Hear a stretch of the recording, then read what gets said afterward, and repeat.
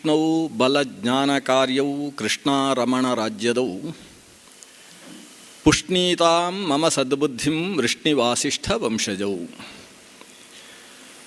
ಲಸತು ಶ್ರೀಮದಾನಂದ ತೀರ್ಥೇಂದುರ್ನೋ ಹೃದಂಬರೆ ಯದ್ವಚಶ್ಚಂದ್ರಿಕಾ ಸ್ವಾಂತಸಂತಾಪಂ ವಿನಿಕೃಂತತಿ ಭವತಿ ಯದನುಭಾವಾತ್ ಏಡಮೂಕೋಪಿ ವಾಗ್ಮಿ ಜಡಮತಿರಪಿ ಜಂತುರ್ಜಾಯತೆ ಪ್ರಾಜ್ಞಮೌಲಿಃ ಸಕಲ ವಚನ ಚೇತೋ ದೇವತಾ ಭಾರತೀ ಸಾ ಮಮ ವಚಸಿ ನಿಧತ್ತಾಂ ಸನ್ನಿಧಿಂ ಮಾನಸೇ ಚ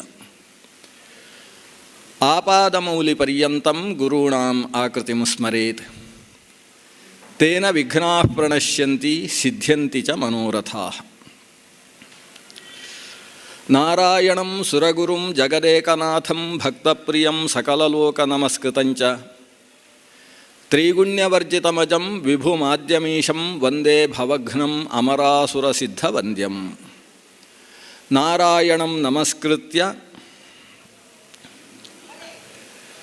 ನರಂಚೈವ ನರೋತ್ತಮಂ ದೇವೀಂ ಸರಸ್ವತೀಂ ವ್ಯಾಸಂ ತತೋ ಜಯಮುದೀರಯೇತ್. ಹರ ಶಂಭೋ ಮಹಾದೇವ ವಿಶ್ವೇಶಾಮರವಲ್ಲಭ ಶಿವ ಶಂಕರ ಸರ್ವಾತ್ಮನ್ ನೀಲಕಂಠ ನಮೋಸ್ತುತೆ. ವಕ್ರತುಂಡ ಮಹಾಕಾಯ ಕೋಟಿ ಸೂರ್ಯ ಸಮಪ್ರಭ ಅವಿಘ್ನಂ ಕುರು ಮೇ ದೇವ ಸರ್ವಕಾರ್ಯೇಷು ಸರ್ವದಾ. ಶ್ರೀ ಗುರುಭ್ಯೋ ನಮಃ. ಮಹಾಭಾರತದ ವನಪರ್ವದ ನಲೋಪಾಖ್ಯಾನ ಪರ್ವದಲ್ಲಿ ಸುಮಾರು ಅರ್ಧ ಭಾಗದಷ್ಟು ವಿಷಯವನ್ನು ನಿನ್ನೆ ದಿವಸ ಅವಲೋಕನ ಮಾಡಿದ್ದೇವೆ. ಇವತ್ತು ಈ ಬಾರಿಯ ಉಪನ್ಯಾಸದ ಉಪಸಂಹಾರದ ಕಾರ್ಯಕ್ರಮ. ಹಾಗಾಗಿ ಉಳಿದಿರುವ ನಲೋಪಾಖ್ಯಾನದ ಭಾಗವನ್ನು ಅರ್ಧದಲ್ಲಿ ನಿಲ್ಲಿಸಿದರೆ ಅದು ಇನ್ನೊಂದು ವರ್ಷವೋ ಕೆಲವು ಕಾಲಗಳ ಅಂತರ ಮಧ್ಯದಲ್ಲಿ ಬಂದಾಗ ಮತ್ತೆ ಆ ಕಥೆ ವಿಚ್ಛಿನ್ನವಾಗಿ ನಮ್ಮ ಮನಸ್ಸಲ್ಲಿ ಬರಬಾರ್ದು ಅನ್ನೋ ದೃಷ್ಟಿಕೋನದಿಂದ ಇವತ್ತು ನಲೋಪಾಖ್ಯಾನವನ್ನು ಉಪಸಂಹಾರ ಮಾಡಬೇಕು ಅಂತ ಸಂಕಲ್ಪ ಮಾಡಿಕೊಂಡು ಉಪನ್ಯಾಸ ಪ್ರಾರಂಭ ಮಾಡ್ತೇನೆ. ಸಾಮಾನ್ಯ ನಾನು ಉಪನ್ಯಾಸ ಶುರು ಮಾಡುವಾಗ ಇಷ್ಟು ಮಾಡಬೇಕು ಅಂತ ಇಟ್ಟುಕೊಂಡು ಶುರು ಮಾಡುವುದಿಲ್ಲ. ಅದು 7 ಕಾಲ ಆಗುವಾಗ ಎಷ್ಟಾಗ್ತದೆ ಅಲ್ಲಿಗೆ ನಿಲ್ಲಿಸುವುದು ಅಂತ. ಆದರೆ ಇವತ್ತು ನಲೋಪಾಖ್ಯಾನ ಉಪಸಂಹಾರ ಆಗಬೇಕು ಅನ್ನೋ ದೃಷ್ಟಿಯಿಂದ ಆ ಕಾಲಾವಧಿಯಲ್ಲಿ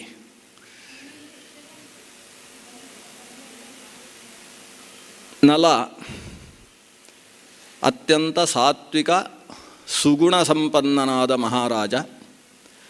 ಅನುರೂಪಳಾದಂತಹ ದಮಯಂತಿಯ ಜೊತೆಗೆ ವಿವಾಹವಾಗಿದೆ. ಸುಖ ಸಂಸಾರದಲ್ಲಿ ಇಬ್ಬರು ಮಕ್ಕಳಾಗಿದ್ದಾರೆ. ಅಂತಹ ನಲನ ಸಂಸಾರವನ್ನು ಕಂಡು ಆಗದೇ ಇದ್ದಂತಹ ವ್ಯಕ್ತಿತ್ವ ಇತ್ತು. ಕಲಿ ಮತ್ತು ದ್ವಾಪರರು ಸೇರಿ ನಲ ದಮಯಂತಿಯರ ಸಂಸಾರದಲ್ಲಿ ಹುಳಿ ಹಿಂಡುವ ಕೆಲಸ ನಡೆಸಬೇಕು ಅಂತ ಪ್ರಯತ್ನಿಸಿದರು. ನಲನಲ್ಲಿ ಕಲಿಯ ಆವೇಶ ಆಗುವುದಕ್ಕೆ ಒಂದು ಕಾರಣ ಆತನ ಶೌಚದ ವಿಷಯದಲ್ಲಿ ಉಂಟಾದಂತಹ ಒಂದು ವ್ಯತ್ಯಾಸ. ಕಲಿ ಆವೇಶಗೊಂಡ. ಮತ್ತೊಂದು ರೂಪದಿಂದ ಆತನ ತಮ್ಮನ ಸನ್ನಿಧಾನಕ್ಕೆ ಹೋಗಿ ದ್ಯೂತವನ್ನಾಡುವ ಹಾಗೆ ಪ್ರೇರೇಪಿಸಿದ. ದ್ಯೂತ ನಡೆಯಿತು ಅಂತ ಇಷ್ಟು ವಿಷಯವನ್ನು ನಾವು ನಿನ್ನೆ ನೋಡಿದ್ದು. ಪುಷ್ಕರ ಮತ್ತು ನಲ ಅಣ್ಣ ತಮ್ಮಂದಿರು, ದೊಡ್ಡಪ್ಪ ಚಿಕ್ಕಪ್ಪತ್ತಿರ ಮಕ್ಕಳು. ಪರಸ್ಪರ ಸೌಹಾರ್ದದಿಂದ ಅಣ್ಣ ತಮ್ಮಂದಿರು ಹೇಗಿರಬೇಕೋ ಹಾಗೆ ಇದ್ದವರು. ಆದರೆ ಕಲಿ ಪ್ರವೇಶಿಸಿದರೆ ಏನಾಗ್ತದೆ ಅನ್ನೋದು ಇವರಿಬ್ಬರ ಜೀವನವೂ ದೃಷ್ಟಾಂತವಾಗ್ತದೆ. ಪುಷ್ಕರ ನಲನ ಮನೆಗೆ ಬಂದವ ನಾನು ನೀನು ಪಣಕ್ಕಿಟ್ಟು ದ್ಯೂತ ಆಡಬೇಕು ಅಂತ ಒತ್ತಾಯಿಸುವುದಕ್ಕೆ ಶುರು ಮಾಡಿದ. ಪ್ರಾರಂಭದಲ್ಲಿ ನಲ ಏನೋ ತಮ್ಮ ಇವತ್ತು ಸುಮ್ಮನೆ ಹಠ ಹಿಡಿತಾ ಇದ್ದಾನೆ ಅಂತ ಸುಮ್ಮನಿದ್ದ. ಆಮೇಲೆ ಆತನ ಹಠವನ್ನು ಗಮನಿಸಿ ಆಡುವುದು ಕರ್ತವ್ಯ ಅಂತ ಭಾವಿಸಿದ. ಆತನಲ್ಲಿ ಪ್ರವೇಶವಾಗಿದ್ದಂತಹ ಕಲಿ ಅದಕ್ಕೆ ಬೇಕಾದಂತಹ ಮನಃಪ್ರೇರಣೆಯನ್ನು ಕೂಡ ಕೊಟ್ಟ. ಇದರ ಪರಿಣಾಮವಾಗಿ ದ್ಯೂತ ಜರುಗಿತು. ಇವನು ದ್ಯೂತಕ್ಕೋಸ್ಕರ ಕೂತ ಮೇಲೆ ಸುಮಾರು 3 ತಿಂಗಳ ತನಕ ದ್ಯೂತ ನಡೆಯುತ್ತಂತೆ. ಕೆಲವೆಲ್ಲ ಆಟಗಳು ಪಣಕ್ಕಿಟ್ಟು ಆಡುವಂಥದ್ದು ಅಂತ ನಮ್ಮ ಊರಲ್ಲೆಲ್ಲ ಬಹಳಷ್ಟು ಆಟಗಳಿದ್ದಾವಲ್ಲ, ಅವೆಲ್ಲ ಹೇಗಿರ್ತದೆ ಇದ್ದರೆ 1 ಗಂಟೆ 2 ಗಂಟೆ 3 ಗಂಟೆ ಆಟ. 3 ಗಂಟೆಗೆ ಎಲ್ಲ ಮುಗಿಯಿತು ಅಂತ ಲೆಕ್ಕ, ಆಮೇಲೆ ಹೇಳುವುದು. ಆದರೆ ಇದು ಹಾಗಲ್ಲ. ತಿಂಗಳು ನಡೆದಂತಹ ದ್ಯೂತ. ಪ್ರತಿ ದಿವಸವೂ ಒಂದಿಷ್ಟು ಹೊತ್ತು ಆಟ. ಅಷ್ಟರಲ್ಲಿ ನಲ ಒಂದೊಂದನ್ನೇ ಪಣಕ್ಕಿಡುವುದು, ಪ್ರತಿಯೊಂದರಲ್ಲೂ ಸೋಲುವುದು. ಇಷ್ಟರಲ್ಲಿ 3-4 ದಿವಸಗಳ ತನಕ ಈ ದ್ಯೂತ ನಡೆದಾಗ ಊರಿನ ಪ್ರಜಾ ಹಿತೈಷಿಗಳು, ಈತನ ಮಂತ್ರಿಗಳು, ಪ್ರಕೃತಿಗಳು ಅಂತೇಳಿದರೆ ಅಲ್ಲಲ್ಲಿ ಇವತ್ತಿನ ತಹಶೀಲ್ದಾರರು ಎಲ್ಲ ಇದ್ದ ಹಾಗೆ ಪ್ರಜಾಪ್ರತಿನಿಧಿಗಳು ಅಂತ ಅರ್ಥ. ಆ ಪ್ರಜಾಪ್ರಕೃತಿಗಳೆಲ್ಲ ಬಂದರು. ರಾಜನನ್ನು ನೋಡಬೇಕು, ನಮಗೆ ಯಾವುದೋ ಕೆಲಸಗಳಿಗೋಸ್ಕರ ರಾಜ ಅಂಕಿತವನ್ನು ಹಾಕಬೇಕು ಅಂತ ನೋಡುವುದಕ್ಕೋಸ್ಕರ ಬಂದರೆ ರಾಜ ತಾನು ಪ್ರಜೆಗಳಿಗೆ ಭೇಟಿಯಾಗದೇ ಇರುವ ಕ್ರೀಡಾಗಾರದಲ್ಲಿ ಆಟಕ್ಕೆ ತೊಡಗಿದ್ದಾನೆ. ಮಂತ್ರಿಗಳೇನು ಮಾಡಬೇಕು? ಅಲ್ಲಿಗೆ ಪ್ರವೇಶ ಮಾಡುವ ಹಾಗಿಲ್ಲ. ರಾಜನ ವೈಯಕ್ತಿಕ ವಿಷಯಕ್ಕೆ ಸಂಬಂಧಪಟ್ಟಂತಹ ಪ್ರಕೋಷ್ಠ ಅದು. ಹಾಗಾಗಿ ದಮಯಂತಿಯನ್ನು ಭೇಟಿ ಮಾಡಿದರು. ನಮಗೆ ರಾಜನ ಭೇಟಿಯಾಗಬೇಕು, ಅವರು ಕ್ರೀಡೆ ಆಡ್ತಾ ಇದ್ದಾರೆ ಅಂತ ಕೇಳಿದ್ವಿ. ಇಲ್ಲಿಯ ತನಕ ಪ್ರಜೆಗಳ ಕ್ಷೇಮವನ್ನು ಬಿಟ್ಟು ಬೇರೆ ಯಾವ ವಿಷಯದಲ್ಲೂ ಅವರು ಮುನ್ನುಗ್ಗಿದವರಲ್ಲ. ದಯವಿಟ್ಟು ಅವರ ಒಂದು ಮುಖದರ್ಶನ ನಮಗೆ ಆಗುವ ಹಾಗೆ ಮಾಡಬೇಕು. ದಮಯಂತಿ ಸ್ವತಃ ಕ್ರೀಡಾಗಾರದಲ್ಲಿ ಹೋಗಿ ತಾನು ಪ್ರಕೃತಿಗಳು ಬಂದಿದ್ದಾರೆ, ಪ್ರಜೆಗಳಿಗೆ ಇಂತಹ ತೊಂದರೆಯಾಗಿದೆ, ತಾವು ರಾಜಂದಿರು, ರಾಜರಾದವರು, ಈಗ ಅವಶ್ಯ ಅವರಿಗೆ ಮುಖದರ್ಶನವನ್ನಾದರೂ ಮಾಡಿಸಬೇಕು. ತಮ್ಮ ಮುಖವನ್ನು ನೋಡಿದರೆ ಸಾಕು, ಅವರು ನಿಮ್ಮ ಹುಬ್ಬಿನ ಒಂದು ಕುಣಿತದಿಂದ ಏನು ಕೆಲಸ ಆಗಬೇಕು ಅನ್ನುವುದನ್ನು ಮುಂದುವರಿಸ್ತಾರೆ. ಆದರೆ ನಳ ಈಕೆಯ ಮಾತಿಗೆ ಸ್ವಲ್ಪವೂ ಪ್ರತಿಕ್ರಿಯಿಸಲಿಲ್ಲ. ನಲಹ ತಾಂ ನಾಭ್ಯವಂದತ. ಅದಕ್ಕೆ ಅಭಿವಂದನ ಅಂದರೆ ಅವರು ಆಡ್ತಾ ಇರಬೇಕಾದ್ರೆ ಒಂದು ಪ್ರತಿಕ್ರಿಯೆ ಕೊಡಬೇಕಲ್ವ? ಪ್ರತಿಕ್ರಿಯೆಯೂ ಇಲ್ಲ. ಏನೋ ಸುಮ್ಮನೆ ಕೆಲವು ಸಲ ನಾವು ಬರ್ತಾ ಇರುವಾಗ ನಾಯಿಗಳು ಬೊಗಳ್ತಾ ಇದ್ದರೆ ನಾವು ಯೋಚನೆ ಮಾಡುವುದಿಲ್ಲ, ಬಂದುಬಿಡ್ತೇವೆ. ಆ ರೀತಿಯಲ್ಲಿ ಇದನ್ನು ಅಷ್ಟು ಧಿಕ್ಕರಿಸಿದಂತೆ. ದಮಯಂತಿಯ ಮಾತನ್ನು ಯಾವತ್ತೂ ತನ್ನ ಶರೀರವನ್ನು ಕಿವಿಗೊಟ್ಟು ಆಲಿಸುವವ, ಯಾಕೆಂದರೆ ಆಕೆ ಮಾತಾಡಿದ್ದಾಳೆ ಅಂದರೆ ಅದರಲ್ಲಿ ಅಷ್ಟು ಸತ್ವ ಇದೆ ಅನ್ನುವುದನ್ನು ಆತ ಮನಗಂಡವ. ಆದರೆ ಇವತ್ತು ತನ್ನ ಧರ್ಮಪತ್ನಿಯ ಮಾತನ್ನೂ ಕಿವಿಗೆ ಹಾಕ್ಕೊಳ್ಳಿಲ್ಲ. ಆಟದಲ್ಲಿ ಅಷ್ಟು ತನ್ನನ್ನು ಜೋಡಿಸಿಕೊಂಡು ಬಿಟ್ಟಿದ್ದಾನೆ. ಕೆಲವು ಮಕ್ಕಳು ಟಿ ವಿ ನೋಡ್ತಾ ಇರ್ತಾವಲ್ಲ, ಆವಾಗ ಯಾರೋ ಒಬ್ಬ ಯದ್ವಾ ತದ್ವಾ 6 4 ಅಂತ ಹೊಡಿತಾ ಇರ್ತಾನೆ. ಇನ್ನೂ 100 ರನ್ ಆಗುವುದಕ್ಕೆ ಇಷ್ಟೇ ಇರುವುದು ಅಂತ ಇವರು ಭಾರಿ ಕೂತಿರ್ತಾರೆ.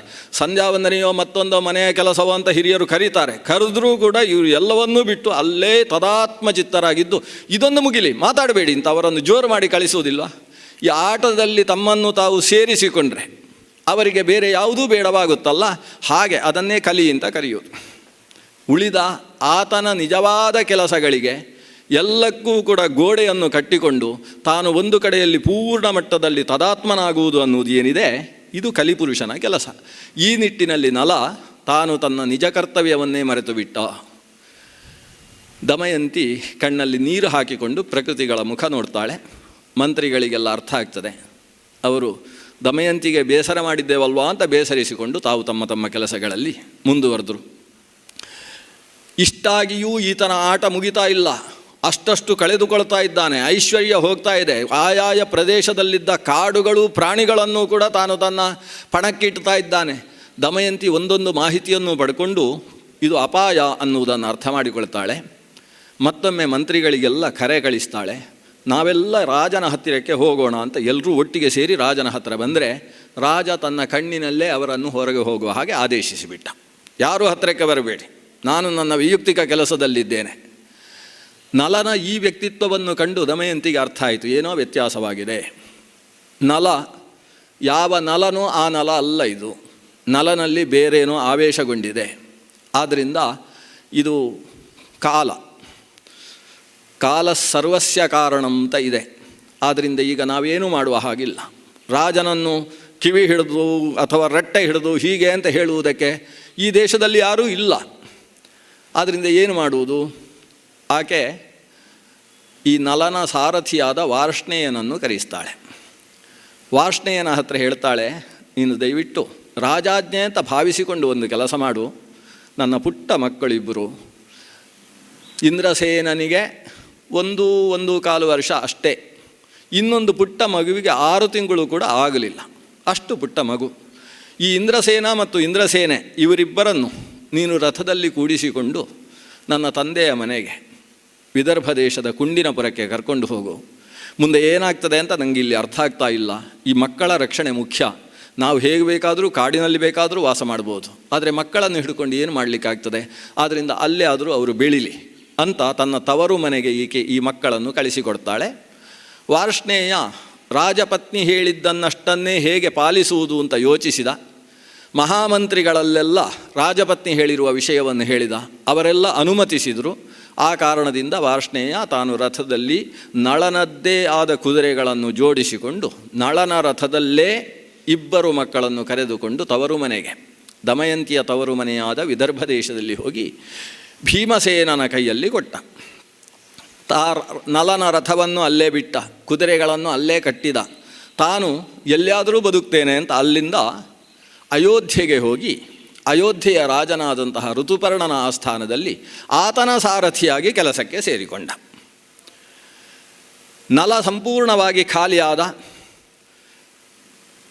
ಪುಷ್ಕರ ಕೇಳ್ತಾನೆ, ನಿನ್ನ ರಾಜ್ಯವನ್ನು ಸೋತಿದೆ, ನಾನೀಗ ನಿಷದಾಧಿಪತಿ ಆಗಿಬಿಟ್ಟಿದ್ದೇನೆ, ನಿನ್ನಲ್ಲಿ ಪಣಕ್ಕಿಡುವುದಕ್ಕೆ ಏನಾದರೂ ಉಳಿದಿದ್ದರೆ ಇಡು, ಇಲ್ಲದೆ ಹೋದರೆ ಎದ್ದು ಹೊರಡ್ಬೋದು.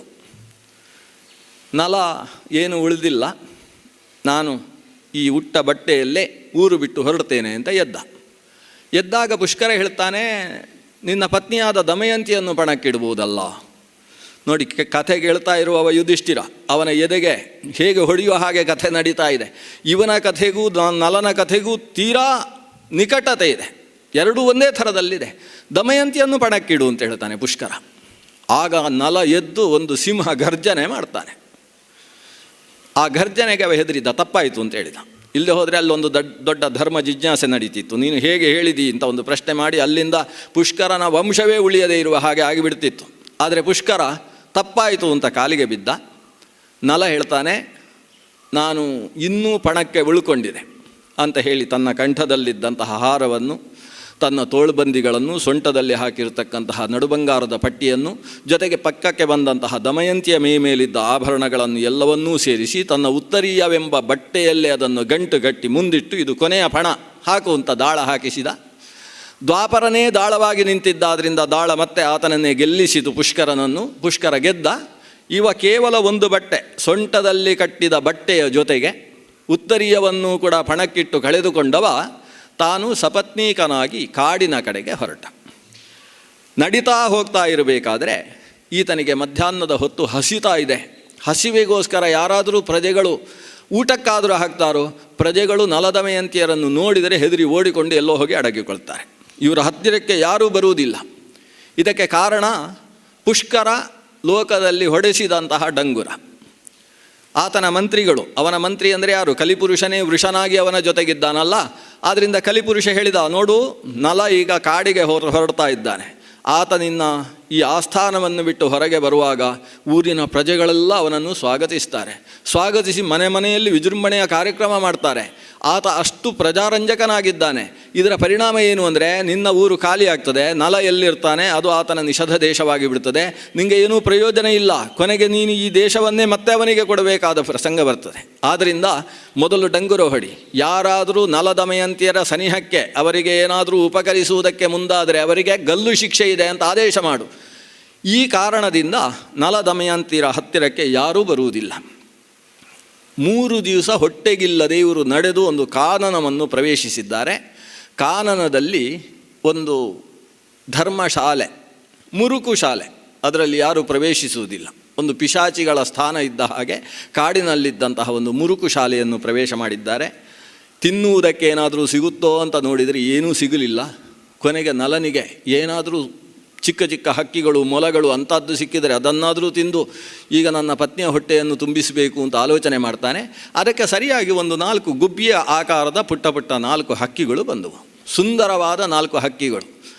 ಇದನ್ನಾದರೂ ಹಿಡಿದು ಈ ಹಸಿವೆಯನ್ನು ನಾನು ಇಂಗಿಸಿಕೊಳ್ಳಬೇಕು ಅಂತ ನಲ ಯೋಚನೆ ಮಾಡ್ತಾನೆ. ಏನು ಮಾಡುವುದು? ಅದನ್ನು ಹಿಡಿಯುವುದಕ್ಕೆ ಮಾರ್ಗ ಏನಿದೆ? ಬಲೆ ಇದ್ದರೆ ಬಲೆ ಬೀಸಿ ಆದರೂ ಅದನ್ನು ಹಿಡಿಬೋದು. ಕೊನೆಗೆ ತಾನು ಉಟ್ಟಂತಹ ಬಟ್ಟೆಯನ್ನೇ ಹಾಕಿ ಅದನ್ನು ಹಿಡಿಯುವುದಕ್ಕೆ ಪ್ರಯತ್ನಿಸಿದ. ಉಟ್ಟ ಬಟ್ಟೆಗೆ ಸಿಕ್ಕಿಕೊಂಡುವಂತೆ ಹಕ್ಕಿಗಳು. ಈತ ಬಟ್ಟೆಯನ್ನು ಹಾಕಿ ಅದನ್ನು ಹಿಡಿದ್ರೆ ಆ ಹಕ್ಕಿಗಳು ಅದರ ಜೊತೆಗೆ ಸೇರಿಕೊಂಡು ಬಟ್ಟೆಯನ್ನೇ ಹಿಡ್ಕೊಂಡು ಹಾರಿಬಿಟ್ಟುವಂತೆ. ನಲ ಶರೀರದಲ್ಲಿ ತನ್ನ ಮಾನ ಮುಚ್ಚುವುದಕ್ಕೆ ಬೇಕಾದ ಅಲ್ಪ ತುಂಡು ಬಟ್ಟೆಯನ್ನು ಬಿಟ್ಟರೆ ಅವನ ಶರೀರದಲ್ಲಿ ಏನೂ ಇಲ್ಲ. ಹಾರಿ ಹೋಗುವಾಗ ಬಟ್ಟೆಯನ್ನು ಹಿಡಿದು ಹಾರತಕ್ಕಂತಹ 4 ಹಕ್ಕಿಗಳು ಹೇಳ್ತಾವೆ, ನಾವು ಯಾರು ಗೊತ್ತೋ, ನೀನು ಆಟ ಆಡ್ತಾ ಇದ್ದ ದಾಳಗಳು. ನಮಗೆ ಅವತ್ತು ಪೂರ್ತಿ ಇಷ್ಟ ಆಗಲಿಲ್ಲ, ನೀನು ಕೊನೆಗೆ ಒಂದು ಶರೀರದಲ್ಲಿ ಬಟ್ಟೆಯನ್ನಾದರೂ ಉಳಿಸಿಕೊಂಡು ಹೋದಿಯಲ್ಲ, ಇಷ್ಟನ್ನಾದರೂ ಯಾಕೆ ಉಳಿಸಿದೆವು ಅಂತ ನಮಗೆ ಅನಿಸ್ತಾ ಇತ್ತು. ಇವತ್ತು ನಮಗೆ ಸಮಾಧಾನ ಆಯಿತು.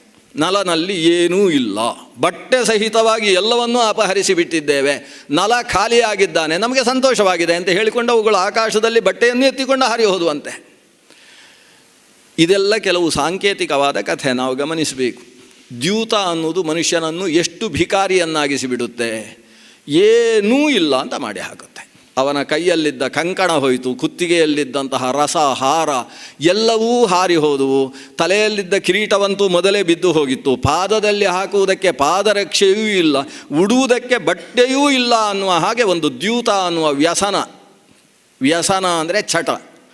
ವ್ಯಸನ ಅನ್ನುವುದಕ್ಕೆ ಸಂಸ್ಕೃತದಲ್ಲಿ ಅರ್ಥ ಯಾವುದನ್ನು ಮಾಡದೇ ಹೋದರೆ ಮನಸ್ಸು ವಿಕ್ಷುಬ್ಧವಾಗುತ್ತೋ ಅದಕ್ಕೆ ವ್ಯಸನ ಅಂತ ಹೆಸರು. ಯದಕರಣೆ ಚಿತ್ತ ವಿಕ್ಷೋಭ ತದ್ವ್ಯಸನಂ ಅಂತ. ಯಾವುದನ್ನು ಮಾಡದೇ ಹೋದರೆ ಇವತ್ತು ಏನೂ ಮಾಡಲಿಲ್ಲ, ಇದನ್ನು ಮಾಡಲೇಬೇಕು, ಮಾಡದೇ ಹೋದರೆ ಬದುಕಿ ಏನು ಪ್ರಯೋಜನ ಅಂತ ಅನಿಸ್ತಾ ಇರ್ತದೋ ಅಂಥದ್ದನ್ನು ವ್ಯಸನ ಅಂತ ಕರೆಯೋದು. ಕೆಲವರಿಗೆ ಈ ಕಾಫಿ ಕುಡಿಯುವುದು, ಟೀ ಕುಡಿಯುವುದು ಎಲ್ಲ ವ್ಯಸನ ಆಗಿರ್ತದೆ. ಅದನ್ನು ಮಾಡಲಿಲ್ಲ ಅಂದರೆ ನಾವು ಬದುಕಿ ಏನು ಪ್ರಯೋಜನ ಅಂತ ಅನಿಸ್ತಾ ಇರ್ತದೆ ಅವರಿಗೆ. ಇದು ಒಂದು ಇಲ್ಲದೆ ಹೋದರೆ ಈ ಪ್ರಪಂಚದಲ್ಲಿ ಏನಿದೆ ಅದು ಪ್ರಮುಖ ಅಂತ. ಇಂಥದ್ದನ್ನು ವ್ಯಸನ ಅಂತ ಕರೆಯುವುದು. ಈ ದ್ಯೂತ ಅನ್ನುವುದು ಕೂಡ ಆ ರೀತಿಯ ವ್ಯಸನವಾದ ಪಕ್ಷದಲ್ಲಿ, ಚಟವಾದ ಪಕ್ಷದಲ್ಲಿ, ಕೆಟ್ಟ ಚಟವನ್ನು ನಾವು ರೂಢಿಸಿಕೊಂಡ ಪಕ್ಷದಲ್ಲಿ ಅದು ಮನುಷ್ಯನನ್ನು ಎಷ್ಟು ಭಿಕಾರಿಯನ್ನಾಗಿಸುತ್ತೆ ಅನ್ನುವುದಕ್ಕೆ ಇಲ್ಲಿ ನಲ ದೃಷ್ಟಾಂತವಾಗಿ ನಮಗೆ ಕಾಣಿಸ್ತಾನೆ. ನಲ ತನ್ನ ಜೊತೆಗಿರುವ ಪತ್ನಿ ಹತ್ರ ಮಾತಾಡ್ತಾನೆ, ನೋಡು, ನಾನು ಇಲ್ಲಿಯ ತನಕ ದ್ಯೂತ ಅನ್ನುವುದು ರಾಜನಿಗೆ ಸಂಬಂಧಪಟ್ಟದ್ದಲ್ಲ ಅಂತ ಅದನ್ನು ದೂರದಲ್ಲಿಟ್ಟಿದ್ದೆ.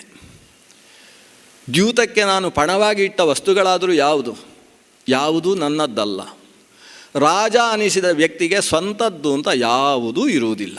ಎಲ್ಲವೂ ಪ್ರಜೆಗಳು ಕೊಟ್ಟಂತಹ ತೆರಿಗೆಯಿಂದ, ಅವರು ಕೊಟ್ಟ ಕರದಿಂದ ಲಭ್ಯವಾದದ್ದು. ಪ್ರಜೆಗಳ ಕರದಿಂದ ಮಾಡಿದ ಕರ್ಮಕರಣದಿಂದ ಲಭ್ಯವಾದ ಕರವನ್ನು ರಾಜನಾದವ ಸ್ವಾರ್ಥಕ್ಕೋಸ್ಕರ ಯಾವತ್ತೂ ವಿನಿಯೋಗಿಸುವ ಹಾಗಿಲ್ಲ. ಪ್ರಜೆಗಳಿಂದ ನಾವು ಕರವನ್ನು ಪಡೆಯಬೇಕಾದರೂ ಪ್ರಜೆಗಳಿಗೆ ಸ್ವಲ್ಪವೂ ನೋವಾಗದೇ ಇರುವ ಹಾಗೆ ಅವರು ಸಂಪಾದಿಸಿದ್ದರಲ್ಲಿ ನಾನು ಎತ್ತಿ ಕೊಡ್ತಾ ಇದ್ದೇನೆ ಅಂತ ಪ್ರೀತಿಯಿಂದ ಕೊಡುವಷ್ಟನ್ನು ಮಾತ್ರ ತೆಗೊಳ್ಳಬೇಕೇ ಹೊರತು ಅವರಿಗೆ ತೊಂದರೆಯಾಗುವ ಹಾಗೆ ತೆಗೆದುಕೊಳ್ಳುವ ಹಾಗಿಲ್ಲ. ಹೇಗೆ ಒಂದು ಅರಳಿದಂತಹ ಕಮಲ ಪುಷ್ಪದಲ್ಲಿದ್ದ ಮಕರಂದವನ್ನು ದುಂಬು ಹೋಗಿ ಹೀರುತ್ತದೆ, ಅದು ಹೀರಿದ್ದರಿಂದಾಗಿ ಅದರ ಪರಾಗಗಳು ಇನ್ನೊಂದು ಪುಷ್ಪಕ್ಕೆ ಸ್ಪರ್ಶವಾಗುವುದರ ಮೂಲಕ ಫಲಕ್ಕೆ ಹೇತುವಾಗ್ತದೆ ಹೊರತು ಆ ಪುಷ್ಪದಲ್ಲಿ ಯಾವ ಒಂದು ನ್ಯೂನತೆಯೂ ಉಂಟಾಗುವುದಿಲ್ಲ. ಹಾಗೆ ಒಬ್ಬ ರಾಜ ಪ್ರಜೆಗಳಲ್ಲಿದ್ದಂತಹ ಕರವನ್ನು, ಅವರು ಸಂಪಾದಿಸಿದಂತಹ ದ್ರವ್ಯದ ಒಂದಿಷ್ಟು ಭಾಗ, 1/6 ಭಾಗ ಅನ್ನುವ ಕ್ರಮವನ್ನು ಆತ ಸ್ವೀಕರಿಸುವಂತಹ ಸಂದರ್ಭದಲ್ಲಿ ಅವರಿಗೆ ಅದರಿಂದ ಯಾವ ನೋವೂ ಆಗದೆ, ಅಷ್ಟನ್ನು ಸ್ವೀಕರಿಸಿದ ಕಾರಣದಿಂದ ಆತನಲ್ಲಿ ಸಂಪಾದನೆ ಮಾಡುವಂತಹ ಭಾವ ಇನ್ನಷ್ಟು ಜಾಸ್ತಿ ಆಗುವ ಹಾಗೆ, ಅವರಿಗೆ ಅನುಕೂಲವಾಗುವ ಹಾಗೆ ನಾವು ಕರವನ್ನು ತೆಗೆದು, ಜೇನು ನೊಣ ತೆಗೆದಂತಹ ಮಕರಂದವನ್ನು ತಾನು ಒಟ್ಟು ಸೇರಿಸಿ ಲೋಕಕ್ಕೆಲ್ಲಕ್ಕೂ ಕೂಡ ಸಂಮೋದನವನ್ನು ಹೇಗೆ ಉಂಟು ಮಾಡುತ್ತೋ ಜೇನುತುಪ್ಪವನ್ನು ಕೊಡುವುದರ ಮೂಲಕ, ಹಾಗೆ ಸಂಪಾದಿಸಿದಂತಹ ದ್ರವ್ಯವನ್ನು ನಾವು ಮತ್ತೆ ಲೋಕದ ಉಪಕಾರಕ್ಕೋಸ್ಕರವೇ ದೊಡ್ಡ ಮೊತ್ತವನ್ನಾಗಿಸಿ ಉಪಯೋಗಿಸುವುದರ ಮೂಲಕ ಪ್ರಜಾಕ್ಷೇಮವನ್ನು ಮಾಡಬೇಕು ಅನ್ನುವುದು ರಾಜಧರ್ಮ. ಆದರೆ ನಾನು ಮಾಡಿದ್ದೇನು ಅಂತ ಕಣ್ಣಲ್ಲಿ ನೀರು ಹಾಕುವುದಕ್ಕೆ ಶುರು ಮಾಡ್ತಾನೆ. ನಾನು ಮಾಡಿದ್ದೇನು ನನ್ನದ್ದಾದ ವ್ಯಸನಕ್ಕೋಸ್ಕರ, ಚಟಕ್ಕೋಸ್ಕರ ನಾನು ಪ್ರಜೆಗಳ ದುಡ್ಡನ್ನೆಲ್ಲ ಇಟ್ಟು ಪುಷ್ಕರನ ಹೊಟ್ಟೆ ತುಂಬಿಸುವ ಕೆಲಸ ಮಾಡಿದೆ ಅಲ್ಲ. ಆತನಾದರೂ ಲೋಕವನ್ನು ಸುಂದರವಾಗಿ ಚೆನ್ನಾಗಿ ನೋಡಿಕೊಂಡಾನೋ? ಲೋಕದವರು ಹೇಗೋ ಹಾಗೆ ನಾನು ಮತ್ತು ನೀನಲ್ವ. ನನ್ನನ್ನು ಅಣ್ಣ ಅತ್ತಿಗೆ ಅಂತ ಆತ ನೋಡಬೇಕಾಗಿಲ್ಲ. ಉಳಿದ ಪ್ರಜೆಗಳನ್ನು ಹೇಗೋ ಹಾಗಾದರೂ ನಮ್ಮನ್ನು ನೋಡಬೇಕಿತ್ತಲ್ಲ. ಆದರೆ ನಮಗೆ ಹೊಟ್ಟೆಗೆ ಇಲ್ಲದೆ ಇರುವ ಹಾಗೆ ಆತನ ದೇಶದಲ್ಲಿ ಉಳಿಯುವಂತಹ ಪರಿಸ್ಥಿತಿ ಬಂತು ಅಂದರೆ ಇದು ಉಳಿದ ಪ್ರಜೆಗಳಿಗೂ ಇದಕ್ಕಿಂತ ವ್ಯತ್ಯಾಸ ಏನಾಗುವುದಕ್ಕೆ ಸಾಧ್ಯ? ಹಾಗಾದರೆ ಇಷ್ಟೆಲ್ಲ ಪಾಪಕ್ಕೆ ನಾನು ಕಾರಣನಾಗಿದ್ದೇನೆ ಅಂತ ಪತ್ನಿಯ ಸೆರಗನ್ನು ಮೇಲೆ ಹಾಕಿಕೊಂಡು ಅಳುತ್ತಾನೆ. ಯಾಕಂದರೆ ಅವನ ಮೇಯಲ್ಲಿ ಬಟ್ಟೆಯೂ ಇಲ್ಲ. ಇಂತಹ ಪ್ರಸಂಗದಲ್ಲಿ ನಲ ಇದ್ದಾನೆ. ಈಗ ಜೋರಾಗಿ ಅಳ್ತಾ ಇರುವುದು ಯಾರು ಅಂತೇಳಿದರೆ ಯುಧಿಷ್ಠಿರ. ಯಾಕಂದರೆ ಅವನು ತಾನು ಆಡಿದ ದ್ಯೂತಕ್ಕೂ ನಲನ ದ್ಯೂತಕ್ಕೂ ಇರತಕ್ಕಂಥ ನಿಕಟ ಸಂಬಂಧವನ್ನು ಆಲೋಚನೆ ಮಾಡ್ತಾ ಇದ್ದಾನೆ. ನಾನು ಮಾಡಿದ್ದೇನು, ಆತ ಮಾಡಿದ್ದೇನು, ಆದರೆ ನಾನು ಒಂದು ಹೆಜ್ಜೆ ಮೇಲೆ ಹೋಗಿ ಎಷ್ಟು ಅನರ್ಥ ಮಾಡಿದೆ ಅಂತ ಯೋಚಿಸ್ತಾ ಇದ್ದಾನೆ. ಆತ ದಮಯಂತಿಯ ಮೇಲೆ ಇರುವ ಗೌರವ, ಪ್ರೀತಿ ಎರಡರ ಕಾರಣದಿಂದ ಆತ ಪಣಕ್ಕೆ ಒಡ್ಲಿಲ್ಲ. ನಾನು ಅದನ್ನೂ ಮಾಡಿಬಿಟ್ಟೆ ಅಲ್ವಾ, ಹೇಸಿಗೆಯ ಕೆಲಸ ಅಂತ ಧರ್ಮರಾಜನಿಗೆ ಒಳಗಿಂದ ಒಳಗೆ ನೋವಾಗ್ತಾ ಇದೆ. ನಲ ಎಲ್ಲವನ್ನೂ ಕಳೆದುಕೊಂಡವ ತನ್ನ ಪತ್ನಿಯ ಜೊತೆಗೆ ಆಕೆಯ ವಸ್ತ್ರವನ್ನೇ ತನ್ನ ಶರೀರದ ಆಚ್ಛಾದನೆಯನ್ನಾಗಿಸಿಕೊಂಡು ನಡೆಯಬೇಕಾದ ಪ್ರಸಂಗ ಬಂತು. ಕಾಡಿನ ಒಳಗೆ ಪ್ರವೇಶಿಸಿದ್ದಾರೆ. ಕಾಡಿನಲ್ಲಿದ್ದ ಒಂದಷ್ಟು ಎಲೆಗಳನ್ನು ಜೋಡಿಸಿ ಅದರಿಂದಲೇ ಒಂದು ಪರ್ಣವಸ್ತ್ರವನ್ನು ನಿರ್ಮಾಣ ಮಾಡಿಕೊಂಡು ಅದನ್ನೇ ಉಟ್ಟುಕೊಂಡು ಸಾಗುವಂತಹ ಪ್ರಸಂಗ ನಲನಿಗೆ ಬಂದು ಹೋಗಿದೆ. ನಲ ನಡೀತಾ ಇರಬೇಕಾದರೆ ಕಾನನ ಮುಗಿದು ರಸ್ತೆ ಪ್ರಾರಂಭವಾಯಿತು. ರಸ್ತೆಯನ್ನು ನೋಡ್ತಾನೆ. ತನ್ನ ಪತ್ನಿ ಹತ್ರ ಹೇಳ್ತಾನೆ, ನೋಡು, ಈ ರಸ್ತೆ ಹೀಗೆ ಹೋದರೆ ಅಯೋಧ್ಯೆಗೆ ಹೋಗ್ತದೆ. ಈ ಕಡೆ ಇನ್ನೊಂದು ರಸ್ತೆ ಇದರಿಂದ ಹಾಗೇ ದಾಡ್ತಾ ಹೋದರೆ ಅದು ಕಲಿಂಗ ದೇಶವನ್ನು ತಲುಪ್ತದೆ. ಆ ಕಲಿಂಗ ದೇಶಕ್ಕೆ ಹೋಗುವ ರಸ್ತೆಯಲ್ಲಿ ಸ್ವಲ್ಪ ಮುಂದೆ ಹೋಗಿ ಎಡಕ್ಕೆ ತಿರುಗಿ ಒಂದು ವಿಶಾಲವಾದ ರಸ್ತೆ, ಎರಡೂ ಬದಿಯಲ್ಲೂ ಕೂಡ ಉತ್ತಮವಾದ ವೃಕ್ಷಗಳನ್ನು, ಭಲ್ಲಾತಕ ಮೊದಲಾದಂತಹ ವೃಕ್ಷಗಳನ್ನು ನೆಟ್ಟಿದ್ದಾರೆ. ತಂಪಾದ ಮಾರ್ಗ, ಅದು ಸೀದಾ ಹೋದರೆ ವಿದರ್ಭ ದೇಶವನ್ನು ಸೇರ್ತದೆ. ಇವಳು ಕತೆ ಕೇಳ್ತಾ ಇದ್ದಾಳೆ, ನನಗೆ ಮಾರ್ಗ ಪರಿಚಯ ಮಾಡ್ತಾ ಇದ್ದಾರೆ. ಹೋಗುವಾಗ ಕೆಲವು ಸಲ ಏನಾದರೂ ಮಾತಾಡ್ತಾ ಇದ್ದರೆ ಹೊಟ್ಟೆಯಲ್ಲಿ ಏನೂ ಇಲ್ಲ ಅನ್ನೋದು ಮರೆತು ಹೋಗುತ್ತೆ. ಅದಕ್ಕೋಸ್ಕರ ಸಮಾಧಾನಕ್ಕೋಸ್ಕರ ಹೇಳ್ತಾ ಇದ್ದಾರೆ ಅಂತ ಕೇಳ್ತಾ ಇದ್ದಾಳೆ. ರಾಜ ಮತ್ತೆ ಹೇಳ್ತಾನೆ, ನಾನು ಹೇಳಿದ ಅರ್ಥ ಆಯ್ತಲ್ಲ, ಸ್ವಲ್ಪ ಮುಂದೆ ಹೋದರೆ ಎಡಕ್ಕೆ ಹೋಯ್ತು ಅಂತಾದರೆ ಅದು ಸೀದಾ ವಿದರ್ಭ ದೇಶಕ್ಕೆ ಹೋಗಿ ಸೇರ್ತದೆ. ಒಂದಲ್ಲ ಎರಡಲ್ಲ 4 ಬಾರಿ ಹೇಳ್ತಾನೆ ವಿದರ್ಭ ದೇಶದ ಕಥೆ. ಆಗ ಅರ್ಥ ಆಗ್ತದೆ ದಮಯಂತಿಗೆ, ನಾನು ನಿಮ್ಮನ್ನು ಬಿಟ್ಟು ನನ್ನ ತವರು ಮನೆಗೆ ಹೋಗಬೇಕು ಅಂತ ನಿಮ್ಮ ಅಭಿಪ್ರಾಯವ? ಮತ್ತೆ ವಿದರ್ಭದ ಕಥೆ ಹೇಳ್ತಾ ಇದ್ದೀರಲ್ಲ, ನಾನು ನಿಮ್ಮನ್ನು ಬಿಟ್ಟು ಹೊರಡುವುದಕ್ಕೆ ಸಾಧ್ಯ ಇಲ್ಲ. ನೀವು ನೆನಪು ಮಾಡಿಕೊಳ್ಳಿ, ನೀವು ಸ್ವಯಂವರದಲ್ಲಿ ದೇವೇಂದ್ರಾದಿಗಳ ಮುಂಭಾಗದಲ್ಲಿ ಹಾರ ವಿನಿಮಯ ಮಾಡತಕ್ಕಂಥ ಸಂದರ್ಭದಲ್ಲಿ ಏನು ಮಾತುಕತೆ ನಮಗೆ ಆಗಿದೆ ಅಂತ ಯೋಚನೆ ಮಾಡಿಕೊಳ್ಳಿ. ನಿಮ್ಮ ಶರೀರದಿಂದ ದೂರದಲ್ಲಿ ನಾನು ಇದ್ದೆ ಅಂತಾದರೆ ನನ್ನ ಬದುಕು ಹೇಗೆ ಸಾಧ್ಯ ಅನ್ನುವುದನ್ನಾದರೂ ನೀವು ಯೋಚಿಸಿಕೊಳ್ಳಿ. ಅಲ್ಲದೆ ಇಂತಹ ದುರ್ಭರ ಪ್ರಸಂಗದಲ್ಲಿ ತಾವಿದ್ದೀರಿ. ಇಷ್ಟು ಸಂಕಟ ಬಂದಂತಹ ಕಾಲದಲ್ಲಿ ಸಂಕಟಂ ಆಪ್ಯವೈ ಪತಿ, ಒಬ್ಬ ಪತಿಯಾದಂತಹ ವ್ಯಕ್ತಿ ಸಂಕಟವನ್ನು ಹೊಂದಿದಾಗ ಆತನಿಗೆ ಪತ್ನಿಯ ಸನ್ನಿಧಾನ ಅನ್ನುವುದಕ್ಕಿಂತ ಉತ್ಕೃಷ್ಟವಾದ ಔಷಧ ಮತ್ತೊಂದು ಇಲ್ಲ. ನಾಸ್ತಿ ವಿಶ್ವಸ್ಯ ಭೇಷಜಂ. ಭಾರ್ಯಾಸಮಂ ಅಂದ ಸಂಕಟದಲ್ಲಿ ಭಾರ್ಯಾಸಮವಾದಂತಹ ಒಂದು ಔಷಧಿಯೇ ಇಲ್ಲ. ಆದ್ದರಿಂದ ಪತ್ನಿಯಾಗಿ ನಾನು ನಿಮ್ಮ ಜೊತೆಯಲ್ಲಿದ್ದು ನಿಮಗೆ ಇಷ್ಟು ದುಃಖವಾಯಿತೋ ಅಂತ ಒಂದು ಪ್ರಶ್ನಿಸಿದರೆ ಸಾಕು, ಅದು ನಿಮ್ಮ ಎಷ್ಟೋ ದುಃಖವನ್ನು ಸಮಾಧಾನ ಮಾಡಿಸಿಬಿಡ್ತದೆ. ಇದನ್ನೆಲ್ಲ ನಾನು ಕೇಳಿ ಬಲ್ಲವಳು. ಸ್ವತಃ ವಾತ್ಸ್ಯಾಯನರು ಹೀಗೆ ಹೇಳ್ತಾರೆ ಅಂತ ತಾನು ಓದಿರತಕ್ಕಂತಹ ಶಾಸ್ತ್ರದ ಚಿಂತನೆಯನ್ನು ಆಕೆ ಹೇಳ್ತಾಳೆ. ನಾನು ನಿಮ್ಮನ್ನು ಬಿಟ್ಟು ನನ್ನ ಸುಖದ ಕಾಲದಲ್ಲಿ ನಿಮ್ಮ ಜೊತೆಗಿದ್ದು ಇವತ್ತು ಸಂಕಟದ ಕಾಲದಲ್ಲಿ ತವರು ಮನೆಯಲ್ಲಿ ಆನಂದವಾಗಿರಬೇಕು ಅಂತ ಬಯಸ್ತಾ ಇದ್ದೀರಲ್ಲ, ಈ ರೀತಿ ಯೋಚನೆಯೇ ಮಾಡಬೇಡಿ. ನನ್ನನ್ನು ದೂರ ಕಳಿಸುವ ಯೋಚನೆ ಮಾಡಬೇಡಿ. ದೂರ ಹೋದ ಪಕ್ಷದಲ್ಲಿ ಈ ಶರೀರದಲ್ಲಿ ಆತ್ಮ ಉಳಿಯುವುದಕ್ಕೆ ಸಾಧ್ಯ ಇಲ್ಲ. ಮುಂದುವರಿಸಿ ಆಕೆ ಹೇಳ್ತಾಳೆ, ಇಲ್ಲ ನಾವು ವಿದರ್ಭಕ್ಕೆ ಹೋಗ್ಬೋದು, ನೀವು ಹೇಳಿದ್ದು ಬಹಳ ಚೆನ್ನಾಗಿದೆ ವಿಷಯ. ನೀವು ಇಬ್ಬರು ಒಟ್ಟಿಗೆ ಹೋಗೋಣ. ಭೀಮಸೇನ ವಿದರ್ಭ ದೇಶಾಧಿಪತಿ ನಮ್ಮನ್ನು ಕಾಯ್ತಾ ಇರ್ತಾರೆ, ನಮ್ಮ ಅಪ್ಪಂದಿರು ಯಾವಾಗ ಬರ್ತಾರೆ ಅಂತ ಕಾಯ್ತಾ ಇರ್ತಾರೆ. ನಾವಿಬ್ಬರು ಅಲ್ಲಿ ಹೋದರೆ ನಮಗೆ ರಾಜಮರ್ಯಾದೆಯನ್ನು ಕೊಟ್ಟು ಜೀವನಕ್ಕೊಂದು ಸವಲತ್ತನ್ನು ವ್ಯವಸ್ಥೆ ಮಾಡಿಕೊಡ್ತಾರೆ. ನಾವು ಇನ್ನೊಂದು ಪುಟ್ಟ ರಾಜ್ಯವನ್ನು ಈ ಕಾಡಿನಲ್ಲೇ ಕಟ್ಟಬಹುದು. ಕಟ್ಟಿದ ರಾಜ್ಯದಿಂದ ಕಳೆದುಕೊಂಡದ್ದನ್ನು ಬೆಳೆಸಿಕೊಳ್ಳಬಹುದು, ಪಡೆಯಬಹುದು. ಪ್ರಜೆಗಳಿಗೆ ಏನು ಕ್ಷೇಮ ಆಗಬೇಕು. ಇವತ್ತು ದುಷ್ಟರಾಜನ ಕೈಯಲ್ಲಿ ಲೋಕಗಳು ಕಷ್ಟ ಅನುಭವಿಸ್ತಾರೆ ಅಂತ ಅನಿಸಿದರೆ ಮತ್ತೆ ನಾವು ಪ್ರಜೆಗಳನ್ನು ನಮ್ಮ ಪ್ರಜೆಗಳನ್ನಾಗಿಸಿಕೊಳ್ಳುವುದಕ್ಕೆ ಅವಕಾಶ ಇದೆ. ನಾವಿಬ್ಬರು ಹೋಗೋಣ. ನಲ ಹೇಳ್ತಾನೆ, ನೀನು ಹೇಳುವ ವಿಷಯ ಬಹಳ ಸುಂದರ. ತುಂಬ ಕಷ್ಟ ಬಂದಾಗ ರಕ್ಷಣೆ ಕೊಡುವಂತಹ ತಂದೆಯ ಸ್ಥಾನದಲ್ಲಿ ಮಾವನಿಗೂ ಒಂದು ಸ್ಥಾನ ಇದೆ. ಪಂಚೈತೆ ಪಿತರ ಸ್ಮೃತಾ. 5 ಹಂತದ ವ್ಯಕ್ತಿಗಳನ್ನು ಪಿತೃಗಳು ಅಂತ ಕರೀತಾರೆ. ಪಾಲನೆ ಮಾಡುವವರಾದ್ರಿಂದ ಅವರನ್ನು ಪಿತೃಗಳು ಅಂತ ಕರೆಯೋದು. ಜನಿತ ಚೋಪನೇತಾಚ ಅಂತ ಪ್ರಾರಂಭ ಮಾಡಿ ಅದರಲ್ಲಿ ಮಾವನೂ ಕೂಡ ಒಬ್ಬನಾಗ್ತಾನೆ.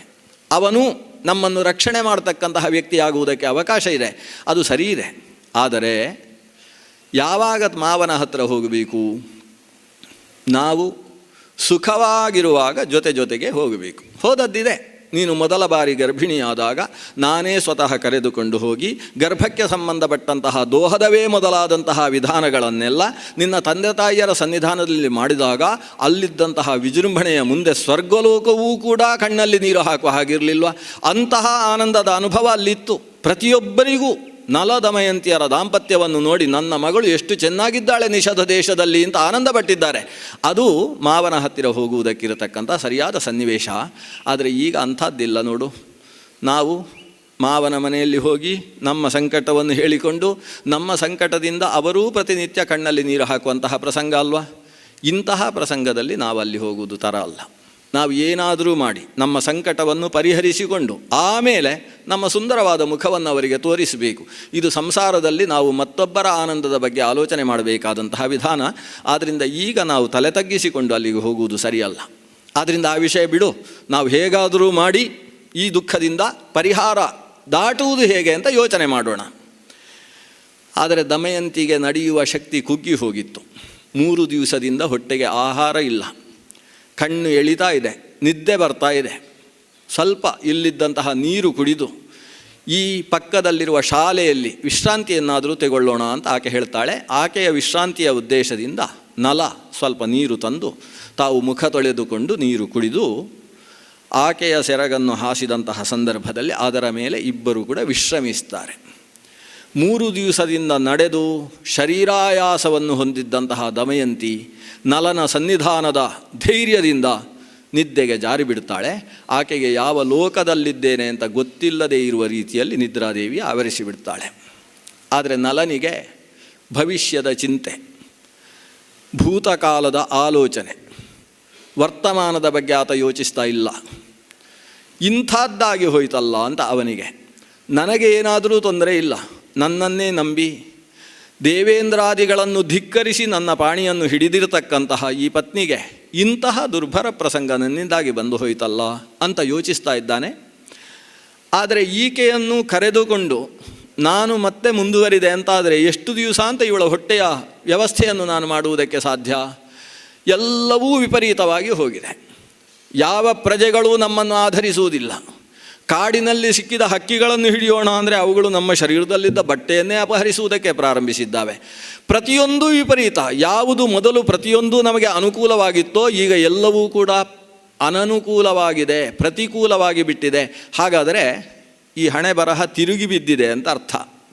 ಈ ಪ್ರತಿಕೂಲ ವಾತಾವರಣದಲ್ಲಿ ನಾನು ಪತ್ನಿಯನ್ನು ಹೇಗೆ ರಕ್ಷಿಸುವುದು? ಆಕೆಯ ದುಃಖವನ್ನು ನೋಡಿಕೊಂಡು ನಾನು ಹೇಗೆ ಬದುಕುವುದು? ಆದ್ದರಿಂದ ಇವಳಿಗೆ ಏನಾದರೂ ಅನುಕೂಲ ಆಗುವ ಹಾಗೆ ವ್ಯವಸ್ಥೆ ಮಾಡಬೇಕು.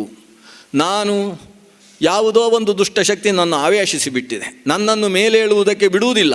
ನನ್ನ ಜೊತೆಗೆ ಈಕೆ ಇದ್ದ ಪಕ್ಷದಲ್ಲಿ ಈಕೆಯೂ ಕೂಡ ಅಂಥದೇ ದುರ್ಭರ ಪ್ರಸಂಗವನ್ನು ಅನುಭವಿಸಬೇಕಾಗ್ತದೆ.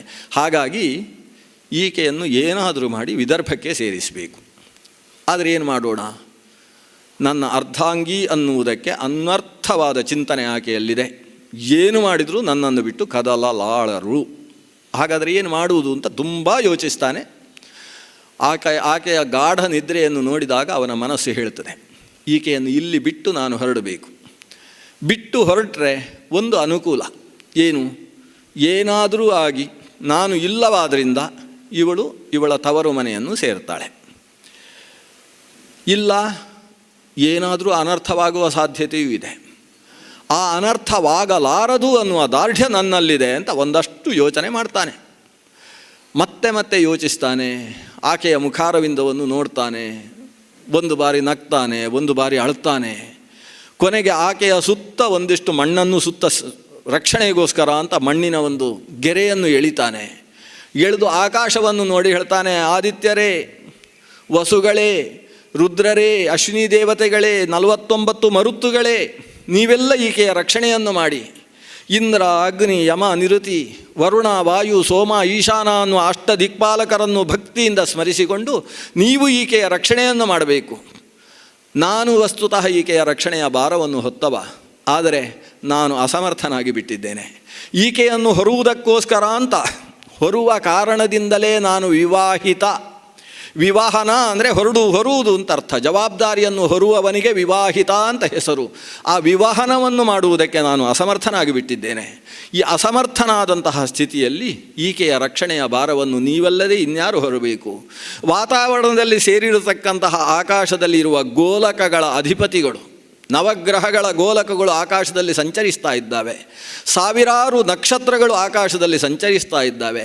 ಅಶ್ವಿನಿ ಮೊದಲಾದಂತಹ 27 ಮತ್ತು 1 ತಾರೆಗಳು ಆಕಾಶದಲ್ಲಿ ಸಂಚರಿಸ್ತಾ ಇದ್ದಾವೆ. ಆ ಎಲ್ಲ ತಾರಾಧೀಶರುಗಳೆಲ್ಲ ಸೇರಿಕೊಂಡು ಈ ನನ್ನ ಪತ್ನಿಯ ರಕ್ಷಣೆಯನ್ನು ಮಾಡಬೇಕು.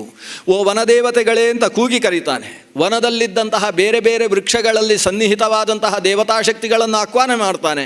ಹರಿಯತಕ್ಕಂತಹ ನದಿ ದೇವತೆಗಳನ್ನು ಕೂಗಿ ಕರೀತಾನೆ. ತಾವೆಲ್ಲರೂ ಈಕೆಯನ್ನು ರಕ್ಷಿಸಬೇಕು. ನಾನು ಅಸಮರ್ಥನಿದ್ದೇನೆ. ಈಕೆಯ ರಕ್ಷಣೆಗೋಸ್ಕರ ನಾನು ಹೊರಡ್ತಾ ಇದ್ದೇನೆ. ನನ್ನ ಜೊತೆಗೇ ಈಕೆ ಇದ್ದ ಪಕ್ಷದಲ್ಲಿ ಆಕೆಯ ದುಃಖವನ್ನು ನಾನು ಸಹಿಸುವುದಕ್ಕೆ ಸಾಧ್ಯ ಇಲ್ಲ. ದಮಯಂತಿಯ ಮೇಲೆ ಇದ್ದಂತಹ ಅಪಾರವಾದ ಪ್ರೇಮ, ಅಪಾರವಾದ ಪ್ರೀತಿ ಆತನನ್ನು ಆಕೆಯನ್ನು ಬಿಟ್ಟು ಹೊರಡುವ ನಿರ್ಧಾರವನ್ನು ಮಾಡಿಸಿತು. ಆದರೆ ಹೇಗೆ ಅವ ಹೊರಡಬೇಕು? ಯಾವ ಆಕೆಯ ಬಟ್ಟೆಯಲ್ಲಿ ಈತ ಮಲಗಿದ್ನೋ ಅದೇ ಭಾಗದಲ್ಲಿ ಅಲ್ಲಿದ್ದ ಹರಿತವಾದ ಕಲ್ಲಿನ ಮೂಲಕ ಬಟ್ಟೆಯನ್ನು ಹರಿದು ಆಕೆಯ ಅರ್ಧ ಬಟ್ಟೆಯನ್ನೇ ತಾನು ಉಟ್ಟುಕೊಂಡು ಅಲ್ಲಿಂದ ಹೊರಡ್ತಾನೆ. ಒಂದಷ್ಟು ದೂರ ಹೋಗ್ತಾನೆ. ಹೋದವನು ಮತ್ತೆ ಮಲಗಿ ಮುಗ್ಧೆಯಾಗಿ ಮಲಗಿರತಕ್ಕಂತಹ ಪತ್ನಿಯ ಮುಖವನ್ನು ನೋಡ್ತಾನೆ. ಬಿಟ್ಟು ಹೋಗುವುದಕ್ಕೆ ಅವನಿಗೆ ಸಾಧ್ಯವಾಗುವುದಿಲ್ಲ. ದೋಲೇ ವಾಭೂತ್ ಮನಸ್ತತ್ರ, ಆತನ ಮನಸ್ಸು ಒಂದು ದೋಲಯ ಹಾಗೆ ಆಯ್ತಂತೆ, ಒಂದು ತೊಟ್ಟಿಲಿನ ಹಾಗೆ ದೋಲಾಯಮಾನವಾಗಿ ಹೋಯಿತು. ಒಂದು ಬಾರಿ ಅಷ್ಟು ದೂರ ಹೋಗುವುದು, ಮತ್ತೆ ಹತ್ತಿರ ಬರುವುದು, ನಿನ್ನನ್ನು ಬಿಟ್ಟು ನಾನು ಹೋಗುವುದು ಸರಿಯೇತ ಯೋಚನೆ ಮಾಡುವುದು, ನನ್ನ ತಪ್ಪನ್ನು ಕ್ಷಮಿಸು ಅಂತ ಹೇಳುವುದು, ಎಲ್ಲವನ್ನೂ ತಾನು ಒಂದು ಸಲ ವಾಂತಿ ಮಾಡಿಬಿಡ್ತಾನೆ ತನ್ನ ಮಾತುಗಳನ್ನೆಲ್ಲ. ನಾನು ನಿನ್ನನ್ನು ಅವತ್ತು ವಿವಾಹವಾಗುವಾಗ ಹೀಗೆ ಮಾತು ಹೇಳಿದ್ದೇನೆ, ನಾವಿಬ್ಬರೂ ಒಟ್ಟಿಗೆ ಇರಬೇಕು, ಯಾವತ್ತೂ ನಿನ್ನನ್ನು ತ್ಯಜಿಸಿ ನಾನು ಹೋಗುವುದಿಲ್ಲ ಅಂತ ಮಾತು ಹೇಳಿದ್ದೆ. ಆದರೆ ಉಳಿಸಿಕೊಳ್ಳುವುದಕ್ಕೆ ಆಗ್ತಾ ಇಲ್ಲ. ದೇವತೆಗಳ ಮುಂದೆ ಹೇಳಿದ ಮಾತು, ಆ ದೇವತೆಗಳಾದರೂ ಉಳಿಸುವ ಹಾಗೆ ಮಾಡಬಹುದಲ್ಲ, ಆದರೆ ಅದಕ್ಕೀಗ ಅವಕಾಶ ಇಲ್ಲ ಅನ್ನುವ ಪ್ರಸಂಗ ಬಂದು ಹೋಗಿದೆ. ಕ್ಷಮಿಸು ಅಂತ ಹೇಳಿಕೊಂಡು ಆಕೆಯ ಪಾದವನ್ನೊಂದು ಬಾರಿ ಮುಟ್ಟಿ, ಆಮೇಲೆ ಮತ್ತೊಮ್ಮೆ ಸುತ್ತ ಒಂದು ಗೆರೆಯನ್ನು ಹಾಕಿ, ದೇವತೆಗಳೆಲ್ಲ ನಿನ್ನನ್ನು ರಕ್ಷಣೆ ಮಾಡ್ತಾರೆ, ದೇವತೆಗಳು ಅಕಸ್ಮಾತ್ ನಿನ್ನನ್ನು ಕೈಬಿಟ್ಟರೂ ನಿನ್ನ ಪಾತಿವ್ರತ್ಯ ನಿನ್ನನ್ನು ರಕ್ಷಿಸುತ್ತೆ ಅನ್ನೋ ವಿಶ್ವಾಸ ನನ್ನಲ್ಲಿದೆ ಅಂತ ಹೇಳಿ ಮನಸ್ಸು ಗಟ್ಟಿ ಮಾಡಿ ಕಲ್ಲು ಮಾಡಿಕೊಂಡು ಅಲ್ಲಿಂದ ಹೊರಟವ ಎಲ್ಲಿ ಹೋದ ಗೊತ್ತಿಲ್ಲ. ಅಷ್ಟರಲ್ಲಿ ಕೆಲವು ಸಮಯದ ನಂತರ 3 ದಿವಸಗಳ ನಿದ್ದೆಯನ್ನು ಕೂಡ ಕಣ್ಣಲ್ಲಿ ಒಳಗೆ ತುಂಬಿಸಿಕೊಂಡಿದ್ದಂತಹ ಆಕೆ ನಿದ್ದೆಯಿಂದ ಏಳುವಾಗ ಆಕಾಶದಲ್ಲಿ ಸೂರ್ಯ ಪಶ್ಚಿಮದ ಕಡೆಗೆ ಜಾರ್ತಾ ಇದ್ದಾನೆ. ಎದ್ದವಳು ತನ್ನ ಪತಿದೇವನನ್ನು ಕಾಣದೆ ಕಕ್ಕಾವಿಕ್ಕಿಯಾಗ್ತಾಳೆ. ತನ್ನ ಹರಿದ ಬಟ್ಟೆಯನ್ನು ನೋಡ್ತಾಳೆ.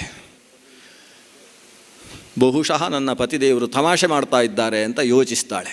ಎಲ್ಲೋ ಅಕ್ಕಪಕ್ಕದಲ್ಲಿ ಅಡಗಿ ಕುಳಿತುಕೊಂಡು ನನ್ನ ಮನಸ್ಸಿಗೆ ಸಮಾಧಾನ ಕೊಡುವುದಕ್ಕೋಸ್ಕರ ಆಟ ಆಡ್ತಾ ಇದ್ದಾರೆ ಅಂತ ಯೋಚಿಸ್ತಾಳೆ. ಪತಿದೇವನನ್ನು ಕೂಗಿ ಕರೀತಾಳೆ.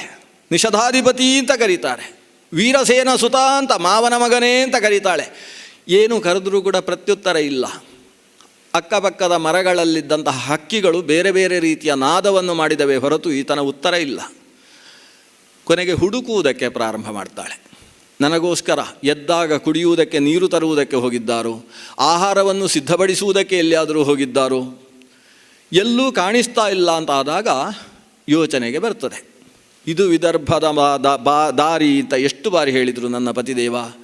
ಹಾಗಾದರೆ ಅವರು ತಾವು ಹಿಡಿದ ಹಠವನ್ನು ಸಾಧಿಸುವುದಕ್ಕೆ ಪ್ರಯತ್ನಿಸಿದ್ದಾರೆ. ನಾನು ಏನಾದರೂ ಮಾಡಿ ತವರು ಮನೆಗೆ ಹೋಗಬೇಕು ಅಂತ ಯೋಚಿಸಿದ್ದಾರೆ. ಪತಿ ಏನು ಯೋಚಿಸಬಲ್ಲ ಅನ್ನುವುದನ್ನು ಯೋಚಿಸುವ ಶಕ್ತಿ ಸಾಮಾನ್ಯವಾಗಿ ಅರ್ಧಾಂಗಿಗೆ ಇದ್ದೇ ಇರುತ್ತದೆ. ಅಷ್ಟು ಅನ್ಯೋನ್ಯತೆ ಇದ್ದಲ್ಲಿ ಆತನ ಯೋಚನೆಯನ್ನು ಪೂರ್ಣವಾಗಿ ಅರ್ಥ ಮಾಡಿಕೊಳ್ಳುವ ಶಕ್ತಿಯೂ ಇರ್ತದೆ. ದಮಯಂತಿ ಸರಿಯಾಗಿಯೇ ಅರ್ಥ ಮಾಡಿಕೊಳ್ತಾಳೆ. ಆದರೆ ಆ ಅರ್ಥವಾದ ವಿಷಯವನ್ನು ಅರಗಿಸಿಕೊಳ್ಳುವುದಕ್ಕೆ ಅವಳಿಂದ ಸಾಧ್ಯವಾಗುವುದಿಲ್ಲ. ಅಂತಹ ಅನ್ಯೋನ್ಯವಾದ ಮಾನಸ ಸಂಬಂಧ ಅದು. ಆ ಸಂಬಂಧವನ್ನು ಯಾವುದೇ ಶಕ್ತಿ ದೂರೀಕರಿಸುವುದಕ್ಕೆ ಸಾಧ್ಯವಿಲ್ಲದೆ ಇದ್ದದ್ದು. ಶರೀರಗಳು ದೂರವಾದರೂ ಕೂಡ ಮಾನಸ ಸಂಬಂಧ ಹೇಗೆ ತಾನೇ ದೂರವಾಗುವುದಕ್ಕೆ ಸಾಧ್ಯ? ಆಕೆ ತನ್ನ ಪತಿಯ ಜೊತೆಗಿದ್ದ ಹಿಂದಿನ ಕಾಲಗಳನ್ನು ಯೋಚಿಸಿಕೊಂಡು, ಪತಿ ಮತ್ತು ತಾನು ಆಡ್ತಾ ಇದ್ದಂತಹ ಮಾತುಗಳು, ಅವರ ಮನಸ್ಸಿನಲ್ಲಿದ್ದಂತಹ ಭಾವ, ಈ ಪತ್ನಿಯನ್ನು ನಾನು ಅಕಸ್ಮಾತ್ ಒಂದು ಕೆಲವು ಕಾಲದ ತನಕ ದೂರ ಇಟ್ಟೆ ಅಂತಾದರೆ ನಾನು ಬದುಕುವುದು ಹೇಗೆ ಅನ್ನುವ ಅವರ ಮನಸ್ಥಿತಿ, ಇದನ್ನು ಯೋಚಿಸಿಕೊಂಡು ಆಕೆ ತನ್ನ ಬಗ್ಗೆ ಆಲೋಚನೆ ಮಾಡುವುದಿಲ್ಲ. ನನ್ನನ್ನು ಬಿಟ್ಟು ನೀವು ಹೇಗೆ ಇರ್ತೀರಿ ಅಂತ ಯೋಚನೆ ಮಾಡ್ತಾಳೆ. ನನ್ನ ಕ್ಷೇಮ ಹೇಗಾದರೂ ಆದೀತು ಅಂತ ಯೋಚಿಸಿ ನೀವು ಬಿಟ್ಟು ಹೊರಟಿದ್ದೀರಲ್ಲ, ಆದರೆ ನನ್ನ ಸನ್ನಿಧಾನ ಇಲ್ಲದೆ ನಿಮ್ಮ ಬದುಕು ಹೇಗಿರ್ತದೆ? ಶರೀರದಲ್ಲಿ ಅರ್ಧ ಬಟ್ಟೆಯನ್ನುಟ್ಟು ಹೊರಟಿದ್ದೀರಿ. ಉಟ್ಟ ಬಟ್ಟೆಯಲ್ಲಿ ಸಾಗಿದಂತಹ ನೀವು ಹೊಟ್ಟೆಗೆ ಈಗ ಸಿಗುವುದಕ್ಕೆ ಸಾಧ್ಯ ಇಲ್ಲ ಅನ್ನುವ ಪ್ರಸಂಗದಲ್ಲಿದ್ದೀರಿ. ವಸ್ತುತಃ ಅಗ್ನಿದೇವನ ಶಕ್ತಿ ನಿಮ್ಮಲ್ಲಿದೆ. ಇಂದ್ರದೇವ ವರ ಕೊಟ್ಟಿದ್ದಾನೆ. ಸ್ವತಃ ವರುಣನೇ ನೀರಿಲ್ಲದೆ ಇದ್ದ ಜಾಗದಲ್ಲಿ ನೀರಿನ ಸೃಷ್ಟಿಗೆ ಅನುಮತಿಯನ್ನು ಕೊಟ್ಟಿದ್ದಾನೆ. ಆದರೆ ಅಂಥ ಕಾಲದಲ್ಲೂ ಅಕ್ಕಿಯೂ ಬರುವ ಹಾಗೆ ಯಾರೂ ವರ ಕೊಟ್ಟಿಲ್ಲ ಅಲ್ಲ. ಆದ್ದರಿಂದ ನಿಮಗೆ ಅಕ್ಕಿ ಇದ್ದರೆ ನೀರು ಬೆಂಕಿಗಳಿಲ್ಲದೆ ಪಾಕವನ್ನು ಮಾಡುವ ಶಕ್ತಿ ಇದೆ. ಆದರೆ ಏನೂ ಇಲ್ಲದೆ ಹೋದಾಗ, ಅಕ್ಕಿಯೂ ಸಿಗದೇ ಇರುವ ಹಾಗೆ ವಾತಾವರಣ ನಿಮ್ಮನ್ನು ಬಳಲಿಸ್ತಾ ಇರುವಂತಹ ಪ್ರಸಂಗದಲ್ಲಿ ಹೇಗೆ ಬದುಕ್ತೀರಿ ಅಂತ ಯೋಚನೆ ಮಾಡ್ತಾ ಒಂದೊಂದೇ ಹೆಜ್ಜೆಯನ್ನಿಟ್ಟುಕೊಂಡು ಭಾರವಾದ ಹೃದಯದಿಂದ ಸಾಗ್ತಾ ಇದ್ದಾಳೆ. ಎಲ್ಲಿಯಾದರೂ ನಳ ಒಂದಷ್ಟು ದೂರ ಸಾಗಿ ವಿಶ್ರಾಂತಿಯಲ್ಲಿರುವ ಸಾಧ್ಯತೆ ಇದೆ. ಅವರ ಹೆಜ್ಜೆಯ ಗುರುತಾದರೂ ಕಾಣಿಸುತ್ತೋ ಅಂತ ಹುಡುಕಿಕೊಂಡು ಮುಂದೆ ಸಾಗಿದ್ದಾಳೆ. ಅಷ್ಟರಲ್ಲಿ ನಳ ಇನ್ನೂ ಸಿಗಲಾರ ಅಂತ ಮನಸ್ಸು ಅನಿಸುವುದಕ್ಕೆ ಪ್ರಾರಂಭವಾಯಿತು. ಹೆದರಿಕೆ ಪ್ರಾರಂಭವಾಯಿತು. ಸೂರ್ಯ ಅಸ್ತಂಗತನಾಗ್ತಾ ಇದ್ದಾನೆ. ಹೆದರಿದಂತಹ ಆಕೆಗೆ ಪರಪರ ಅಂತ ಹರಿಯುವ ಅನೇಕ ಸರ್ಪಗಳು, ಕಾಕೋದರಗಳು, ಹೆಬ್ಬಾವುಗಳು ಕಾಣಿಸುವುದಕ್ಕೆ ಪ್ರಾರಂಭವಾಗಿದ್ದಾವೆ. ಇದ್ದಕ್ಕಿದ್ದ ಹಾಗೆ ಒಂದು ಪ್ರಾಣಿಯನ್ನು ನೋಡಿ ಹೆದರಿ ಇನ್ನೊಂದು ಕಡೆ ಹೆಜ್ಜೆ ಇಟ್ಟಾಗ ಹಸಿದ ಹೆಬ್ಬಾವಿನ ಬಾಯಿಗೆ ಆಕೆಗೆ ಕಾಲು ಸಿಕ್ಕ ಹಾಕಿಕೊಂಡಿತು. ಹೆಬ್ಬಾವು ಕಾಲಿನಿಂದ ನುಂಗುವುದಕ್ಕೆ ಪ್ರಾರಂಭಿಸಿದೆ. ಅವಳು ಅದರ ಬಗ್ಗೆ ಯೋಚಿಸ್ತಾ ಇಲ್ಲ. ನಳನು ಯಾವ ಕಷ್ಟದಲ್ಲಿ ಸಿಕ್ಕಿ ಹಾಕಿಕೊಂಡಿದ್ದಾನೋ, ಇಂತಹ ಕಾಡಿನಲ್ಲಿ ನಳ ಸಾಗಿದ್ದಾನೆ, ಏನು ಕಷ್ಟದಲ್ಲಿ ಸಿಕ್ಕಿ ಹಾಕಿಕೊಂಡಿದ್ದಾನೋ ಅಂತ ಯೋಚನೆ ಮಾಡ್ತಾ ಇದ್ದಾಳೆ. ಯಾವಾಗ ಸರ್ಪ ಕಾಲನ್ನು ಮೊಣಗಂಟಿನ ತನಕ ಬಾಯಿಯಲ್ಲಿ ಸೇರಿಸಿಕೊಂಡು ಮುನ್ನುಗ್ತಾ ಇದೆ, ಆವಾಗ ಆಕೆಗೆ ಯೋಚನೆಗೆ ಬಂತು, ನಾನು ಈ ಸರ್ಪದ ಬಾಯಿಯಲ್ಲಿ ಸಿಕ್ಕಿ ಹಾಕಿಕೊಂಡು ಸತ್ತು ಹೋದೆ ಅಂತಾದರೆ ನಳನ ಬದುಕು ಹೇಗಿರ್ತದೆ, ಆತನಿಗೋಸ್ಕರ ಬದುಕಬೇಕು ಅಂತ ಯೋಚಿಸಿದ್ಲು. ಚೀರಾಟ ಮಾಡಿದ್ಲು, ಅದರ ಕಣ್ಣಿಗೆ ಕೈ ಹಾಕಿದ್ಲು, ಜಗ್ಗಿದ್ಲು. ಅಷ್ಟು ಮಾಡ್ತಾ ಇರಬೇಕಾದ್ರೆ ಅಲ್ಲಿಗೆ ಅದೃಷ್ಟವಶಾತ್ ಒಬ್ಬ ಬೇಡ ಈಕೆಯ ಚೀರಾಟವನ್ನು ಕೇಳಿ ಬರ್ತಾನೆ. ಬಂದವ ಬಾಣ ಹೊಡೆದು ಅದನ್ನು ಸೀಳಿ ಕಾಲಿನಿಂದ ತೆಗೆದು ಕಾಲನ್ನು ಶುದ್ಧೀಕರಿಸಿ ಆಕೆಯನ್ನು ಪ್ರಶ್ನಿಸ್ತಾನೆ. ಕಾತ್ವಂ ಹೇ ಕಂಜಲಾಪಾಕ್ಷಿ ಅಂತ, ನೀನು ಯಾರು ಸುಂದರಿ, ಕಾಡಿನಲ್ಲಿ ಯಾಕೆ ಸಿಕ್ಕಿ ಹಾಕಿಕೊಂಡಿ? ಇವಳು ಹೇಳ್ತಾಳೆ, ನಿಷಧಾಧಿಪತಿಯಾದ ನಲನ ಪತ್ನಿ ನಾನು. ನಲ ಎಲ್ಲಿ ಹೋದ ಅಂತ ಗೊತ್ತಿಲ್ಲ, ನನ್ನನ್ನು ಕಾಡಿನಲ್ಲಿ ಬಿಟ್ಟು ಹೊರಟಿದ್ದಾನೆ, ಆತನನ್ನು ಹುಡುಕಿಕೊಂಡು ಹೊರಡ್ತಾ ಇದ್ದೇನೆ, ನನಗೆ ಗತಿ ಇಲ್ಲ ಅನ್ನೋ ಅನಾಥ ಸ್ಥಿತಿ ಬಂದು ಹೋಯಿತು. ಅಷ್ಟರಲ್ಲಿ ಇದು ನನ್ನ ಪಾದವನ್ನು ಹಿಡಿದುಕೊಂಡಿತು. ರಕ್ಷಕರಿಲ್ಲದೆ ಇರತಕ್ಕಂತಹ ಈಕೆ, ಅತ್ಯಂತ ಮೃದುವಾಗಿ ಮಾತಾಡತಕ್ಕಂತಹ ಈಕೆಯ ಸ್ವರೂಪ, ಪಾದದಿಂದ ಶಿರಸ್ಸಿನ ತನಕ ಆಕೆಯ ಅರ್ಧ ಬಟ್ಟೆಯನ್ನು ಉಟ್ಟಂತಹ ಶರೀರವನ್ನು ನೋಡ್ತಾನೆ. ಆತನ ಮನಸ್ಸು ವಿಹ್ವಲವಾಗುತ್ತೆ. ಈಕೆಯನ್ನು ನನ್ನವಳನ್ನಾಗಿಸಬೇಕು ಅನ್ನುವ ಭಾವ ಅಂಕುರಿಸುತ್ತೆ. ಆಕೆಯನ್ನು ವಿಚಿತ್ರವಾದ ರೀತಿಯಲ್ಲಿ ಸಮಾಧಾನ ಮಾಡ್ತಾನೆ. ಮನೆಗೆ ಹೋಗೋಣ ಅಂತ ಹೇಳ್ತಾನೆ, ಕೈ ಹಿಡ್ಕೊಳ್ತಾನೆ. ಆತನ ಮನಸ್ಥಿತಿಯನ್ನು ಅರ್ಥ ಮಾಡಿಕೊಂಡಂತಹ ದಮಯಂತಿಯ ಮನಸ್ಸು ವಿಹ್ವಲವಾಗಿ ಹೋಗುತ್ತೆ. ಆಕೆ ಕಣ್ಣು ಕೆಂಪು ಮಾಡಿಕೊಂಡು ಬೈತಾಳೆ, ದೂರ ಇರು, ಶರೀರ ಸ್ಪರ್ಶ ಮಾಡಿದ ಪಕ್ಷದಲ್ಲಿ ನಿನ್ನ ಶರೀರ ಸುಟ್ಟು ಹೋಗುತ್ತೆ, ಜಾಗ್ರತೆ ಅಂತ ಹೇಳ್ತಾಳೆ. ಆತ ತಾನು ಕಾಮವಶಂವದನಾದ ಕಾರಣದಿಂದ ಮತ್ತೆ ಮುಂದುವರಿಯುವುದಕ್ಕೆ ಮುಂದೆ ಬಂದಾಗ ಈಕೆ ನಳನನ್ನು, ಆತನ ಹೆಸರನ್ನು 2 ಬಾರಿ ಹೇಳಿಕೊಂಡು, ನಾನು ನನ್ನ ಜೀವನದಲ್ಲಿ ಆ ನಳನನ್ನು ಬಿಟ್ಟು ಬೇರೆ ಯಾವುದೇ ಪುರುಷನನ್ನು, ನಳನನ್ನು ಬಿಟ್ಟು ಬೇರೆ ಯಾವುದೇ ಐಶ್ವರ್ಯವನ್ನು, ನಳನನ್ನು ಬಿಟ್ಟು ಬೇರೆ ಯಾವುದೇ ರೀತಿಯ ರಾಜ್ಯಶ್ರೀಯನ್ನು ಅಭಿಕಾಂಕ್ಷಿಸಲಿಲ್ಲ. ಹೌದಾದರೆ ಆತನನ್ನು ಉದ್ದೇಶಿಸಿ ಆತನ ಐಶ್ವರ್ಯ, ಆತನ ಆಯುಷ್ಯವನ್ನು ಅಭಿಲಕ್ಷಿಸಿ ದೇವತಾ ಪೂಜಾರಾಧನೆಗಳನ್ನು ನಡೆಸಿದ್ದೇನೆ ಅಂತ ಹೌದಾದರೆ ರಕ್ಷಿಸು ದೇವಾ ಅಂತ ಹೇಳ್ತಾಳೆ. ಹೇಳಿದ್ದೇ ತಡ, ಎದುರುಗಡೆ ಮುಟ್ಟುವುದಕ್ಕೆ ಬಂದಂತಹ ಬೇಡ ತಾನು ಶರೀರವೆಲ್ಲವೂ ಬೆಂಕಿ ಬಿದ್ದ ಹಾಗೆ ಆಗಿ ಸತ್ತು ಬಿದ್ದು ಹೋಗ್ತಾನೆ. ಆ ಪಾತಿವ್ರತ್ಯದ ಪ್ರಭಾವ ಆಕೆಯನ್ನು ರಕ್ಷಿಸಿತು. ಆಕೆ ಕಣ್ಣಲ್ಲಿ ನೀರು ಹಾಕಿಕೊಂಡು ಬಿಡ್ತಾಳೆ. ಬೇಡನ ಜೊತೆಗೆ ಬಂದಂತಹ ವ್ಯಕ್ತಿಗಳೆಲ್ಲ ಹೆದರಿ ಓಡಿ ಹೋದರು. ಯಾವುದೋ ಪಿಶಾಚಿ ಇರಬೇಕು ಅಂತ ಅಂದ್ಕೊಂಡಿದ್ದಾರೆ, ಅವರೆಲ್ಲ ಹೆದರ್ಕೊಂಡು ಓಡಿದ್ರು. ಬೇಡ ರಾಜ ಸತ್ತಿದ್ದಾನೆ. ಈಕೆ ಯೋಚಿಸ್ತಾಳೆ, ಯಾವ ವ್ಯಕ್ತಿ ನನ್ನನ್ನು ರಕ್ಷಿಸಿದ್ನೋ ಅವನಿಂದಾಗಿ ನಾನು ಇವತ್ತು ನಿರ್ಭಯವಾದ ಸ್ಥಿತಿಯಲ್ಲಿದ್ದೇನೆ. ಇನ್ನು ಮುಂದೆ ನನಗೆ ಹೆದರಿಕೆ ಆಗುವುದಕ್ಕೂ ಸಾಧ್ಯ ಇಲ್ಲ, ಯಾಕಂದರೆ ಇಂತಹ ಬೇಡನನ್ನೇ ಸಾಯಿಸಿದ್ದೇನೆ ಅಂತಾದರೆ ನನಗೆ ಹೆದರಿಕೆ ಇಲ್ಲ ಇನ್ನು. ಆದರೆ ನನ್ನನ್ನು ರಕ್ಷಿಸಿದ ವ್ಯಕ್ತಿ ನನ್ನಿಂದಾಗಿ ಸತ್ತಿದ್ದಾನೆ ಅಂದರೆ ನಾನು ಪಾಪಿಷ್ಠೆ ಅಂತ ಅರ್ಥ. ಇಂತಹ ಪಾಪ ಯಾಕೆ ಘಟಿಸಿತು? ಯೋಚನೆ ಮಾಡ್ತಾಳೆ, ಇದನ್ನು ಪಾಪ ಅಂತ ಹೇಳಬೇಕು, ಪುಣ್ಯ ಅಂತ ಹೇಳಬೇಕು. ಒಂದಷ್ಟು ತಪಸ್ಸಂತೂ ನನ್ನಲ್ಲಿ ಕ್ಷೀಣವಾಯಿತು. ನಾವೊಬ್ಬನಿಗೆ ಶಾಪ ಕೊಟ್ಟು ಶಾಪದ ಮೂಲಕ ಮತ್ತೊಬ್ಬನನ್ನು ನಾವು ಸಾಯಿಸಿದೆವು ಅಂತಾದರೆ 1000 ವರ್ಷದ ಪುಣ್ಯ ನಾಶವಾಗ್ತದೆ ಅಂತ ಹೇಳ್ತಾರೆ. ಒಂದು ಕೋಪ ಬಂತು ಅಂತಾದರೆ, ವಿಶ್ವಾಮಿತ್ರನ ಕಥೆಯನ್ನು ಕೇಳ್ತೇವಲ್ಲ, ದೀರ್ಘಕಾಲದ ತಪಸ್ಸನ್ನು ಮಾಡಿದಂತಹ ವಿಶ್ವಾಮಿತ್ರ ತಾನು ಬ್ರಹ್ಮರ್ಷಿಯಾಗಬೇಕು, ವಸಿಷ್ಠರಿಗೆ ಸಮನಾಗಬೇಕು ಅನ್ನುವ ಸ್ಪರ್ಧಾಭಾವದಿಂದ ತಪಸ್ಸು ಮಾಡಿದ. ತಪಸ್ಸು ಮಾಡ್ತಾ ಇದ್ದಂತಹ ಆತನ ಸನ್ನಿಧಾನಕ್ಕೆ ಮೇನಕೆ ಅನ್ನುವ ಅಪ್ಸರ ಸ್ತ್ರೀಯನ್ನು ಇಂದ್ರಾದಿ ದೇವತೆಗಳು ಕಳಿಸಿಕೊಟ್ಟರು. ಈತ ಆಕೆಗೆ ಮನಸೋತು ಆಕೆಯ ಜೊತೆಗೆ ಸಂಸಾರವನ್ನು ಮಾಡಿದ. ಅದರ ಪರಿಣಾಮವಾಗಿ ಶಕುಂತಲಾ ಅಂತ ಹೇಳುವ ಒಂದು ಹೆಣ್ಣು ಮಗಳಿಗೆ ತಂದೆಯಾಗಿ ಬಿಡ್ತಾನೆ ರಾಜರ್ಷಿಯಾದಂತಹ ವಿಶ್ವಾಮಿತ್ರ. ಅಷ್ಟು ಹೊತ್ತಿಗೆ ಅವನಿಗೆ ನೆನಪಾಗ್ತದೆ, ನಾನು ವಸಿಷ್ಠರ ಎತ್ತರ ಏರಬೇಕು ಅಂತ ಹೊರಟವ, ಕಾಮಕ್ಕೆ ದಾಸನಾಗಿ ಬಿಟ್ಟೆ. ಕಾಮದ ಕಾರಣದಿಂದ ನನ್ನ ಶಕ್ತಿ ಎಷ್ಟು ಅಂತ ಯೋಚಿಸಿದಾಗ ಅವನ 1000 ವರ್ಷದ ತಪಸ್ಸು ಹರಿದು ಹೋಗಿಬಿಟ್ಟಿತ್ತಂತೆ. ಮತ್ತೆ ಕಾಮವನ್ನು ಗೆದ್ದು ತಪಸ್ಸಿಗೆ ಕುಳಿತ ವಿಶ್ವಾಮಿತ್ರ, ತಪಸ್ಸಿಗೆ ಕುಳಿತವ ಇನ್ನೂ ಅಷ್ಟು ಸಾಧನೆ ಮಾಡಿ ಎತ್ತರಕ್ಕೆ ಬಂದಾಗ ರಂಭೆಯನ್ನು ಕಳಿಸ್ತಾರೆ ಇಂದ್ರಾದಿ ದೇವತೆಗಳು. ಈಕೆ ರಂಭೆಯನ್ನು ನೋಡಿದ ಕೂಡಲೇ ಸಿಟ್ಟು ಬಂತು ಇವನಿಗೆ. ಅವತ್ತು ಮೇನಕೆಯನ್ನು ಕಳಿಸಿದರು. ಇವತ್ತು ನೀನು ಬಂದು ನನ್ನ ತಪಸ್ಸನ್ನು ಹಾಳು ಮಾಡ್ತೀಯೋ, ಕಲ್ಲಾಗಿ ಹೋಗು ಅಂತ. ಅಹಲ್ಯೆಗೆ ಗೌತಮ ಶಾಪ ಕೊಟ್ಟ ಹಾಗೆ ರಂಭೆಗೆ ವಿಶ್ವಾಮಿತ್ರ ಶಾಪ ಕೊಟ್ಟ. ಶಿಲೆಯಾಗಿ ಬಿಡ್ತಾಳೆ ರಂಭೆ. ಮುಂದಕ್ಕೆ ಭಗವಂತ ಹಿರಣ್ಯಗರ್ಭನ ಕಾರಣದಿಂದ ಆಕೆ ಮತ್ತೆ ತನ್ನ ಸ್ವರೂಪವನ್ನು ಪಡೆದದ್ದು. ಆದರೆ ಪರಿಣಾಮ ಏನಾಯಿತು? ಆಕೆ ಶಿಲೆಯಾದದ್ದು ಒಂದಾಯಿತು, ಆದರೆ ವಿಶ್ವಾಮಿತ್ರ ಮಹರ್ಷಿಗಳ 1000 ವರ್ಷದ ತಪಸ್ಸು ಬಿದ್ದು ಹೋಗಿಬಿಟ್ಟಿತ್ತು. ಒಂದು ಶಾಪದಿಂದ ಅಷ್ಟು ತಪಸ್ಸು ಕ್ಷೀಣವಾಗುತ್ತೆ. ಇವತ್ತು ನನ್ನ ತಪಸ್ಸು ಮತ್ತೆ ಕ್ಷೀಣವಾಗಿ ಹೋಯ್ತಲ್ಲ. ಆದರೆ ಉಳಿಯಬೇಕಾದದ್ದು ಉಳಿದರೆ ಎಷ್ಟು ಬೇಕಾದರೂ ಸಂಪಾದಿಸಬಹುದು ಅಂತ ಯೋಚನೆ ಮಾಡ್ತಾಳೆ ದಮಯಂತಿ. ಕಾಡಿನಲ್ಲಿ ಸಾಗಿದ್ದಾಳೆ, ಎಲ್ಲಿ ಹೋಗಬೇಕು ಅಂತ ಗೊತ್ತಾಗ್ತಾ ಇಲ್ಲ. ಅಷ್ಟರಲ್ಲಿ ಒಂದಷ್ಟು ಢಕ್ಕೆಯ ಶಬ್ದಗಳು, ನಗಾರಿಯನ್ನು ಹೊಡೆಯತಕ್ಕಂತಹ ಚರ್ಮವಾದ್ಯಗಳ ಶಬ್ದಗಳು, ಪುಂಗಿಯನ್ನು ಊದುವ ಶಬ್ದಗಳು, ಎಲ್ಲ ದೊಡ್ಡ ಒಂದು ಸಮುದಾಯ ಬರ್ತಾ ಇದೆ ಕಾಡಿನ ಮಧ್ಯದಲ್ಲಿ ಅಂತ ಅರ್ಥವಾಯಿತು. ಕಾಡಿನ ಮಧ್ಯದ ಸಮುದಾಯ ಯಾರು ಅಂತ ಕಾಯ್ತಾ ಕೂಡ್ತಾಳೆ. ಎಲ್ಲೋ ದೂರದಲ್ಲಿ ಬರ್ತಾ ಇದ್ದಾರೆ, ಇದೇ ಮಾರ್ಗದಲ್ಲಿ ಹೋಗ್ತಾರೆ ಅವರು. ಅವರ ಜೊತೆಗೆ ಸೇರಿಕೊಂಡಾದರೂ ಇವತ್ತಿನ ರಾತ್ರಿಯನ್ನು ಕಳೆದು ಬಿಡಬೇಕು ಅಂತ ಯೋಚನೆ ಮಾಡ್ತಾಳೆ. ಆದರೆ ಆ ಶಬ್ದ ಕೇಳಿಸಿದ್ಯಾವುದೋ ಇನ್ಯಾವುದೋ ಮಾರ್ಗದಲ್ಲಿ ಹೋಯಿತು. ಬಹುಶಃ ಬೇರೊಬ್ಬ ಬೇಟೆಗಾರರ ತಂಡ ಬಂದಿರಬಹುದು.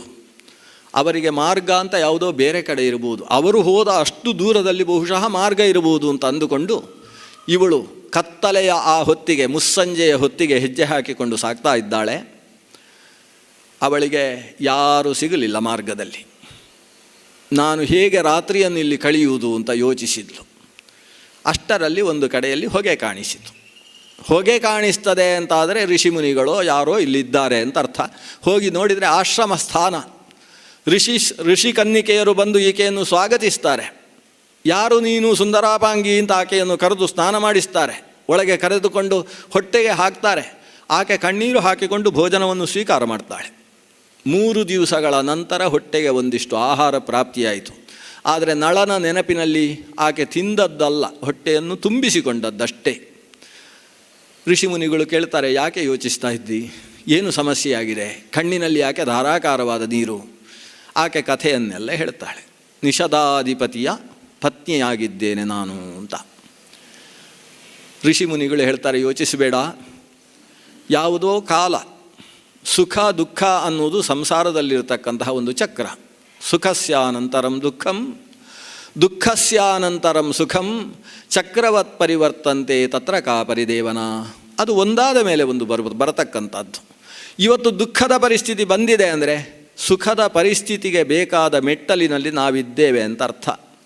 ಸುಖದ ಪರಿಸ್ಥಿತಿಯಲ್ಲೇ ಇದ್ದೇವೆ ಅಂತಾದರೆ ದುಃಖಕ್ಕೆ ಇಳಿಯುವ ಮೆಟ್ಟಲಿನಲ್ಲಿ ನಾವಿದ್ದೇವೆ ಅಂತ ಅರ್ಥ. ಅದು ಚಕ್ರ ಇದ್ದ ಹಾಗೆ, ಮೇಲೆ ಹೋದದ್ದು ಕೆಳಕ್ಕೆ ಇಳಿಯಲೇಬೇಕು. ಹೇಗೋ ಹಾಗೆ ಸುಖ ದುಃಖಗಳು ಅನ್ನುವುದು ಸಂಸಾರದ ಅನಿವಾರ್ಯವಾದ 2 ಬಿಂದುಗಳು. ಬರಿಯ ಸುಖ ಅನ್ನುವುದು ಮಾನುಷ ಸಂಸಾರದಲ್ಲಿಲ್ಲ, ಬರಿಯ ದುಃಖ ಅನ್ನುವುದು ಮಾನುಷ ಸಂಸಾರದಲ್ಲಿಲ್ಲ. ಆದ್ದರಿಂದ ದುಃಖ ಬಂದಾಗ ದೇವರು ಸುಖ ಕೊಟ್ಟಾಗ ಹೇಗೆ ಸ್ವೀಕರಿಸಿದ್ದೇವೋ ಹಾಗೆಯೇ ಇದನ್ನೂ ಸ್ವೀಕರಿಸಬೇಕು. ಹೇಗೆ ಒಬ್ಬ ವ್ಯಕ್ತಿಗೆ ಜೀವನದಲ್ಲಿ ಅನಾರೋಗ್ಯ ಬಂದಾಗ ಜ್ವರ ಬಂತು ಅಂತ ಹೇಳಿ ತಾನು ಸತ್ತೆ ಅಂತ ತೀರ್ಮಾನ ಮಾಡ್ತಾನೇನು ವ್ಯಕ್ತಿ? ಆರೋಗ್ಯವಾಗಿದ್ದಂತಹ ವ್ಯಕ್ತಿಗಳನ್ನು ನೋಡಿಕೊಂಡು ಇವತ್ತಲ್ಲ ನಾಳೆ ನಾನು ಹಾಗಾಗ್ತೇನೆ ಅನ್ನುವ ನಿಶ್ಚಯದಿಂದ ಆತ ತನ್ನ ಅನಾರೋಗ್ಯದ ಕಾಲದಲ್ಲಿ ಕಹಿಯಾದಂತಹ ಔಷಧಗಳನ್ನು, ಕಷಾಯಗಳನ್ನು ಸೇವಿಸಿಕೊಂಡು ತಾನು ಮತ್ತೆ ಆನಂದಕ್ಕೋಸ್ಕರ ದುಃಖವನ್ನು ಅನುಭವಿಸುವುದಿಲ್ವೇ? ಹಾಗಾದರೆ ಆನಂದಕ್ಕೋಸ್ಕರ ಅನುಭವಿಸುವ ದುಃಖ ಅನ್ನುವುದೇ ಸಂಸಾರ. ಸಂಸಾರದಲ್ಲಿ ಬಂದ ದುಃಖವನ್ನು ದುಃಖಕ್ಕೋಸ್ಕರ ದುಃಖ ಅಂತ ಅಂದುಕೊಂಡಿಯೋ ನಿನ್ನ ಜೀವನ ಮುಗಿಯಿತು ಅಂತ ಅರ್ಥ. ಇದು ಆನಂದಕ್ಕೋಸ್ಕರ ದುಃಖ ಅಂತ ಯೋಚಿಸು. ಆದರೆ ದಮಯಂತಿಗೆ ಸಮಾಧಾನ ಆಗುವುದಿಲ್ಲ. ನನ್ನ ಪತಿದೇವರು ನನ್ನನ್ನು ಬಿಟ್ಟು ಹೋಗಿದ್ದಾರೆ, ಮತ್ತೆ ಮಿಲನ ಸಾಧ್ಯವೋ ಅಂತ. ಆಗ ಋಷಿ, ನೀನು ಯೋಚಿಸಬೇಡ, ನಿನ್ನ ಮನಸ್ಸು ನನಗೆ ಅರ್ಥವಾಗ್ತಾ ಇದೆ. 2 ದಿವಸಗಳಲ್ಲಿ ನನ್ನ ಪತಿ ಸಿಗುವುದಿಲ್ಲ ಅಂತ ಆದರೆ ನಾನು ಎಲ್ಲಿಯಾದರೂ ಹುಲಿಯ ಬಾಯಿಗೆ ಸಿಕ್ಕಿಯಾದರೂ ಸತ್ತು ಹೋಗ್ತೇನೆ ಅಂತ ನೀನು ಯೋಚಿಸ್ತಾ ಇದೆಯಲ್ಲ, ಇಂಥ ಯೋಚನೆಯನ್ನು ಮಾತ್ರ ಜೀವನದಲ್ಲಿ 1 ಬಾರಿಯೂ ಮಾಡಬೇಡ. ಆತ್ಮಹತ್ಯೆ ಅನ್ನುವುದು ಮಹಾಪಾಪ. ಋಷಿ ವಿಸ್ತಾರವಾಗಿ ಉಪದೇಶ ಮಾಡ್ತಾನೆ. ಅವತ್ತು ರಾತ್ರಿ ಹೇಗೂ ಕಳಿಬೇಕಲ್ಲ, ಇವಳಿಗೆ ಒಂದು ರಾತ್ರಿ ಉಪದೇಶ ಮಾಡ್ತಾನೆ ಮಹರ್ಷಿ. ಹೇಳ್ತಾನೆ, ಯಾರು ತನ್ನ ಆತ್ಮವನ್ನು ಈ ಶರೀರದಿಂದ ನಾಶ ಮಾಡಬೇಕು ಅಂತ ಯೋಚನೆ ಮಾಡ್ತಾನೋ ಅಂತಹ ವ್ಯಕ್ತಿಗೆ ನರಕದಲ್ಲಿ ಪೂರ್ವ ನಿಯೋಜಿತವಾದಂತಹ ಒಂದು ಸ್ಥಾನ ಇದೆ. ತಾನುಸ್ತೆ ಪ್ರೇತ್ಯಾಭಿಗಚ್ಚಂತಿ ಏಕೇಚ ಆತ್ಮಹನೋ ಜನ. ಆತ್ಮಹನನ ಅಂತ ಯಾರು ಮಾಡ್ತಾರೋ, ಆತ್ಮಹತ್ಯೆ ಅಂತ ಯಾರು ಮಾಡಿಕೊಳ್ತಾರೋ ಅಂಥವರು ಅಂತಹ ಒಂದು ಲೋಕಕ್ಕೆ ಹೋಗ್ತಾರೆ. ಇಂತಹ ಲೋಕ ಗೊತ್ತೋ? ಅಸುರ್ಯಾ ನಾಮತೆ ಲೋಕಾ ಅಂಧೇನ ತಮಸಾವೃತಾ. ಅಲ್ಲಿ ಸುಖ ಇಲ್ಲ. ಸುಖ ರಮಣಕ್ಕೆ ಸುರ ಅಂತ ಹೆಸರು. ಅಸುರ್ಯ ಅಂದರೆ ಸುಖದ ರಮಣ ಇಲ್ಲದೇ ಇರತಕ್ಕಂಥದ್ದು, ದುಃಖ ರಾಶಿ ತುಂಬಿರತಕ್ಕಂಥದ್ದು. ಅಂಧೇನ ತಮಸಾವೃತ, ಕಗ್ಗತ್ತಲೆಯಿಂದ ತುಂಬಿರತಕ್ಕಂಥ ಲೋಕ ಅದು. ಅಂಥ ಲೋಕದಲ್ಲಿ ಶಾಶ್ವತ ಕಾಲದ ತನಕ ಬೀಳಬೇಕಾದಂತಹ ಪ್ರಸಂಗ ಇದೆ. ಅಂತಹ ಕೆಟ್ಟದ್ದನ್ನು ಪಡೆಯುವುದಕ್ಕೋಸ್ಕರ ಇವತ್ತಿನ ದುಃಖದ ಪರಿಹಾರಕ್ಕೆ ಪ್ರಯತ್ನಿಸಬೇಕಾ? ಇವತ್ತಿನ ದುಃಖ ಕೆಲವು ಕಾಲ ಇದ್ದು ಹೋಗುವಂಥದ್ದು. ಈ ದುಃಖದ ಕಾರಣದಿಂದ ನಾವು ಅಂತಹ ದುಃಖವನ್ನು ಅನುಭವಿಸಬೇಕೇನು? ಆದ್ದರಿಂದ ಆತ್ಮಹನನದ ಬಗ್ಗೆ ಯಾವತ್ತೂ ಯೋಚಿಸಬೇಡ. ಈ ಮಹಾಭಾರತದಲ್ಲಿ ಆತ್ಮಹತ್ಯೆಯ ಬಗ್ಗೆ ಜಾಗೃತೆಯನ್ನು ಹೇಳುವ ಅನೇಕ ಪ್ರಸಂಗಗಳಲ್ಲಿ ಇದು ಒಂದು. ನಾವು ಬಹುಶಃ ಒಂದು 4 ದಿವಸದ ಹಿಂದೆ ಒಂದು ಪ್ರಕರಣವನ್ನು ನೋಡಿದ್ದೇವೆ. ಇದು ಇನ್ನೊಂದು ಪ್ರಕರಣ. ಬಹಳ ಜಾಗ್ರತೆ ಮಾಡ್ತಾರೆ. ಆಗ ಹೇಳಬೇಕಾದ್ರೆ ಅಲ್ಲಿ ಹೇಳಿದ ವಿಷಯ ಏನು? ಯಾರು ತಾನಾಗಿ ಹುಟ್ಟಬಲ್ಲನೋ ಅವನು ಮಾತ್ರ ತಾನಾಗಿ ಸಾಯುವುದಕ್ಕೆ ಯೋಚಿಸಬೇಕು. ಯಾರಿಗೆ ಹುಟ್ಟುವುದಕ್ಕೆ ಅಧಿಕಾರ ಇಲ್ಲ ಅವನಿಗೆ ಸಾಯುವುದಕ್ಕೂ ಅಧಿಕಾರ ಇಲ್ಲ. ತನ್ನ ಅಧಿಕಾರ ವ್ಯಾಪ್ತಿ ಯಾವ ವಿಷಯದಲ್ಲಿಲ್ಲವೋ ಅಂಥಲ್ಲಿ ತಾನು ಕೈ ಮಾಡಿದರೆ ಅದು ಅಧಿಕಾರ ವ್ಯಾಪ್ತಿಯನ್ನು ಮೀರಿದ ದೋಷ ಅವನನ್ನು ಅಂಟುತ್ತೆ ಅಂತ ಅಲ್ಲಿ ಹೇಳಿದರು. ಇಲ್ಲಿ ಹೇಳ್ತಾ ಇರುವಂಥದ್ದು, ನಿನ್ನ ಶರೀರವನ್ನು ತ್ಯಾಗ ಮಾಡಿಕೊಂಡ್ರೆ ಮುಂದಿನ ಲೋಕದಲ್ಲಿ ಅಂತಹ ಕೆಟ್ಟದ್ದನ್ನು ಅನುಭವಿಸಬೇಕಾಗ್ತದೆ. ಅದಕ್ಕಿಂತ ಈಗ ಅನುಭವಿಸುವಂಥದ್ದೇ ಸುಖ ಅಂತ ಯೋಚಿಸು. ಇಷ್ಟು ಹೇಳಿದರೂ ಆಕೆಗೆ ಸಮಾಧಾನ ಆಗಲಿಲ್ಲ. ಮಹರ್ಷಿ ಹೇಳ್ತಾನೆ, ನೀನು ಯೋಚಿಸಬೇಡ, ನನಗೆ ಭವಿಷ್ಯ ಕಾಣಿಸ್ತದೆ. ನಿನ್ನ ಪತಿಯ ಜೊತೆಗೆ ನೀನು ಸೇರುವವಳಿದ್ದಿ. ಹಿಂದೊಮ್ಮೆ ನಿನಗೆ 4 ದೇವತೆಗಳು ಪ್ರತ್ಯಕ್ಷರಾಗಿ ಅನುಗ್ರಹಿಸಿದ್ದಾರೆ. ಇಬ್ಬರೂ ಜೊತೆಯಲ್ಲೇ ವಾಸ ಮಾಡಬೇಕು. ನಿಮಗೆ ಯಾವತ್ತಿಗೂ ಕೂಡ ಮುಪ್ಪು ಬರಬಾರ್ದು. ಮರಣವಾಗುವುದಾದರೂ ಜೊತೆಗೇ ನೀವು ಹೋಗಿ ದೇವಲೋಕದಲ್ಲಿ ಇಂದ್ರನಿತ್ತಂತಹ ಆಸನದಲ್ಲಿ ಉಪವೇಶವಾಗಬೇಕು ಅಂತ ದೇವತೆಗಳು ಹೇಳಿದ್ದಾರಲ್ಲ, ಅದು ಘಟಿಸುತ್ತೆ. ಅದರ ಮೇಲೆ ವಿಶ್ವಾಸವಿಡು. ಈಗ ಏನು ಬಂತು ಅದನ್ನು ಆನಂದದಿಂದ ಸ್ವೀಕರಿಸು. ಅಷ್ಟೊತ್ತಿಗೆ ಸೂರ್ಯೋದಯ, ಕೋಳಿ ಕೂಗು ಎಲ್ಲ ಕೇಳಿಸುವುದಕ್ಕೆ ಪ್ರಾರಂಭ ಆಯಿತು. ಈಕೆ ಋಷಿಗೆ ನಮಸ್ಕಾರ ಮಾಡ್ತಾಳೆ. ಬೆಳಗಾಗಿದೆ, ನೋಡ್ತಾಳೆ, ಆಶ್ರಮವೂ ಇಲ್ಲ, ಏನೂ ಇಲ್ಲ. ಅತಿಮಾನುಷವಾದ ಶಕ್ತಿಗಳು ಕಷ್ಟದಲ್ಲಿದ್ದಂತಹ ಒಬ್ಬಾಕೆ ಪತಿವ್ರತೆಯನ್ನು ಹೇಗೆ ರಕ್ಷಣೆ ಮಾಡ್ತದೆ? ಪಾತಿವ್ರತ್ಯ ಧರ್ಮದಿಂದ ಎಷ್ಟು ದೇವತಾನುಗ್ರಹಗಳು ಉಂಟಾಗ್ತವೆ. ಇದರಿಂದ ಗಮನಿಸಬೇಕಾದ ಅನೇಕ ಅಂಶಗಳಿದ್ದಾವೆ. ಮನುಷ್ಯ ಅಂತ ಆದ ಮೇಲೆ ಅದು ಎಷ್ಟು ಎತ್ತರದ ವ್ಯಕ್ತಿಯಾದರೂ ದುಃಖಗಳು ಅವನನ್ನು ಬಿಟ್ಟು ಇರುವುದಿಲ್ಲ. ದುಃಖದ ಪ್ರಸಂಗ ಬಂದೇ ಬರ್ತದೆ. ಆದರೆ ಆ ದುಃಖದ ಪ್ರಸಂಗ ಎಷ್ಟು ಎತ್ತರಕ್ಕೇರಿದರೂ ಒಂದು ಹಂತದಲ್ಲಿ ರಕ್ಷಣೆಯನ್ನು ಕೊಡುವುದಕ್ಕೋಸ್ಕರ ದೈವೀ ಶಕ್ತಿಗಳು ಆವಿರ್ಭವಿಸ್ತವೆ. ಆದ್ದರಿಂದ ಮನುಷ್ಯ ಸಾಯುವುದರ ಯೋಚನೆಯನ್ನು ಮಾಡತಕ್ಕದ್ದಲ್ಲ. ಎಂತಹ ದುರ್ಭರ ಪ್ರಸಂಗ ಬಂದರೂ ಅನುಭವಿಸುವುದಕ್ಕೆ ಸಿದ್ಧತೆ ಬೇಕು. ಕೊನೆ ಹಂತ ಬಂದಾಗ ದೈವೀ ರಕ್ಷಣೆ ಅನ್ನೋದು ಒದಗುತ್ತೆ ಅನ್ನೋ ಎಚ್ಚರ ಬೇಕು. ಧರ್ಮರಾಜ ಕಥೆಯನ್ನು ಕೇಳ್ತಾ ಇದ್ದ ಹಾಗೆ ಯೋಚಿಸ್ತಾನೆ, ಈಕೆಗೆ ಬಂದ ಪ್ರಸಂಗ, ನನ್ನ ಪತ್ನಿಯಾದ ದ್ರೌಪದಿ ದೇವಿಗೆ ಬಂದ ಪ್ರಸಂಗ ಏನು ವ್ಯತ್ಯಾಸ ಇದೆ? ನಾವೆಲ್ಲ ಸಹಿಸಿಕೊಂಡ್ವಿ. ಬಟ್ಟೆಯ ಮೇಲೆ ದುರುಳ ದುಶ್ಯಾಸನ ಕೈ ಹಾಕುವಂತಹ ಪ್ರಸಂಗದಲ್ಲೂ ಸಹಿಸಿಕೊಂಡ್ವಿ. ಏನಾಗಿ ಬಿಡುತ್ತೋ ಅನ್ನೋ ಪ್ರಸಂಗದಲ್ಲಿ ಭಗವಂತ ರಕ್ಷಣೆ ಕೊಟ್ಟ. ಅಂತಹ ರಕ್ಷಣೆ ಎಲ್ಲ ಕಾಲದಲ್ಲೂ ಕೂಡ ಇದ್ದೇ ಇರ್ತದೆ. ಪಾತಿವ್ರತ್ಯ ಅನ್ನುವುದು ಒಂದು ಹೆಣ್ಣನ್ನು ಅಷ್ಟು ಚೆನ್ನಾಗಿ ರಕ್ಷಿಸುತ್ತೆ ಅನ್ನುವುದನ್ನು ಒಳಗಿಂದ ಒಳಗೆ ದೃಢೀಕರಿಸಿಕೊಳ್ತಾ ಇದ್ದಾನೆ ಧರ್ಮಜ. ಈಕೆ ಮತ್ತೆ ಹೆಜ್ಜೆ ಹಾಕಿದಾಗ ಮಧ್ಯಾಹ್ನದ ಹೊತ್ತಿಗೆ ಕಾಡಿನ ಮಧ್ಯದಲ್ಲಿ ಸಾಗುವ ಒಂದು ದಾರಿಯನ್ನು ಬಂದು ತಲುಪಿದ್ದಾಳೆ. ಆ ದಾರಿಯಲ್ಲಿ ಒಂದು ದೊಡ್ಡ ಸಮುದಾಯ, ಅದನ್ನು ಸಾರ್ಥ ಅಂತ ಕರೀತಾರೆ. ನಾವು ಸ್ವಲ್ಪ ಹಿಂದಿನ ಕಾಲದ ಕಥೆಗಳನ್ನೆಲ್ಲ ಅಧ್ಯಯನ ಮಾಡಿದ್ದಿದ್ದರೆ ಇದೆಲ್ಲ ಅರ್ಥ ಆಗ್ತದೆ. ವರ್ತಕರು ಒಂದು ಊರಿನಲ್ಲಿ ಸಂಪಾದನೆಯಾದಂತಹ ದ್ರವ್ಯ, ಧಾನ್ಯ ಇತ್ಯಾದಿಗಳನ್ನೆಲ್ಲ ಹೇರಿಕೊಂಡು ಸುಮಾರು 1000-2000 ಜನ ಇರ್ತಾರೆ ಒಟ್ಟಿಗೆ. ಅವರಲ್ಲಿ ಕುದುರೆಗಳು, ಆನೆಗಳು ಇತ್ಯಾದಿಗಳೆಲ್ಲ ಇರ್ತವೆ. ಛತ್ರಗಳು, ಚಾಮರಗಳನ್ನೆಲ್ಲ ಹಿಡ್ಕೊಂಡಿರ್ತಾರೆ. ದೊಡ್ಡ ದೊಡ್ಡ ಬಂಡಿಗಳಿರ್ತವೆ. ಕಂಬಳಿಗಳು, ಪ್ರಾಣಿಗಳು ಇವುಗಳನ್ನೆಲ್ಲ ಈ ಊರಿನಿಂದ ಇನ್ಯಾವುದೋ ದೇಶಕ್ಕೆ ತೆಗೆದುಕೊಂಡು ಹೋಗಿ ಅಲ್ಲಿ ಮಾರಾಟ ಮಾಡುವುದು, ಅಲ್ಲಿಯ ವಸ್ತುಗಳನ್ನೆಲ್ಲ ತೆಗೆದುಕೊಂಡು ಬಂದು ಇನ್ನೊಂದು ದೇಶದಲ್ಲಿ ಮಾರಾಟ ಮಾಡುವುದು. ಈ ರೀತಿಯ ವ್ಯವಸ್ಥೆ ಇವರದ್ದು. ಇಂಥವರನ್ನು ಸಾರ್ಥರು ಅಂತ ಕರೀತಾರೆ. ದೊಡ್ಡ ವ್ಯಾಪಾರಿಗಳ ಸಮುದಾಯ ಅದು. ಆ ಸಾರ್ಥಕ್ಕೆ ಒಬ್ಬ ಸಾರ್ಥವಾಹ ಅಂತಿರ್ತಾನೆ, ಅವರೆಲ್ಲರ ನಾಯಕ ಅಂತಿರ್ತಾನೆ. ಆ ನಾಯಕನದ್ದೇ ಆದ ಒಂದು ಪ್ರತ್ಯೇಕ ಬಂಡಿ ಇರ್ತದೆ. ಆ ಬಂಡಿಯ ಜೊತೆಗೆ ಇನ್ನೊಂದು ಬಂಡಿ ಇರ್ತದೆ. ಆ ಬಂಡಿಯಲ್ಲಿ ಅವರು ಆರಾಧಿಸುವ ದೇವತೆ ಇರ್ತಾರೆ. ಒಂದು ಸ್ವಲ್ಪ ವಿಚಿತ್ರವಾದ ರುಂಡಮುಂಡಗಳನ್ನು ಹಾಕ್ಕೊಂಡಿರ್ತಕ್ಕಂಥ ಒಂದು ವಿಚಿತ್ರವಾದ ದೇವತೆ. ಆ ದೇವತೆಯನ್ನು ಮಣಿಕಂಠ ಅಂತ ಕರೀತಾರೆ. ಅವರು ಮಣಿಕಂಠನನ್ನು ಆರಾಧನೆ ಮಾಡ್ತಕ್ಕಂತಹ ಸಾರ್ಥವಾಹರು. ಮಣಿಕಂಠನ ಪಕ್ಕದಲ್ಲಿ ಒಂದು ಪುಟ್ಟ ಮಣ್ಣಿನ ಮೂರ್ತಿ ಇರ್ತದೆ. ಆ ಮಣ್ಣಿನ ಮೂರ್ತಿಗೆ ವಿಘ್ನನಾಯಕ ಅಂತ ಹೆಸರು. ಆ ವಿಘ್ನನಾಯಕನನ್ನು ಮೊದಲು ಆರಾಧನೆ ಮಾಡಿ ವಿಘ್ನನಾಯಕನಿಗೆ ಒಂದು ಬಲಿಯನ್ನು ಕೊಟ್ಟ ಮೇಲೆ ಮಣಿಕಂಠನನ್ನು ಪೂಜಿಸಬೇಕು. ಮಣಿಕಂಠನ ಪೂಜೆ ಮಾಡಿ ಅವರು ಯಾತ್ರೆಯನ್ನು ಪ್ರಾರಂಭಿಸಿದರು ಅಂತಾದರೆ ಅವರ ಯಾತ್ರೆಯಲ್ಲಿ ಯಾವ ವಿಘ್ನವೂ ಬರುವುದಿಲ್ಲ ಅಂತ ಇದು ಅವರ ನಂಬಿಕೆ. ಕೈಯಲ್ಲಿ ಶಸ್ತ್ರವನ್ನು ಧಾರಣೆ ಮಾಡಿದಂಥ ಒಂದು 10 ಜನ ಮುಂಭಾಗದಲ್ಲಿ ಸಂಚರಿಸ್ತಾರೆ. ಹಿಂಭಾಗದಲ್ಲಿ ಅವರ ಹೆಂಗಸರು, ಮಕ್ಕಳು, ವ್ಯಾಪಾರಿಗಳು, ವ್ಯಾಪಾರದ ದ್ರವ್ಯಗಳು ಇದನ್ನೆಲ್ಲ ಹಾಕಿಕೊಂಡು ಸಾಗ್ತಾ ಇರ್ತಾರೆ. ಅಂತಹ ದೊಡ್ಡ ಸಾರ್ಥ, ಸುಮಾರು 1000 ಜನ ಇರತಕ್ಕಂಥ ಒಂದು ಸಾರ್ಥ, ಆ ಸಾರ್ಥ ಸಿಕ್ಕಿತು. ಈಕೆ ಅದರ ನಾಯಕನಲ್ಲಿ ತನ್ನ ಗೋಳು ಹೇಳಿಕೊಳ್ತಾಳೆ, ನೀವು ಯಾವ ಊರಿಗೆ ಹೋಗ್ತೀರೋ ಅಲ್ಲಿಗೆ ನನ್ನನ್ನು ನಿಮ್ಮ ಜೊತೆಗೆ ಸೇರಿಸಿಕೊಳ್ಳಿ ಅಂತ. ಅವನು ಹೇಳ್ತಾನೆ, ಏನು ತೊಂದರೆ ಇಲ್ಲ, ಇಷ್ಟು ಜನರ ಮಧ್ಯದಲ್ಲಿ ನೀನೇನು ಕಷ್ಟ ಆಗ್ತದೆ, ಆ ಹೆಂಗಸರ ಮಧ್ಯದಲ್ಲಿ ಸೇರ್ಕೋ ಅಂತ. ಹೆಂಗಸರ ಮಧ್ಯದಲ್ಲಿ ಈಕೆ ಸೇರಿಕೊಳ್ತಾಳೆ, ಸಾರ್ಥದಲ್ಲಿ ಸೇರಿಕೊಂಡು ನಡೀತಾಳೆ. ಆದರೆ ಕೆಲವರು ಈ ಹೊಸದಾಗಿ ಸೇರಿಕೊಂಡಂತಹ ಅರ್ಧ ಬಟ್ಟೆಯುಳ್ಳ ವ್ಯಕ್ತಿಯನ್ನು ನೋಡಿ ಹೆದರಿಕೊಳ್ತಾರಂತೆ. ಏನೋ ಈ ಕಾಡಿನಲ್ಲಿ ಪಿಶಾಚಿಗಳಿರ್ತಾವೆ ಅಂತ ಕೇಳಿದ್ದೇವೆ, ಹಾಗೂ ನೋಡಲಿಕ್ಕೆ ಈಕೆ ಪರಮ ಸುಂದರಿ, ಇಂತಹ ಸೌಂದರ್ಯ ಮನುಷ್ಯರಲ್ಲಿರಲಿಕ್ಕೆ ಸಾಧ್ಯ ಇಲ್ಲ. ಒಂದೋ ದೇವತೆ, ವನದೇವತೆಯಾಗಿರಬೇಕು, ಇಲ್ಲವೋ ಯಾವುದೋ ಪಿಶಾಚಿಯಾಗಿರಬೇಕು. ಮಾಯಾ ಶೂರ್ಪಣಕೆಯ ಹಾಗೆ ಪಿಶಾಚಿಗಳೆಲ್ಲ ಎಡವಟ್ಟು ಮಾಡಿಕೊಂಡು ರೂಪಧಾರಣೆ ಮಾಡುವುದಿಲ್ವಾ, ಹಾಗೆ ಏನೋ ಆಗಿರಬೇಕು. ಹೀಗೆ ಯೋಚನೆ ಮಾಡಿಕೊಂಡು ಗುಸುಗುಸು ಅಂತ ಮಾತಾಡಿಕೊಳ್ತಾರೆ. ಅವತ್ತು ರಾತ್ರಿ ಆಯಿತು. ರಾತ್ರಿಯ ಹೊತ್ತಿಗೆ ಒಂದು ಸರೋವರದ ಹತ್ತಿರಕ್ಕೆ ಬಂದಿದ್ದಾರೆ. ಮುಂದುಗಡೆ ಇದ್ದಂತಹ ಸಾರ್ಥವಾಹ ಹೇಳ್ತಾನೆ, ಇವತ್ತು ಇಲ್ಲೇ ಉಳಿಕೆ. ಗಟ್ಟಿಯಾದ ಧ್ವನಿಯಲ್ಲಿ ಅವ ಒಂದು ಉದ್ಘೋಷಣೆ ಮಾಡಿದ ಅಂತಾದರೆ ಎಲ್ಲರೂ ಕೂಡ ಅದನ್ನು ಅನುಸರಿಸಬೇಕು. ಇವತ್ತು ಈ ಸರೋವರದ ಸುತ್ತಲೂ ಕೂಡ ಡೇರೆ ಹಾಕಿಕೊಳ್ಳಿ, ರಾತ್ರಿ ವಿಶ್ರಾಂತಿಯ ವ್ಯವಸ್ಥೆ ಮಾಡಿ, ಇಂತಹ ಜಾಗದಲ್ಲಿ ಆನೆಗಳನ್ನು ಕಟ್ಟಿ, ಇಂತಹ ಜಾಗದಲ್ಲಿ ಕುದುರೆಗಳನ್ನು ಕಟ್ಟಿ, ಇಂತಹ ಜಾಗದಲ್ಲಿ ಸ್ತ್ರೀಯರ ವ್ಯವಸ್ಥೆ, ಇಂಥಲ್ಲಿ ಅಡಿಗೆ ನಡೀತದೆ, ಇಂಥಲ್ಲಿ ಮಣಿಕಂಠನ ಆರಾಧನೆ, ನಾಳೆ ಬೆಳಗ್ಗೆ ಎದ್ದ ಕೂಡಲೇ ಅಲ್ಲಿ ಬಂದು ಆರಾಧಿಸಬೇಕು, ಎಲ್ಲ ನಿರ್ದೇಶನ ಸಿಕ್ಕಿತು. ಎಲ್ಲರೂ ಅಲ್ಲಿ ಉಳಿದುಕೊಂಡರು. ರಾತ್ರಿ ಅಲ್ಲಿಯ ಕಾಡಿನ ಕೆಲವು ಪದಾರ್ಥಗಳು ಅವರದ್ದೇ ಆದ ಆಹಾರದ ವ್ಯವಸ್ಥೆಯಲ್ಲಿ ಸ್ವೀಕರಿಸಿದರು. ದಮಯಂತಿಯು ಕೂಡ ನೀರು ಕುಡಿದಳು. ವಿಶ್ರಾಂತಿ ಆಯಿತು. ಮಧ್ಯರಾತ್ರಿಯ ಹೊತ್ತಿಗೆ ಕಾಡಾನೆಗಳ ಗುಂಪು ಬಂತಂತೆ. ಬಾಯಾರಿ ನೀರು ಕುಡಿಯುವುದಕ್ಕೆ ಅಂತ ಬರುವವುಗಳು. ಅವುಗಳು ಬರ್ತಾ ಇರಬೇಕಾದರೆ ಇಲ್ಲಿದ್ದಂತಹ ಇವರ ಆನೆಯ ಗುಂಪು ಎದ್ದು ಗೀಳಿಡುವುದಕ್ಕೆ ಪ್ರಾರಂಭ ಮಾಡಿತು. ಕಾಡಾನೆಗಳು ನಾಡಾನೆಗಳ ಗೀಳು ಕೇಳಿದ ಕೂಡಲೇ ಅವುಗಳಿಗೆ ಮೈಯೆಲ್ಲ ನಿಮಿರಿ ನಿಂತಿತು. ಗಂಡಾನೆಗಳು ಹೆಣ್ಣಾನೆಗಳು ಅಂತ ಹುಡುಕುವುದಕ್ಕೆ ಅಂತ ಹತ್ತಿರಕ್ಕೆ ಬಂದವು. ಇಲ್ಲಿ ನೋಡಿದರೆ ಗಟ್ಟಿ ಮುಟ್ಟಾದಂತಹ ಗಂಡಾನೆಗಳು ಕಂಡುವು. ಆ ಕಡೆಯ ಗಂಡಾನೆಗಳಿಗೆ ಸಿಟ್ಟು ಬಂದವು, ಇವುಗಳನ್ನು ಜಗ್ಗಿದವು, ಹೋರಾಡಿದವು.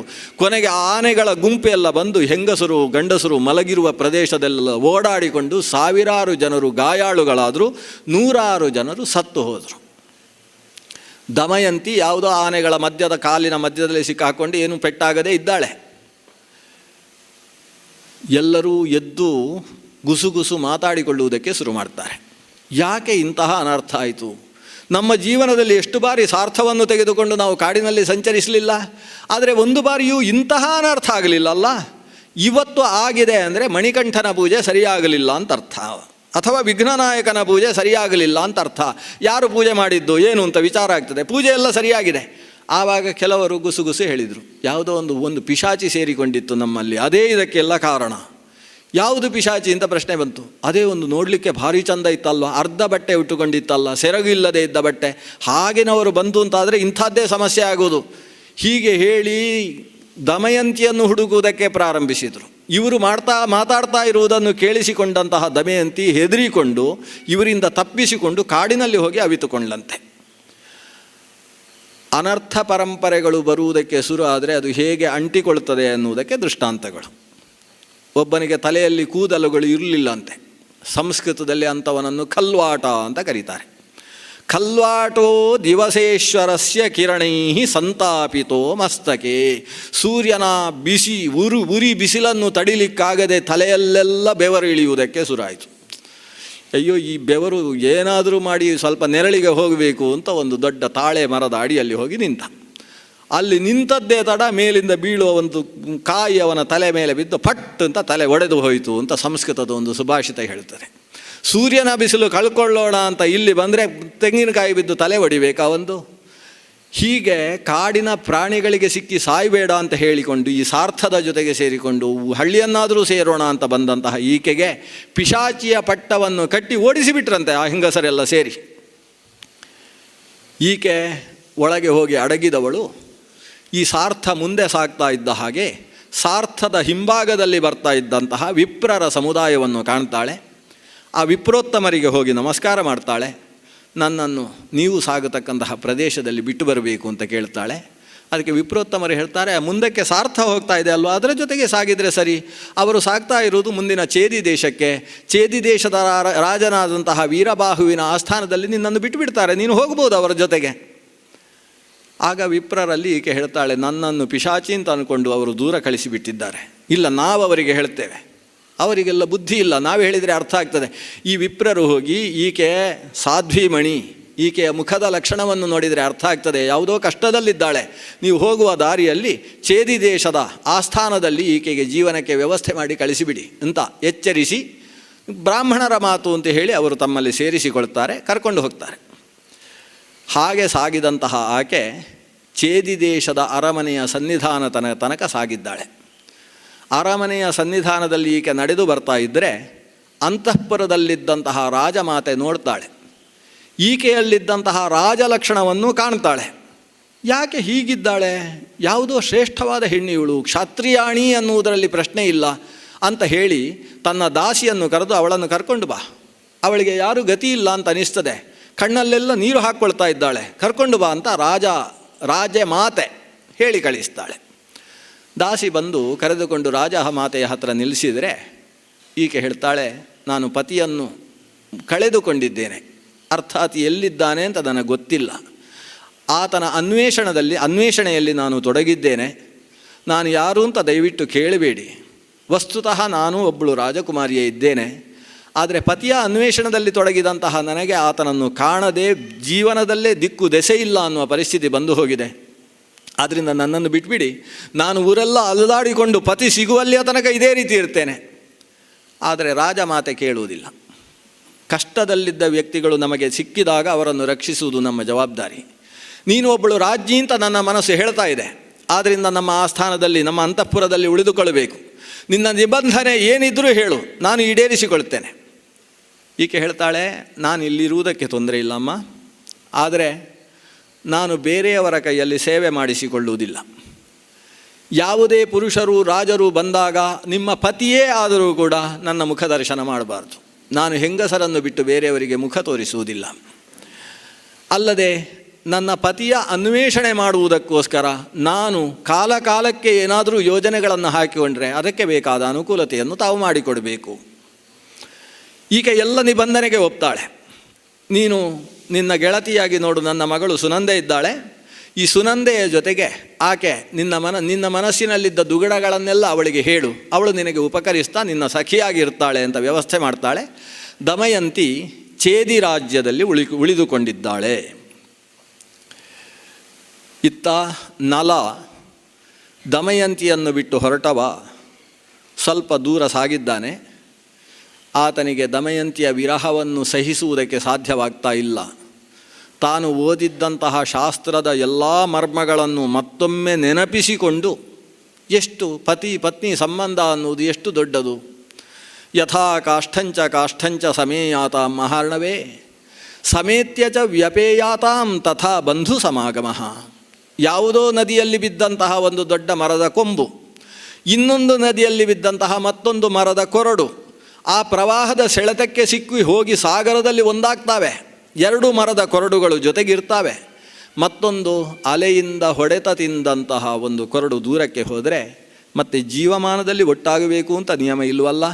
ಹಾಗೆ ಯಾವುದೋ ಗೋತ್ರದಲ್ಲಿ ಹುಟ್ಟಿದಂಥ ಒಂದು ಹೆಣ್ಣು ಇನ್ನೊಂದು ಗಂಡು, ಯಾವುದೋ ಕಾರಣದಿಂದ ಎರಡು ಜಾತಕಗಳು ಹೊಂತಾವೆ ಅಂತ ಹಿರಿಯರ ಮಾತುಗಳು, ಆ ಕಾರಣದಿಂದ ವಿವಾಹ ಅನ್ನುವ ಒಂದು ಬಂಧ, ಇದರಿಂದ ಜೊತೆಗಿರುವುದು. ಆತ್ಮಗಳ ಸಂಬಂಧ ಎಷ್ಟು ದೊಡ್ಡದು. ಆದ್ದರಿಂದ ಇದನ್ನೇ ನಾವು ಯೋಚಿಸಿಕೊಂಡು ಎಷ್ಟು ಅಂತ ಮರಗುವುದು ಅಂತ ತನ್ನ ವೇದಾಂತದ ಬಲವನ್ನು ಬಹಳಷ್ಟು ಯೋಚಿಸ್ತಾನೆ. ಆದರೆ ತನ್ನ ಪತ್ನಿಯಲ್ಲಿದ್ದಂತಹ ಸದ್ಗುಣಗಳ ಕಾರಣದಿಂದ ಆತನಿಗೆ ದಮಯಂತಿಯನ್ನು ದೂರೀಕರಿಸುವುದು ಸಾಧ್ಯವಾಗುವುದಿಲ್ಲ. ಕಣ್ಣಲ್ಲಿ ನೀರು ಹಾಕಿಕೊಂಡು ಹೆಜ್ಜೆ ಹಾಕ್ತಾ ಇದ್ದರೆ ಆ ಕಡೆಯಿಂದ ಕಾಡ್ಗಿಚ್ಚು ಕಾಣಿಸಿಕೊಳ್ತದೆ. ಕಾಡಿನ ಬೆಂಕಿಯ ಮಧ್ಯದಲ್ಲಿ ಒಂದು ನರನ ಮಾತು ಕೇಳಿಸುತ್ತೆ. ರಾಜ ನಿಷದಾಧಿಪ ಅಂತ ಶಬ್ದ ಕೇಳಿಸ್ತದೆ. ಒಂದು ದೈವಿ ವಾಣಿ ಅಂತ ಅಂದುಕೊಂಡು ಆ ಕಡೆಗೆ ಕಿವಿ ಕೊಡ್ತಾನೆ. ಏನು ಅಂತ ನೋಡ್ತಾನೆ. ಅಲ್ಲಿಂದ ಮಾತು ಹೇಳ್ತದೆ, ನಾನು ಬೆಂಕಿಯ ಮಧ್ಯದಲ್ಲಿ ಸಿಕ್ಕಿ ಹಾಕಿಕೊಂಡಿದ್ದೇನೆ, ನಾನು ಸರ್ಪಾಧಿಪನಿದ್ದೇನೆ, ನನ್ನನ್ನು ಎತ್ತಿ ಬೇರೆ ಕಡೆಗೆ ಹಾಕು. ಮಹರ್ಷಿಯು ಶಾಪ ಕೊಟ್ಟಿದ್ದಾನೆ, ನೀನು ನಡೆದಾಡದೇ ಇರುವ ಹಾಗೆ ಅಚಲನಾಗಿ ಹೋಗು ಅಂತ ಶಪಿಸಿದ್ದಾನೆ. ಬೆಂಕಿಯ ಮಧ್ಯದಲ್ಲಿ ಸಿಕ್ಕಿ ಹಾಕಿಕೊಂಡಿದ್ದೇನೆ ನಲ, ನಿನ್ನ ಆಗಮನ ಆಗಿ ನಿನ್ನ ಕರಸ್ಪರ್ಶವಾಯಿತು ಅಂದರೆ ನನಗೆ ಚಲನೆ ಬರ್ತದೆ ಅಂತ ಉಶಾಪವನ್ನು ಮಹರ್ಷಿ ಕೊಟ್ಟಿದ್ದಾನೆ, ದಯವಿಟ್ಟು ರಕ್ಷಿಸು. ನಲ ಆರ್ತನಾದ ಕೇಳಿದ ಕಡೆಗೆ ಹೆಜ್ಜೆ ಹಾಕಿ ಓಡಿ ಹೋದ. ಬೆಂಕಿಯ ಮಧ್ಯದಲ್ಲಿ ಸಿಕ್ಕಿ ಹಾಕಿಕೊಂಡಂತಹ ಕರ್ಕೋಟಕ ಸರ್ಪವನ್ನು ತನ್ನ ಅರ್ಧ ಬಟ್ಟೆಯಲ್ಲೇ ಹಾಕಿಕೊಂಡು ಎತ್ತಿಕೊಂಡು ಬರ್ತಾನೆ. ಎತ್ತಿಕೊಂಡು ಬಂದು ಬೆಂಕಿ ಇಲ್ಲದೆ ಇದ್ದಂತಹ ತಂಪಿನ ಪ್ರದೇಶದಲ್ಲಿ ಬಿಡ್ತಾನೆ. ಬಿಟ್ಟಾಗ ಸರ್ಪ ಮನುಷ್ಯ ಭಾಷೆಯಲ್ಲಿ ಮತ್ತೆ ಮಾತಾಡುತ್ತೆ. ಮಾನವನ ಕಣ್ಣಿನ ಹಾಗೆ ಪ್ರಜ್ವಲವಾದಂತಹ ಕಣ್ಣುಗಳಿಂದ ಆತನನ್ನು ಪ್ರೀತಿಯಿಂದ ನೋಡ್ತದೆ. ನೋಡಿ ಹೇಳ್ತದೆ, ರಾಜನ್, ನನಗೆ ದೊಡ್ಡ ಉಪಕಾರ ಮಾಡಿದೆ. ಮನುಷ್ಯ ಯಾವುದಕ್ಕೆ ಉಪಕಾರ ಮಾಡಿದರೂ ಸರ್ಪಕ್ಕೆ ಉಪಕಾರ ಮಾಡುವುದಿಲ್ಲ. ಸರ್ಪಕ್ಕೆ ಹಾಲು ಹಾಕಿ ಆದರೂ ಕಿರಿಕಿರಿ ಮಾಡ್ತಾನೆ. ಒಟ್ಟಿನಲ್ಲಿ ಸರ್ಪವನ್ನು ಉಪಕರಿಸುವುದು ಅನ್ನುವುದು ಮನುಷ್ಯನ ಜಾಯಮಾನದಲ್ಲಿಲ್ಲ.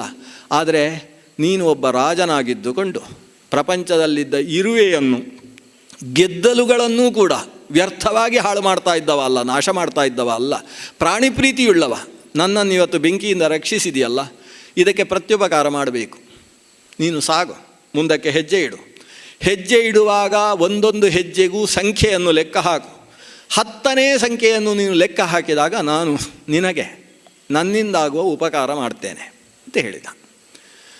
ನಲ ಕರ್ಕೋಟಕನನ್ನು ಹಿಂದಕ್ಕೆ ಬಿಟ್ಟು ತಾನು ಹೆಜ್ಜೆ ಹಾಕಿದ. ಏಕಂ ದ್ವೇ ತ್ರೀಣಿ. ಆಗ ಕನ್ನಡ ಭಾಷೆ ಇರಲಿಲ್ಲ, ಇದ್ದಿದ್ದರೆ ಅದರಲ್ಲಿ 1 2 ಬಾಳೆಲೆ 2 3 4 ಅನ್ನ ಹಾಕು ಅಂತ ಹೇಳ್ತಿದ್ದವ. ಆಗ ಇದ್ದದ್ದು ವ್ಯವಹಾರ ಭಾಷೆಯ ಸಂಸ್ಕೃತ ಆದದ್ರಿಂದ ತ್ರೀಣಿ ಚತ್ವಾರಿ ಪಂಚ ಷಟ್ ಸಪ್ತ ಅಷ್ಟೌ ನವ ದಶ ಅಂತ ಹೆಜ್ಜೆ ಇಟ್ಟ ಕೂಡಲೇ ಸರ್ಪ ಆತನ ಕಾಲಿಗೆ ಕಚ್ಚಿಬಿಟ್ಟಿತು. ಕರ್ಕೋಟಕನ ವಿಷ ಶರೀರದಲ್ಲಿ ಪಸರಿಸಿತು. ಸಂಸ್ಕೃತದಲ್ಲಿ ದಶ ಅನ್ನುವ ಶಬ್ದಕ್ಕೆ 2 ಅರ್ಥ ಇದೆ. ಒಂದು ದಶ ಅಂದರೆ 10 ಅಂತ ಅರ್ಥ, ಇನ್ನೊಂದು ಕಚ್ಚು ಅಂತ ಅರ್ಥ. ಕಚ್ಚಪ್ಪ, ನನ್ನ ಕಾಲನ್ನು ಕಚ್ಚು ಅಂತ. ದಶತಿ ಅಂದರೆ ಕಚ್ಚುತ್ತಾನೆ, ದಂಶನ ಅಂದರೆ ಕಚ್ಚುವುದು. ನಮ್ಮ ಹಲ್ಲಿಗೂ ಕೂಡ ದಂಶ ಅಂತ ಹೆಸರು. ದಂಶ ಅಂದರೆ ಕಚ್ಚಲಿಕ್ಕೆ ಆಗುವಂಥದ್ದು ಅಂತ ಅರ್ಥ. ಉಪದಂಶ ಅಂದರೆ ಉಪ್ಪಿನಕಾಯಿ ಅಂತ ಅರ್ಥ. ಅಂದರೆ ಕಚ್ಚುವುದಕ್ಕೆ ಇರುವಂಥದ್ದಕ್ಕೆ ಉಪದಂಶ ಅಂತ ಹೆಸರು. ದಶ ಅನ್ನುವುದಕ್ಕೆ ಕಚ್ಚು ಅಂತ. ದಶತು ಅಂದರೆ ಕಚ್ಚಲಿ, ದಶ ಅಂದರೆ ಕಚ್ಚು ಅಂತ ಮಧ್ಯಮ ಪುರುಷದಲ್ಲಿ ಹೇಳ್ತಕ್ಕಂಥ ಶಬ್ದ ಅದು. ಇವ ದಶ ಅಂತ ಹೇಳಿದ್ದೇ ತಡ ಅದು ಕಚ್ಚಿತಂತೆ. ಅಂದರೆ ಕರ್ಕೋಟಕನಿಗೂ ಕೂಡ ಅಷ್ಟು ಭಯ ಅಂತ ಹೇಳ್ತಾರೆ ವ್ಯಾಸರು. ನಲ ಪುಣ್ಯ ಶ್ಲೋಕ, ಆತನ ಹೆಸರು ಹೇಳಿದವನ ಪಾಪಗಳು ನಾಶವಾಗ್ತವೆ ಅನ್ನುವಷ್ಟು ಶ್ರೇಷ್ಠ ವ್ಯಕ್ತಿತ್ವ ನಲನದ್ದು. ಅಂತಹ ರಾಜಋಷಿಯಾದಂತಹ ನಲನನ್ನು ಕಚ್ಚು ಅಂತ ಅವ ಆದೇಶಿಸದೆ ಕಚ್ಚಿದ ಪಕ್ಷದಲ್ಲಿ ನಾನೇ ಸತ್ತು ಹೋದೇನು, ಭಸ್ಮವಾಗಿ ಹೋದೇನು ಅಂತ ಹೆದರಿಕೆ.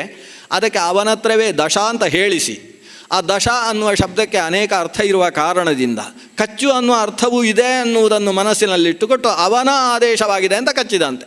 ಇದರಿಂದ ಕರ್ಕೋಟಕ ಬದುಕಿದ. ಆದರೆ ಕರ್ಕೋಟಕ ನಲನನ್ನು ಕಚ್ಚಿದ್ದೇ ತಡ ಕಾಲಿನಿಂದ ಶಿರಸ್ಸಿನ ತನಕ ವಿಷ ಏರಿತು. ಏರಿದ ವಿಷಯದಿಂದ ಶರೀರವೆಲ್ಲವೂ ಕಪ್ಪು ಕಪ್ಪಾಯಿತು. ಶರೀರದಲ್ಲಿ ಪ್ರಜ್ವಲವಾಗಿರತಕ್ಕಂತಹ ಆತನ ಚರ್ಮಗಳು ಸುಕ್ಕುಗಟ್ಟಿದವು. ಎಳೆದರೆ 1 ಗೇಣು ಬರುವಷ್ಟು ಅಲ್ಲಲ್ಲಿ ಚರ್ಮಗಳು ಜೋಲುವುದಕ್ಕೆ ಪ್ರಾರಂಭವಾದವು. ಎಡಗೈ ಅನ್ನುವುದು ಪುಟ್ಟದಾಯಿತು, ಬಲಗೈ ಅನ್ನುವುದು ಎಷ್ಟಿತ್ತು ಅಷ್ಟೇ ಇತ್ತು. ಕಾಲುಗಳು ಒಂದು ಕುಂಟುವುದಕ್ಕೆ ಪ್ರಾರಂಭವಾಯಿತು. ಶರೀರ ಎಷ್ಟಿದೆಯೋ ಅದಕ್ಕೆ ಎಷ್ಟು ಕಾಲು ಉದ್ದ ಇರಬೇಕೋ ಅದರ 1/4 ಕಡಿಮೆಯಾಗಿ ಹೋಯಿತು. ಒಂದು ವಿಚಿತ್ರವಾದಂತಹ ಶರೀರ ನಿರ್ಮಾಣವಾಯಿತು. ನೋಡಿದರೆ ಹೇಸಿಕೆ ಅಂತ ಅನಿಸುವಂತಹ ಶರೀರ.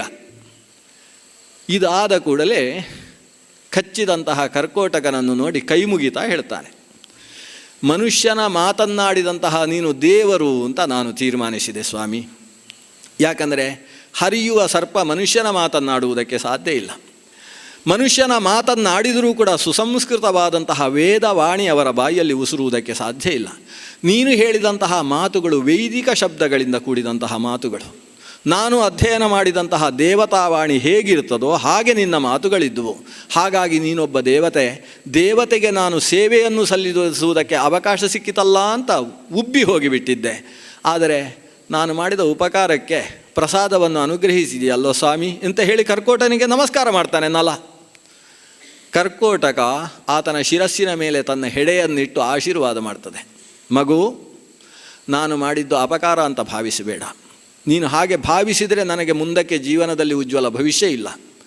ನಾನು ಮಾಡಿದ್ದು ನಿನಗೆ ಉಪಕಾರ. ಯಾಕಂದರೆ ನಿನ್ನ ಶರೀರದಲ್ಲಿ ನಿನ್ನ ಈ ದುಃಖಕ್ಕೆ, ನಿನ್ನ ಪತ್ನಿಯ ದುಃಖಕ್ಕೆ ಕಾರಣವಾದಂತಹ ಒಂದು ಶಕ್ತಿ ಪ್ರವೇಶವಾಗಿದೆ. ಅದಕ್ಕೆ ಕಲಿ ಅಂತ ಹೆಸರು. ಅವನು ನಿನ್ನ ಶರೀರದಲ್ಲಿ ಆನಂದವಾಗಿದ್ದಾನೆ. ನಿನ್ನ ದುಃಖವನ್ನು ನೋಡಿ ಖುಷಿಪಡುವಂತಹ ವ್ಯಕ್ತಿತ್ವವನ್ನೇ ಕಲಿ ಅಂತ ಕರೆಯೋದು. ಅದಕ್ಕೋಸ್ಕರ ನಾನು ನಿನ್ನ ಶರೀರದಲ್ಲಿ ವಿಷವನ್ನು ಹಾಕಿದ್ದೇನೆ. ಈ ವಿಷ ನಿನಗೆ ಏನನ್ನೂ ಮಾಡುವುದಿಲ್ಲ. ನಿನ್ನ ಒಳಗಿದ್ದ ಕಲಿಗೆ ಕಚ್ಚಿದಂತಹ ವಿಷ ಅದು.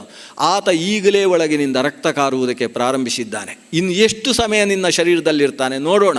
ಅವನಿಗೆ ತೊಂದರೆಯಾಗುವುದಕ್ಕೋಸ್ಕರ ನಾನು ಕಚ್ಚಿದ್ದೇನೆ. ಅವನಿಗೆ ಶುದ್ಧವಾದ 32 ಲಕ್ಷಣಗಳಿಂದ ಕೂಡಿದ ಶರೀರ ಇತ್ತು ಅಂತಾದರೆ ಅದು ತುಂಬ ಆನಂದವನ್ನು ಕೊಡುವಂಥದ್ದು. ನೀನು ಈಗ ವಿಚಿತ್ರವಾದ ಶರೀರವನ್ನು ಪಡೆದ ಕಾರಣದಿಂದಲೇ ಆತ ಒಳಗಿನಿಂದ ವಿಲವಿಲನೆ ಒದ್ದಾಡ್ತಾ ಇದ್ದಾನೆ. ಅವನನ್ನು ಓಡಿಸುವುದಕ್ಕೋಸ್ಕರ ನಾನು ಮಾಡಿದ ಉಪಕಾರ ಮಗು. ನೋಡು, ನಿನ್ನ ಶರೀರ ಇವತ್ತು ಇಷ್ಟು ವಿಕೃತವಾಗಿದೆ. ನೀನು ಇಲ್ಲಿಂದ ಅಯೋಧ್ಯ ದೇಶಕ್ಕೆ ಪ್ರಯಾಣವನ್ನು ಮಾಡು. ಅಲ್ಲಿ ಒಬ್ಬ ಪುಣ್ಯಶ್ಲೋಕನಿದ್ದಾನೆ. ನಿನ್ನ ವ್ಯಕ್ತಿತ್ವ ಎಷ್ಟೋ ಅಂತಹ ವ್ಯಕ್ತಿತ್ವವನ್ನು ಪಡೆದಂತಹ ಅಯೋಧ್ಯಾಧಿಪತಿ ಋತುಪರ್ಣನಿದ್ದಾನೆ. ಸೂರ್ಯವಂಶದ ಅರಸ, ನಿನ್ನ ಗೆಳೆಯ, ನಿನ್ನ ಮೇಲೆ ಬಹಳ ಭಕ್ತ.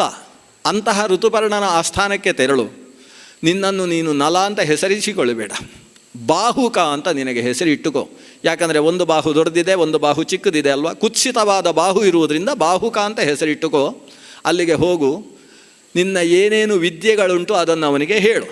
ನಿನಗೆ ಯೋಗ್ಯವಾದಂತಹ ಕೆಲಸವನ್ನು ಅವ ಕೊಡ್ತಾನೆ. ನಿನ್ನಿಂದ ಕಲಿ ಇಳಿಯುವುದಕ್ಕೆ ಅವನ ದರ್ಶನವೂ ಕಾರಣವಾಗ್ತದೆ.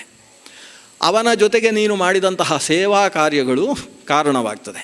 ಅಯೋಧ್ಯೆಯಂತಹ ಪುಣ್ಯ ಭೂಮಿಯ ಸ್ಪರ್ಶವೂ ಕೂಡ ನಿನ್ನ ಕಲಿ ಇಳಿಯುವುದಕ್ಕೆ ಕಾರಣವಾಗ್ತದೆ. ಆದ್ದರಿಂದ ಅಲ್ಲಿಗೆ ಹೋಗು ಮಗು. ಇನ್ನು ನಿನಗೆ ಯಾವಾಗ ನಿನ್ನ ನಿಜ ಶರೀರವನ್ನು ಪಡಿಬೇಕು ಅಂತ ಮನಸ್ಸಾಗ್ತದೆ ಅಷ್ಟು ಹೊತ್ತಿಗೆ ತೆಗೋ ಈ ಒಂದು ಅತ್ಯಂತ ಪುಟ್ಟದಾದಂತಹ ತೆಳುವಾದ ವಸ್ತ್ರ. ನೀನು ಅದನ್ನು ನಿನ್ನ ಸೊಂಟದ ಕಚ್ಚೆಯಲ್ಲಿ ಸೇರಿಸಿಕೊಳ್ಬೋದು. ಇವತ್ತಿನ ಬೆಂಕಿ ಪಟ್ಟಣದಲ್ಲಿ ಹಾಕುವುದಕ್ಕೆ ಆಗುವಷ್ಟು ಬಟ್ಟೆ.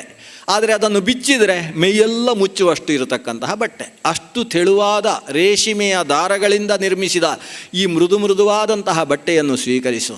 ನಾನು ನನ್ನ ನಿಜಸ್ವರೂಪವನ್ನು ಪಡಿಬೇಕು ಅಂತ ನೀನು ಯೋಚಿಸಿ ಯಾವಾಗ ಇದನ್ನು ಮೈ ಮೇಲೆ ಹೊದ್ದುಕೊಳ್ತೀಯೋ ಆವಾಗ ಸ್ಫುರದ್ರೂಪಿಯಾದ ನಲನ ನಿನ್ನ ಆ ಹಿಂದಿನ ಶರೀರ ಮತ್ತೆ ಆವಿರ್ಭಾವಗೊಳ್ತದೆ. ಇಷ್ಟು ಕಾರ್ಕೋಟಕ ಈ ಅರಸನಿಗೆ, ನಳನಿಗೆ ಉಪಕಾರ ಮಾಡಿತು. ಆದ್ದರಿಂದ ನಾವು ಕೊನೆಯಲ್ಲಿ ಹೇಳ್ತೇವಲ್ವ, ಕರ್ಕೋಟಕಸ್ಯ ನಾಗಸ್ಯ ದಮಯಂತ್ಯ ನಲಸ್ಯ ಚ ಋತುಪರ್ಣಸ್ಯ ರಾಜಋಷೇಹೇ ಕೀರ್ತನಂ ಕಲಿನಾಶನಂ. ಇದರಲ್ಲಿ ಕರ್ಕೋಟಕನನ್ನು ಮೊದಲು ಸ್ಮರಿಸುವುದೇ ಇದಕ್ಕೋಸ್ಕರ. ಕಲಿಯನ್ನು ನಾಶ ಮಾಡುವಲ್ಲಿ ಪ್ರಮುಖವಾದ ಸ್ಥಾನಮಾನ ಇಲ್ಲಿರುವುದೇ ಕರ್ಕೋಟಕನ ವಿಷಯದಲ್ಲಿ.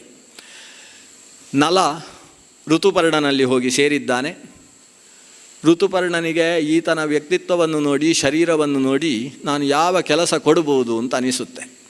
ಆದರೆ ಎಲ್ಲರಿಗೂ ಕೂಡ ತಾನು ಜೀವಿಕೆಯನ್ನು ಒದಗಿಸುವ ಕೈಂಕರ್ಯವನ್ನು ಹೊತ್ತವ ಋತುಪರ್ಣ ನಿನ್ನಲ್ಲಿ ಏನಿದೆ ಅಂತ ಕೇಳಿದ. ಅದಕ್ಕೆ ಬಾಹುಕ ಹೇಳ್ತಾನೆ, ನಾನು ಅಶ್ವಹೃದಯವನ್ನು ಬಲ್ಲವ, ಕುದುರೆಗಳನ್ನು ಬಹಳ ಚೆನ್ನಾಗಿ ನೋಡಿಕೊಳ್ಳಬಲ್ಲೆ, ಯಾವ ಕುದುರೆ ಎಂತಹ ಶಕ್ತಿಯುಳ್ಳದ್ದು ಅಂತ ನಿಮಗೆ ವಿವರವನ್ನು ಒದಗಿಸಬಲ್ಲೆ, ಬೇಕಾದರೆ ಸಾರಥ್ಯವನ್ನೂ ಮಾಡಬಲ್ಲೆ, ಎಷ್ಟೆಷ್ಟು ಯೋಜನ ದೂರದ ತನಕವೂ ಕೂಡ ನೀವು ಹೇಳಿದ ಕಾಲದ ಒಳಗಾಗಿ ರಥವನ್ನು ತಲುಪಿಸುವ ಕೆಲಸವನ್ನು ಮಾಡಬಲ್ಲೆ. ಇಲ್ಲ ಆ ಕೆಲಸಕ್ಕೆ ಈಗಾಗಲೇ ಬಹಳಷ್ಟು ಜನ ಇದ್ದಾರೆ ಅಂತಾದರೆ ನಾನು ಪಾಕದಲ್ಲಿ ಪ್ರವೀಣನಿದ್ದೇನೆ. ಒಂದು ದಿವಸ ಮಾಡಿದಂತಹ ಪಾಕದ ರುಚಿಯ ಹಾಗೇ ರುಚಿ ಮರುದಿವಸ ಇಲ್ಲದೇ ಇರುವ ಹಾಗೆ ಮಾಡಬಲ್ಲೆ. ಪ್ರತಿಯೊಂದು ದಿವಸವೂ ಕೂಡ ಮನುಷ್ಯನಿಗೆ ಆಯುರ್ವೇದದ ಪ್ರಕಾರ ಎಂತಹ ಆಹಾರವನ್ನು ಯಾವ ಋತುವಿನಲ್ಲಿ ಸ್ವೀಕರಿಸಿದರೆ ಸರಿಯೋ ಅಂತಹ ಆಹಾರವನ್ನು ಕೊಟ್ಟು ಮನುಷ್ಯನ ಅಮೃತತ್ವವನ್ನು ಒದಗಿಸುವ ಕೆಲಸವನ್ನು ಮಾಡಬಲ್ಲೆ ಅಂತ ತನ್ನ ಪಾಕದ ಪ್ರಾವೀಣ್ಯವನ್ನು ಹೇಳಿಕೊಳ್ತಾನೆ. ಅದಕ್ಕೂ ಜನ ಇದ್ದಾರೆ ಅಂತಾದರೆ ಒಟ್ಟು 6 ಹೇಳ್ತಾನೆ. ಅಂತೂ ಏನೋ 6 ಮಹಾವಿದ್ಯೆಗಳನ್ನು ಬಲ್ಲವ ಅಂತ. ಈತನ ಮಾತುಗಳನ್ನು ಕೇಳಿ ಋತುಪರ್ಣ ತನ್ನನ್ನು ಒಪ್ಪಿಸಿಕೊಂಡು ಬಿಡ್ತಾನೆ. ಇಂತಹ ಮಾತುಗಾರ ನೀನು ನಿಜವಾಗಿ ನನಗೆ ಮಂತ್ರಿಯಾಗಬೇಕು, ನಮ್ಮ ದೇಶದ ಎಲ್ಲ ವ್ಯವಹಾರಗಳನ್ನು ನೀನು ನೋಡಿಕೊಳ್ಳುವುದಕ್ಕೆ ಸಮರ್ಥ ಅಂತ ನನಗೆ ಅನಿಸ್ತದೆ. ಆದರೆ ನಿನ್ನ ಈ ಶರೀರ ಹೀಗಿರುವುದರಿಂದ ನಾನು ಅಲ್ಲಿ ಕೂಡಿಸುವುದಕ್ಕೆ ಸಾಧ್ಯ ಆಗ್ತಾ ಇಲ್ಲ. ಆದ್ದರಿಂದ ನನ್ನ ಜೊತೆಗೆ ನೀನಿರ್ಬೋದು, ಅದಕ್ಕೋಸ್ಕರ ನನ್ನ ಸಾರಥಿ ಆಗುವಂಥ ಸಾರಥಿಯ ಹೊಣೆಯನ್ನು ಆತನಿಗೆ ಕೊಡ್ತಾನೆ. ಈಗಾಗಲೇ ವಾರ್ಷ್ಣೇಯ ಅಲ್ಲಿ ಬಂದಿದ್ದಾನೆ, ಅರ್ಥಾತ್ ನಳನ ಸಾರಥಿ ವಾರ್ಷ್ಣೇಯ ಅಲ್ಲಿ ಬಂದು ಸೇರಿದ್ದಾನೆ. ಅವನ ಜೊತೆಗೆ ಅವನಿಗಿಂತ ಮೇಲಿನ ಸ್ಥಾನ, ಸಾರಥ್ಯದ ಇನ್ನೊಂದು ಸ್ಥಾನವನ್ನು ಇವನಿಗೆ ಕೊಡ್ತಾನೆ. ನಿನ್ನ ಗೆಳೆಯ ವಾರ್ಷ್ಣೇಯ ಜೊತೆಗಿರ್ತಾನೆ ಅಂತ ಹೇಳಿದ. ನಲ ವಾರ್ಷ್ಣೇಯನ ಜೊತೆಗೆ ಗೆಳೆತನ ಮಾಡ್ತಾನೆ. ವಾರ್ಷ್ಣೇಯನಿಗೆ ಇವ ನಳ ಅಂತ ಗೊತ್ತಿಲ್ಲ, ನಳನಿಗೆ ಅವನು ನನ್ನ ಸಾರಥಿ ಅಂತ ಗೊತ್ತಿದೆ.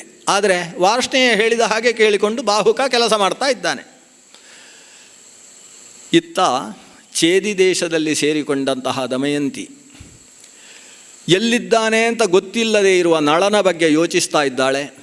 ಅದಕ್ಕಿಂತ ಹೆಚ್ಚು ಯೋಚನೆ ಮಾಡ್ತಕ್ಕಂಥವ ವಿದರ್ಭಾಧಿಪತಿಯಾದಂತಹ ಭೀಮಸೇನ ರಾಜ. ಆತ ದಮಯಂತಿಯನ್ನು ಹುಡುಕಿಸುವುದಕ್ಕೋಸ್ಕರ ವಿಪ್ರೋತ್ತಮರನ್ನು ಕಳಿಸಿಕೊಡ್ತಾನೆ.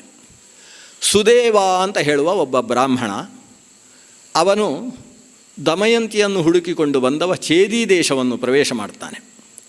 ಚೇದಿ ದೇಶದಲ್ಲಿ ಆತಿಥ್ಯವನ್ನು ಸ್ವೀಕಾರ ಮಾಡುವ ಹೊತ್ತಿಗೆ ಬ್ರಾಹ್ಮಣ ಸೇವೆಗೋಸ್ಕರ ಬಂದವಳು ದಮಯಂತಿ.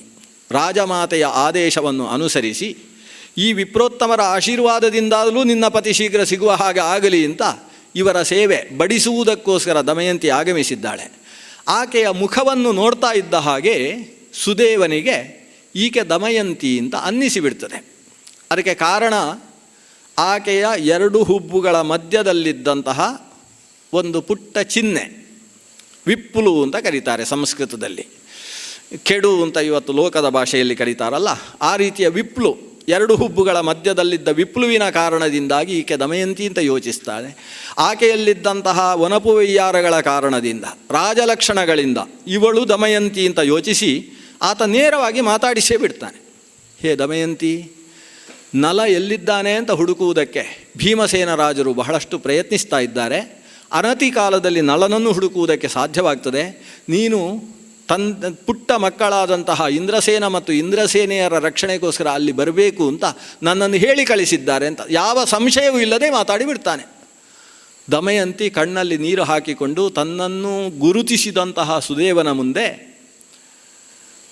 ನಾನು ಇಲ್ಲಿ ಯಾರಿಗೂ ಕೂಡ ನನ್ನನ್ನು ದಮಯಂತಿ ಅಂತ ಹೇಳಲಿಲ್ಲ ಮಹಾತ್ಮ, ಆದ್ದರಿಂದ ನನಗೆ ನನ್ನನ್ನು ಈಗ ಪ್ರಕಟೀಕರಿಸುವುದಕ್ಕೆ ಇಷ್ಟ ಇಲ್ಲ.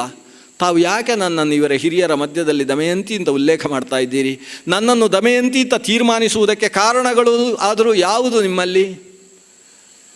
ಆತ ಹೇಳ್ತಾನೆ, ನಲನ ಹೆಸರು ಹೇಳಿದ ಕೂಡಲೇ ನೀನು ಕಣ್ಣಲ್ಲಿ ನೀರು ಹಾಕಿದ್ದೇ ಮುಖ್ಯದ ಕಾರಣ. ಎರಡನೆಯದ್ದು ನಿನ್ನ ಹುಬ್ಬಿನಲ್ಲಿರತಕ್ಕಂತಹ ವಿಪ್ಪುಲು. ಮೂರನೆಯದ್ದು ನಿನ್ನಲ್ಲಿರತಕ್ಕಂತಹ ಇಂತಹ ಅತಿಮಾನುಷವಾದಂತಹ ಸೌಂದರ್ಯ. ದಮಯಂತಿ ತನ್ನನ್ನು ಮುಚ್ಚಿಕೊಳ್ಳುವುದಕ್ಕೆ ಸಾಧ್ಯವಾಗಲಿಲ್ಲ. ರಾಜಮಾತೆ ಓಡಿ ಬರ್ತಾಳೆ. ಇವಳು ದಮಯಂತಿ ಅಂತ ಗೊತ್ತಾದ ಕೂಡಲೇ ಆಕೆ ಹೇಳ್ತಾಳೆ, ನಾನು ನಿನಗೆ ಚಿಕ್ಕಮ್ಮ ಆಗಬೇಕು ತಾಯಿ. ನಿನ್ನ ತಾಯಿ ಮತ್ತು ನಾನು ಇಬ್ಬರು ಅಕ್ಕ ತಂಗಿಯರು. ನಾನು ದತ್ತು ಹೋದ ಕಾರಣದಿಂದ ನಿಮ್ಮ ಸಂಬಂಧ ದೂರ ಆಗಿದೆ ಅಷ್ಟೇ. ನಿನ್ನನ್ನು ಅವತ್ತು ನೋಡಿದಾಗಲೇ ನನ್ನ ಮಗಳು ಅಂತ ನನಗೆ ಅನಿಸುವುದಕ್ಕೆ ಪ್ರಾರಂಭ ಆಗಿತ್ತು. ಆಮೇಲೆ ದಮಯಂತಿಯನ್ನು ರಥದ ಜೊತೆಗೆ ಕೊಟ್ಟು ಕಳಿಸಿದ್ದಾರೆ. ದಮಯಂತಿ ತನ್ನ ತವರು ಮನೆಯನ್ನು ಸೇರಿದ್ದಾಳೆ. ತನ್ನ ಇಬ್ಬರು ಮಕ್ಕಳ ಜೊತೆಗೆ ಮಕ್ಕಳ ಪೋಷಣೆಯಲ್ಲಿ ತೊಡಗಿದ್ದಾಳೆ. ಆದರೆ ನಲನನ್ನು ಹುಡುಕಿಸುವ ಕೆಲಸ ನಡೆಯಿತು. ಮತ್ತೆ ಸುದೇವನನ್ನೇ ದಮಯಂತಿ ಬೇರೆ ಬೇರೆ ಕಡೆಗೆ ಕಳಿಸಿದ್ದಾಳೆ. ಎರಡು ಮಾತುಗಳನ್ನು ಸಭೆಯಲ್ಲಿ ಕೇಳಬೇಕು. ಆ ಸಭೆಯಲ್ಲಿ ಯಾರಾದರೂ ಅದಕ್ಕೆ ಉತ್ತರ ಕೊಟ್ಟರೆ ಬಂದು ನನಗೆ ತಿಳಿಸಬೇಕು ಅಂತ. ಏನು ಎರಡು ಮಾತು? ಸಭೆಯಲ್ಲಿ ಕೇಳುವ ಮಾತು ಇಷ್ಟು: ಒಬ್ಬಳು ಪತಿಪರಾಯಣೆಯಾದಂತಹ ಹೆಣ್ಣು ಮಗಳನ್ನು ಒಬ್ಬ ಗಂಡನಾದಂತಹ ವ್ಯಕ್ತಿ ತನ್ನಿಂದ ನೋಡಿಕೊಳ್ಳುವುದಕ್ಕೆ ಸಾಧ್ಯ ಇಲ್ಲ ಅನ್ನುವ ನಿರ್ವೀರ್ಯತೆಯ ಕಾರಣದಿಂದ ಕಡುಗತ್ತಲಿನ ಮಧ್ಯರಾತ್ರಿಯ ಹೊತ್ತು ಕಾಡಿನಲ್ಲಿ ಬಿಟ್ಟು ಹೊರಟ ಅಂತಾದರೆ ಆತನ ಕಟುಕತನವನ್ನು ಹೇಗೆ ನಿಂದಿಸಬೇಕು? ಅಂಥವನಿಗೆ ರಾಜನಾದವ ಎಂತಹ ಶಿಕ್ಷೆ ಕೊಡಬೇಕು? ಆತನಿಂದ ದೂರವಾದಂತಹ ಹೆಣ್ಣು ಮಗಳು ಬದುಕಬೇಕೋ ಸಾಯಬೇಕು ಅಂತ ಒಂದು ಪ್ರಶ್ನೆ ಕೇಳಬೇಕು. ಈ ಪ್ರಶ್ನೆಗೆ ಸಭೆಯಲ್ಲಿ ಸೇರಿದಂತಹ ವ್ಯಕ್ತಿಗಳಲ್ಲಿ ಯಾರಾದರೂ ಕಣ್ಣೀರು ಹಾಕಿದರೆ ಅಥವಾ ಉತ್ತರವನ್ನು ಕೊಟ್ಟರೆ ಅದನ್ನು ಬಂದು ನನಗೆ ಹೇಳಬೇಕು ಅಂತ. ಇದು ಎಲ್ಲೆಲ್ಲ ಬೇರೆ ಬೇರೆ ರಾಷ್ಟ್ರಗಳಲ್ಲೆಲ್ಲ ನಡೆದಿದೆ. ಆದರೆ ಅದಕ್ಕೆ ಉತ್ತರ ಸಿಕ್ಕಿದ್ದು ಸುದೇವನಿಗೆ. ಸುದೇವ ಋತುಪರ್ಣನ ಆಸ್ಥಾನದಲ್ಲಿ ಬಂದು ಈ ಪ್ರಶ್ನೆಯನ್ನು ಕೇಳಿದಾಗ ಋತುಪರ್ಣನ ಆಸ್ಥಾನದಲ್ಲಿ ಬದಿಯಲ್ಲಿ ಕುಳಿತಿದ್ದಂತಹ ಬಾಹುಕ ಗಳಗಳನೆ ಕಣ್ಣಲ್ಲಿ ನೀರು ಹಾಕಿದ್ದಾನೆ. ಸಭೆ ಮುಗಿದ ಮೇಲೆ ಸುದೇವನನ್ನು ಕರೆದು ಆತನಿಗೆ ಉತ್ತರ ಕೊಡ್ತಾನೆ. ಅಂತಹ ಕಟುಕನಾದಂತಹ ಒಬ್ಬ ಪತಿ ಅವನು ಆ ಹೆಣ್ಣನ್ನು ಕಾಡಿನಲ್ಲಿ ಬಿಟ್ಟು ಹೊರಟ ಅಂತಾದರೆ ಅದಕ್ಕೆ ಅನೇಕ ಕಾರಣಗಳಿರುವ ಸಾಧ್ಯತೆ ಇದೆ. ಯಾಕಂದರೆ ಆಕೆ ಪತಿಪರಾಯಣೆ, ಈತ ಅಷ್ಟೇ ಪತ್ನಿಯಲ್ಲಿ ಅನುರಕ್ತನಾದಂತಹ ವ್ಯಕ್ತಿ. ಆ ಅನುರಾಗ ಅನ್ನುವುದೇ ಬಿಟ್ಟು ಹೋಗುವುದಕ್ಕೆ ಕಾರಣವಾಗಿರುತ್ತದೆ. ಆ ದುರ್ಭರ ಪರಿಸ್ಥಿತಿಯಲ್ಲಿ ಅವ ಬಿಟ್ಟು ಹೋದರೆ ಆಕೆಯ ಪಾತಿವ್ರತ್ಯ ಆಕೆಯನ್ನು ರಕ್ಷಣೆ ಮಾಡಿಯೇ ಮಾಡ್ತದೆ ಅನ್ನುವ 100ಕ್ಕೆ 100 ನಿಶ್ಚಯ ಆತನಲ್ಲಿರ್ತದೆ. ಆಗ ಪತಿಪರಾಯಣೆಯಾದಂತಹ ಆಕೆ ತನ್ನ ರಕ್ಷಣೆಯನ್ನು ತಾನು ಮಾಡಿಕೊಂಡು ಆ ಪತಿಯನ್ನು ಪಡೆಯುವುದಕ್ಕೋಸ್ಕರ ದೇವರಲ್ಲಿ ಪ್ರಾರ್ಥನೆ ಸಲ್ಲಿಸಬೇಕು. ಇದು ಬಿಟ್ಟು ಆಕೆ ಪತಿಗೆ ಶಿಕ್ಷೆ ಕೊಡುವುದಕ್ಕೆ ಅರ್ಹ ಅಲ್ಲ ಅಂತ ನೀನು ಪ್ರಶ್ನೆ ಕೇಳಿದವರ ಹತ್ರ ಹೇಳಬಹುದು ಅಂತ ಹೇಳಿ ಕಳಿಸಿದ. ಈತ ಅವಸರದಲ್ಲಿ ಬಂದು ದಮಯಂತಿಗೆ ನನಗೆ ಒಂದು ಕಡೆಯಲ್ಲಿ ಮಾತ್ರ ಉತ್ತರ ಸಿಕ್ಕಿತು ಅಂತ ಹೇಳಿದ. ಆದರೆ ಆತನ ಸ್ವರೂಪವನ್ನು ವರ್ಣನೆ ಮಾಡಿದರೆ ದಮಯಂತಿಗೆ ಅವ ನಲ ಅಲ್ಲ ಅನ್ನೋದು ಸ್ಪಷ್ಟವಿತ್ತು. ಆದರೆ ಈ ಉತ್ತರವನ್ನು ಆತ ಕೊಟ್ಟಿದ್ದಾನೆ ಅಂದರೆ ಅಲ್ಲಿ ನಲ ಇದ್ದಾನೆ ಅನ್ನುವುದು ಸ್ಪಷ್ಟ. ಅದು ಈತನ ಮೂಲಕವಾಗಿ ನಲ ಕೊಡಿಸಿರತಕ್ಕಂತಹ ಉತ್ತರ ಅಂತ ತೀರ್ಮಾನಿಸಿದ ದಮಯಂತಿ ಏನು ಮಾಡುವುದು? ಅವನು ನಲ ಅಂತ ನಾನು ಕರೆಸಿಕೊಳ್ಬೇಕಿಲ್ಲಿಗೆ. ನಲ ಅಷ್ಟು ಸುಲಭವಾಗಿ ಬರುವವ ಅಲ್ಲ, ತನ್ನ ಕಷ್ಟ ತೀರುವಲ್ಲಿಯ ತನಕ ನನ್ನ ಹತ್ತಿರ ಬರುವವ ಅಲ್ಲ. ಕರೆಸಿಕೊಳ್ಳುವುದಕ್ಕೆ ಏನು ಉಪಾಯ ಅಂತ ತಾನೇ ಕುಳಿತು ಆಲೋಚನೆ ಮಾಡಿ ಕೊನೆಗೆ ತಾಯಿಯನ್ನು ಕರೆದು ಹೇಳ್ತಾಳೆ, ನಾನೊಂದು ತಪ್ಪು ಮಾಡ್ತೇನೆ ಅಮ್ಮ, ನಮ್ಮ ತಂದೆಗೆ ತಿಳಿಸಬೇಡ. ನಾನು ಇವತ್ತು ಈ ವಾರ್ಷ್ಣೇಯನ ಗೆಳೆಯನಾದಂತಹ ರಾಜನ ಸಾರಥಿ ಹತ್ರ ಒಂದು ಸುಳ್ಳು ಹೇಳಿ ಕಳಿಸ್ತಾ ಇದ್ದೇನೆ. ನನಗೆ ನಾಳೆಯ ಮಧ್ಯಾಹ್ನದ ಹೊತ್ತು ಪುನಃಸ್ವಯಂವರವು ಏರ್ಪಟ್ಟಿದೆ ಅಂತ ಒಂದು ಸುಳ್ಳು ಹೇಳ್ತಾ ಇದ್ದೇನೆ ಅಮ್ಮ. ಇದನ್ನು ಋತುಪರ್ಣನಿಗೆ ಹೋಗಿ ತಿಳಿಸುವ ಹಾಗೆ, ಋತುಪರ್ಣನ ಸಭೆಯಲ್ಲೇ ತಿಳಿಸುವ ಹಾಗೆ ಹೇಳ್ತೇನೆ. ಆವಾಗ ಅಯೋಧ್ಯೆಯಿಂದ ವಿದರ್ಭದ ತನಕ ಇವತ್ತು ಸಾಯಂಕಾಲ ಹೊರಟು ನಾಳೆಯ ಮಧ್ಯಾಹ್ನದ ಒಳಗೆ ರಥ ಬಂದು ಸೇರಬೇಕು ಅಂತಾದರೆ, ಹಾಗೆ ಬಂದರು ಅಂತಾದರೆ ನಳ ಮಾತ್ರ ಆ ರೀತಿ ರಥವನ್ನು ಓಡಿಸುವುದಕ್ಕೆ ಸಾಧ್ಯ. ಆದ್ದರಿಂದ ನನ್ನ ಪತಿದೇವರಲ್ಲಿ ಇದ್ದಾರೆ ಅಂತಾದರೆ ನಾಳೆ ದಿವಸ ಅವರು ಬರ್ತಾರೆ. ಅಕಸ್ಮಾತ್ ನಾಳೆ ಬರಲಿಲ್ಲ ಅಂದರೆ ನನ್ನ ಪತಿ ಅಲ್ಲಿ ಇಲ್ಲ ಅಂತ ಅರ್ಥ. ಇದು ಒಂದೇ ನನಗೆ ಮಾರ್ಗ ಇರುವುದು. ಈ ಕಾರಣವನ್ನು ಬಿಟ್ಟರೆ ಬೇರೆ ಯಾವ ಕಾರಣದಿಂದಲೂ ನನ್ನ ಪತಿ ಅಲ್ಲಿಂದ ಹೊರಟು ಬರುವುದಕ್ಕೆ ಸಾಧ್ಯ ಇಲ್ಲ. ತಾಯಿ ಯೋಚನೆ ಮಾಡ್ತಾಳೆ, ಹೀಗೊಂದು ನನ್ನ ಮಗಳ ಹೆಸರಲ್ಲಿ ಅಪಪ್ರಚಾರ ಆಗುವುದಿಲ್ಲವೇ ಅಂತ ಯೋಚಿಸ್ತಾಳೆ. ಆದರೆ ಈ ಉಪಾಯ ಅತ್ಯಂತ ಯುಕ್ತ ಅಂತ ಕೊನೆಗೆ ತೀರ್ಮಾನ ಮಾಡಿ ಸಾರಥಿ ಹೊರಟು ಅಲ್ಲಿ ಹೋಗಿ ಉದ್ಘೋಷಣೆ ಮಾಡಿ ಆಯಿತು. ಬಾಹುಕನಿಗೆ ಎದೆಗೆ ಹೊಡೆದ ಹಾಗೆ ಆಗಿಹೋಯಿತು. ತನ್ನ ಪತ್ನಿ ಎರಡನೇ ಸ್ವಯಂವರದ ಬಗ್ಗೆ ಯೋಚಿಸುವುದೇ ಇದು ಅಸಂಭವವಲ್ಲವೇ? ಹಾಗಾದರೆ ಏನು ನಡೀತಾ ಇದೆ? ಇದರ ಒಳಗೆ ಏನೂ ಸೂಕ್ಷ್ಮ ಇರಬೇಕಲ್ಲ. ದ್ವಿತೀಯ ಸ್ವಯಂವರ ಹೌದಾದರೂ ಆ ದ್ವಿತೀಯ ಸ್ವಯಂವರವನ್ನು ಭೀಮಸೇನ ರಾಜ ನಿರ್ಧರಿಸುವುದಕ್ಕೆ ಸಾಧ್ಯವೇ? ಭೀಮಸೇನ ನಿರ್ಧರಿಸಿದರೂ ಕೂಡ ಅದಕ್ಕೆ ದಮಯಂತಿ ಓಗೊಡುವುದಕ್ಕೆ ಶಕ್ಯ ಉಂಟು. ಸುತರಾಮ್ ಸಾಧ್ಯ ಇಲ್ಲ ಅಂತ ಅವನ ಮನಸ್ಸು ಹೇಳ್ತದೆ. ಆದರೆ ಇದರ ತತ್ವ ಏನು ಅಂತ ಅರ್ಥೈಸಿಕೊಳ್ಳಬೇಕು ಅಂತ ಯೋಚಿಸಿದವ ರಾಜನ ಮುಂದೆ ಬಂದು ನಿಂತ. ಋತುಪರ್ಣ ಹೇಳ್ತಾನೆ, ನಲನಂತಹ ಶ್ರೇಷ್ಠ ವ್ಯಕ್ತಿತ್ವದ ಅರ್ಧಾಂಗಿಯಾದಂತಹ ದಮಯಂತಿಯ ದ್ವಿತೀಯ ಸ್ವಯಂವರವನ್ನು ತಡೆಯಬೇಕಾದದ್ದು ರಾಜನಾಗಿ ನಲನ ಗೆಳೆಯನಾಗಿ ನನ್ನ ಕರ್ತವ್ಯ. ನಲ ಎಲ್ಲೋ ಬದುಕಿದ್ದಾನೆ ಅಂತ ನನ್ನ ಮನಸ್ಸು ಹೇಳ್ತದೆ. ಆದ್ದರಿಂದ ಈ ಕ್ಷಣದಲ್ಲಿ ಭೀಮಸೇನ ರಾಜನ ಜೊತೆಗೆ ನಾನು ಮಾತಾಡಬೇಕಾಗಿದೆ. ಯಾರು ನನ್ನನ್ನು ವಿದರ್ಭಕ್ಕೆ ಅತಿ ಶೀಘ್ರದಲ್ಲಿ ಕರ್ಕೊಂಡು ಹೋದೀರಿ? ವಾರ್ಷ್ಣೇಯ ಹೇಳ್ತಾನೆ, ನಾನು ನಿನ್ನನ್ನು ಕರ್ಕೊಂಡು ಹೋದರೆ ಇನ್ನು 3 ದಿವಸ ಬೇಕಾಗ್ತದೆ. ನಾಳೆಯ ಒಳಗೆ ತಲುಪಿಸುವುದಕ್ಕೆ ನನ್ನಿಂದ ಸಾಧ್ಯ ಇಲ್ಲ. ಆಗ ಬಾಹುಕ ಹೇಳ್ತಾನೆ, ನಾನು ಕರ್ಕೊಂಡು ಹೋಗಬಲ್ಲೆ, ಆದರೆ ಯಾವ ಕುದುರೆಯನ್ನು ಹಚ್ಚಬೇಕು ಅನ್ನುವ ಜವಾಬ್ದಾರಿ ನನಗೇ ಕೊಡಬೇಕು. ವಾರ್ಷ್ಣೇಯ ಹೇಳಿದ ಕುದುರೆ ಹಚ್ಚಿದರೆ ಅದು ಹೋಗಲಿಕ್ಕೆ ಸಾಧ್ಯ ಇಲ್ಲ. ಆಗ ರಾಜ ಹೇಳ್ತಾನೆ, ನೀನು ಯಾವ ಕುದುರೆ ಬೇಕು ಅಂತಹ ಕುದುರೆಯನ್ನು ಜೋಡಿಸು. ವಾರ್ಷ್ಣೇಯನೂ ಕೂಡ ರಥದ ಹಿಂಭಾಗದಲ್ಲಿ ಕುಳಿತಿರಲಿ. ನಾನು, ನೀನು ಮತ್ತು ವಾರ್ಷ್ಣೇಯ, ನಾವು 3 ಜನ, ವಾರ್ಷ್ಣೇಯ, ನೀನು ಮತ್ತು ನಾನು ರಥದಲ್ಲಿ ಏರಿಕೊಂಡು ಈ ಕ್ಷಣದಲ್ಲಿ ಹೊರಡೋಣ ಅಂತ. ನಲ ಕುದುರೆಯ ಆಲಯಕ್ಕೆ ಬಂದು ಅದರಲ್ಲಿ ಅತ್ಯಂತ ತೆಳುವಾದಂತಹ 4 ಕುದುರೆಗಳನ್ನು ರಥಕ್ಕೆ ಕಟ್ತಾನೆ. ರಾಜ ರಥವನ್ನು ಹೇರುವಾಗ ಹೇಳ್ತಾನೆ, ಎಲುಬು ಕಾಣಿಸ್ತಕ್ಕಂಥ ಕುದುರೆಗಳು ಅವಸರದ ವೇಗದಲ್ಲಿ ಹೇಗೆ ತಾನೇ ಇದನ್ನು ನಾವು ವಿದರ್ಭದ ತನಕ ಸಾಗಿಸುವುದಕ್ಕೆ ಸಾಧ್ಯ? ಬಾಹುಕ ಹೇಳಿದ, ಅದನ್ನು ನೀವು ಯೋಚಿಸಬೇಡಿ, ಅದಕ್ಕೆ ಏನು ಶಕ್ತಿ ಇದೆ ಅನ್ನುವುದನ್ನು ನಾನು ಅಶ್ವಹೃದಯದ ಮೂಲಕ ಬಲ್ಲೆ. ರಥದಲ್ಲಿ ಕೂತದ್ದೇ ತಡ ರಥ ಓಡುವುದಕ್ಕೆ ಪ್ರಾರಂಭವಾಯಿತು.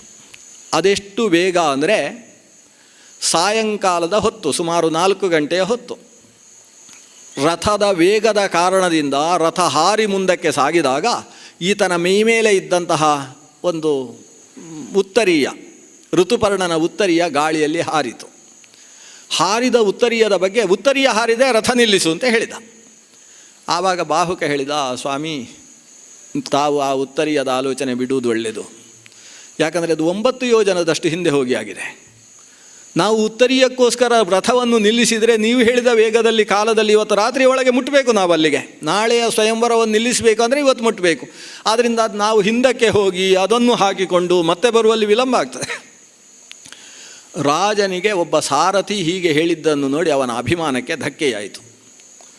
ಋತುಪರ್ಣ ಹೇಳ್ತಾನೆ, ಅಷ್ಟೆಲ್ಲ ವಿದ್ಯೆ ನಿನ್ನಲ್ಲಿದೆ ಅಲ್ವಾ, ನಾನು ಅಶ್ವಹೃದಯವನ್ನು ಬಲ್ಲೆ ಅಂತ ಅಹಂಕಾರ ನಿನಗೆ. ಸರಿ ನೋಡು, ಆ ಪಕ್ಕದಲ್ಲಿ ಭಲ್ಲಾತಕ ವೃಕ್ಷ ಇದೆಯಲ್ಲ, ಆ ವೃಕ್ಷದಲ್ಲಿ ಎಷ್ಟು ಹಣ್ಣಿದೆ ಅಂತ ನಿನಗೆ ಗೊತ್ತೋ? ಇಷ್ಟಾದಾಗ ರಥ ಮುಂದೆ ಸಾಗಿದೆ, ಆ ವೃಕ್ಷವೇ ದಾಟಿ ಹೋಗಿದೆ. ಅಲ್ಲಿಗೆ ರಥ ನಿಲ್ಲಿಸಿದ ಅಂತೇವೆ. ನಿಲ್ಲಿಸುವಲ್ಲಿದ್ದದ್ದು ಇನ್ನೊಂದು ವೃಕ್ಷ, ಅದು ವಿಭೀತಕ ಅಂತ ಮತ್ತೊಂದು ವೃಕ್ಷ. ವಿಭೀತಕ ಅಂದರೆ ಕನ್ನಡದಲ್ಲಿ ತಾರೆ ಮರ ಅಂತ ಕರೀತಾರೆ. ತಾಳೆ ಮರ ಅಲ್ಲ, ತಾರೆಯ ವೃಕ್ಷ. ವಿಭೀತಕ ಮರ ಕಂಡಿತು. ರಾಜ ಕೇಳಿದ, ಅದರಲ್ಲಿ ಎಷ್ಟು ಹಣ್ಣಿದೆ ಮರದಲ್ಲಿ, ಎಷ್ಟು ಹಣ್ಣುಗಳು ಕೆಳಗೆ ಬಿದ್ದಿದ್ದಾವೆ, ಎಷ್ಟು ಎಲೆಗಳಿದ್ದಾವೆ ಗೊತ್ತೋ ನಿನಗೆ ಅಂತ ರಾಜ ಕೇಳಿದ. ಇವ ಹೇಳಿದ, ಅದೆಲ್ಲ ಮನುಷ್ಯನಿಗೆ ಹೇಳಲಿಕ್ಕೆ ಆಗೋದಿಲ್ಲ ಅಂತ ಹೇಳಿದ. ರಾಜ ಹೇಳ್ತಾನೆ, ಅದರಲ್ಲಿ 102 ಹಣ್ಣು ಕೆಳಗೆ ಬಿದ್ದಿದೆ. ದ್ಯುತ್ತರಂ ಶತಂ ಅಂತ 102 ಹಣ್ಣು ಕೆಳಗೆ ಬಿದ್ದಿದೆ. ಮರದಲ್ಲಿ 2006 ಹಣ್ಣುಗಳಿದ್ದಾವೆ. ಅದು ಪುಟ್ಟ ಪುಟ್ಟ ಹಣ್ಣು, ಒಂದು ರೀತಿಯ ಚೂರಿ ಹಣ್ಣು ಅಂತ ಕರೆಯುವ ರೀತಿಯ ಒಂದು ಹಣ್ಣುಗಳದು, ಪುಟ್ಟ ಪುಟ್ಟ ಹಣ್ಣುಗಳು. ಅದರಲ್ಲಿ 2006 ಹಣ್ಣುಗಳು ಮರದಲ್ಲಿದ್ದಾವೆ. ಅದರ ಎಲೆಗಳನ್ನು ಲೆಕ್ಕ ಹಾಕಿದರೆ ಒಟ್ಟಿನಲ್ಲಿ 72,300 ಆಗ್ತದೆ ಅಂತ ರಾಜ ಹೇಳಿದ. ಋತುಪರ್ಣ ಹೇಳಿದ್ದನ್ನು ಕೊಡಿ ಇವನಿಗೆ ಆಶ್ಚರ್ಯವಾಗ್ತದೆ. ಅಲ್ಲ, ರಾಜ ಹಾಗೆಲ್ಲ ಸುಳ್ಳಾಡುವವ ಅಲ್ಲ ಅಂತ ಋತುಪರ್ಣನ ಬಗ್ಗೆ ಇವನಿಗೆ ಗೊತ್ತಿದೆ. ಅವ ರಾಜನಿಗೆ ಕೈ ಮುಗಿದು, ನಾನು ಒಂದು ಸಲ ಕೆಳಗೆ ಬಿದ್ದ ಹಣ್ಣುಗಳನ್ನು ಲೆಕ್ಕ ಮಾಡುವುದಕ್ಕೆ ಅವಕಾಶ ಕೊಡಬೇಕು. ರಾಜ ಹೇಳ್ತಾನೆ, ಇಲ್ಲ ಅವಸರ, ನನ್ನ ಉತ್ತರೀಯವನ್ನು ಎತ್ತುವುದೇ ಅಷ್ಟು ಅವಸರ ಆಗುವಾಗ ನೀನು ಲೆಕ್ಕ ಹಾಕುವುದಕ್ಕೆ ಇನ್ನೆಷ್ಟು ಅವಸರ ಇರಲಿಕ್ಕಿಲ್ಲ, ಸಾಧ್ಯ ಇಲ್ಲ, ಬೇಗ ಹೊರಡು. ಬಾಹುಕ ಕೈ ಮುಗಿದು ಹೇಳ್ತಾನೆ, ಇನ್ನು ಹೆಚ್ಚು ದೂರ ಇಲ್ಲ ಸ್ವಾಮಿ, ನಮ್ಮ ವಾರ್ಷ್ಣೇಯ ನಿಮ್ಮನ್ನು ತಲುಪಿಸಿಯಾನು, ನಾನು ಇಲ್ಲಿ ಲೆಕ್ಕ ಮಾಡಿ ಬರ್ತೇನೆ, ಅಷ್ಟಕ್ಕೆ ಅವಕಾಶ ಕೊಡಬೇಕು.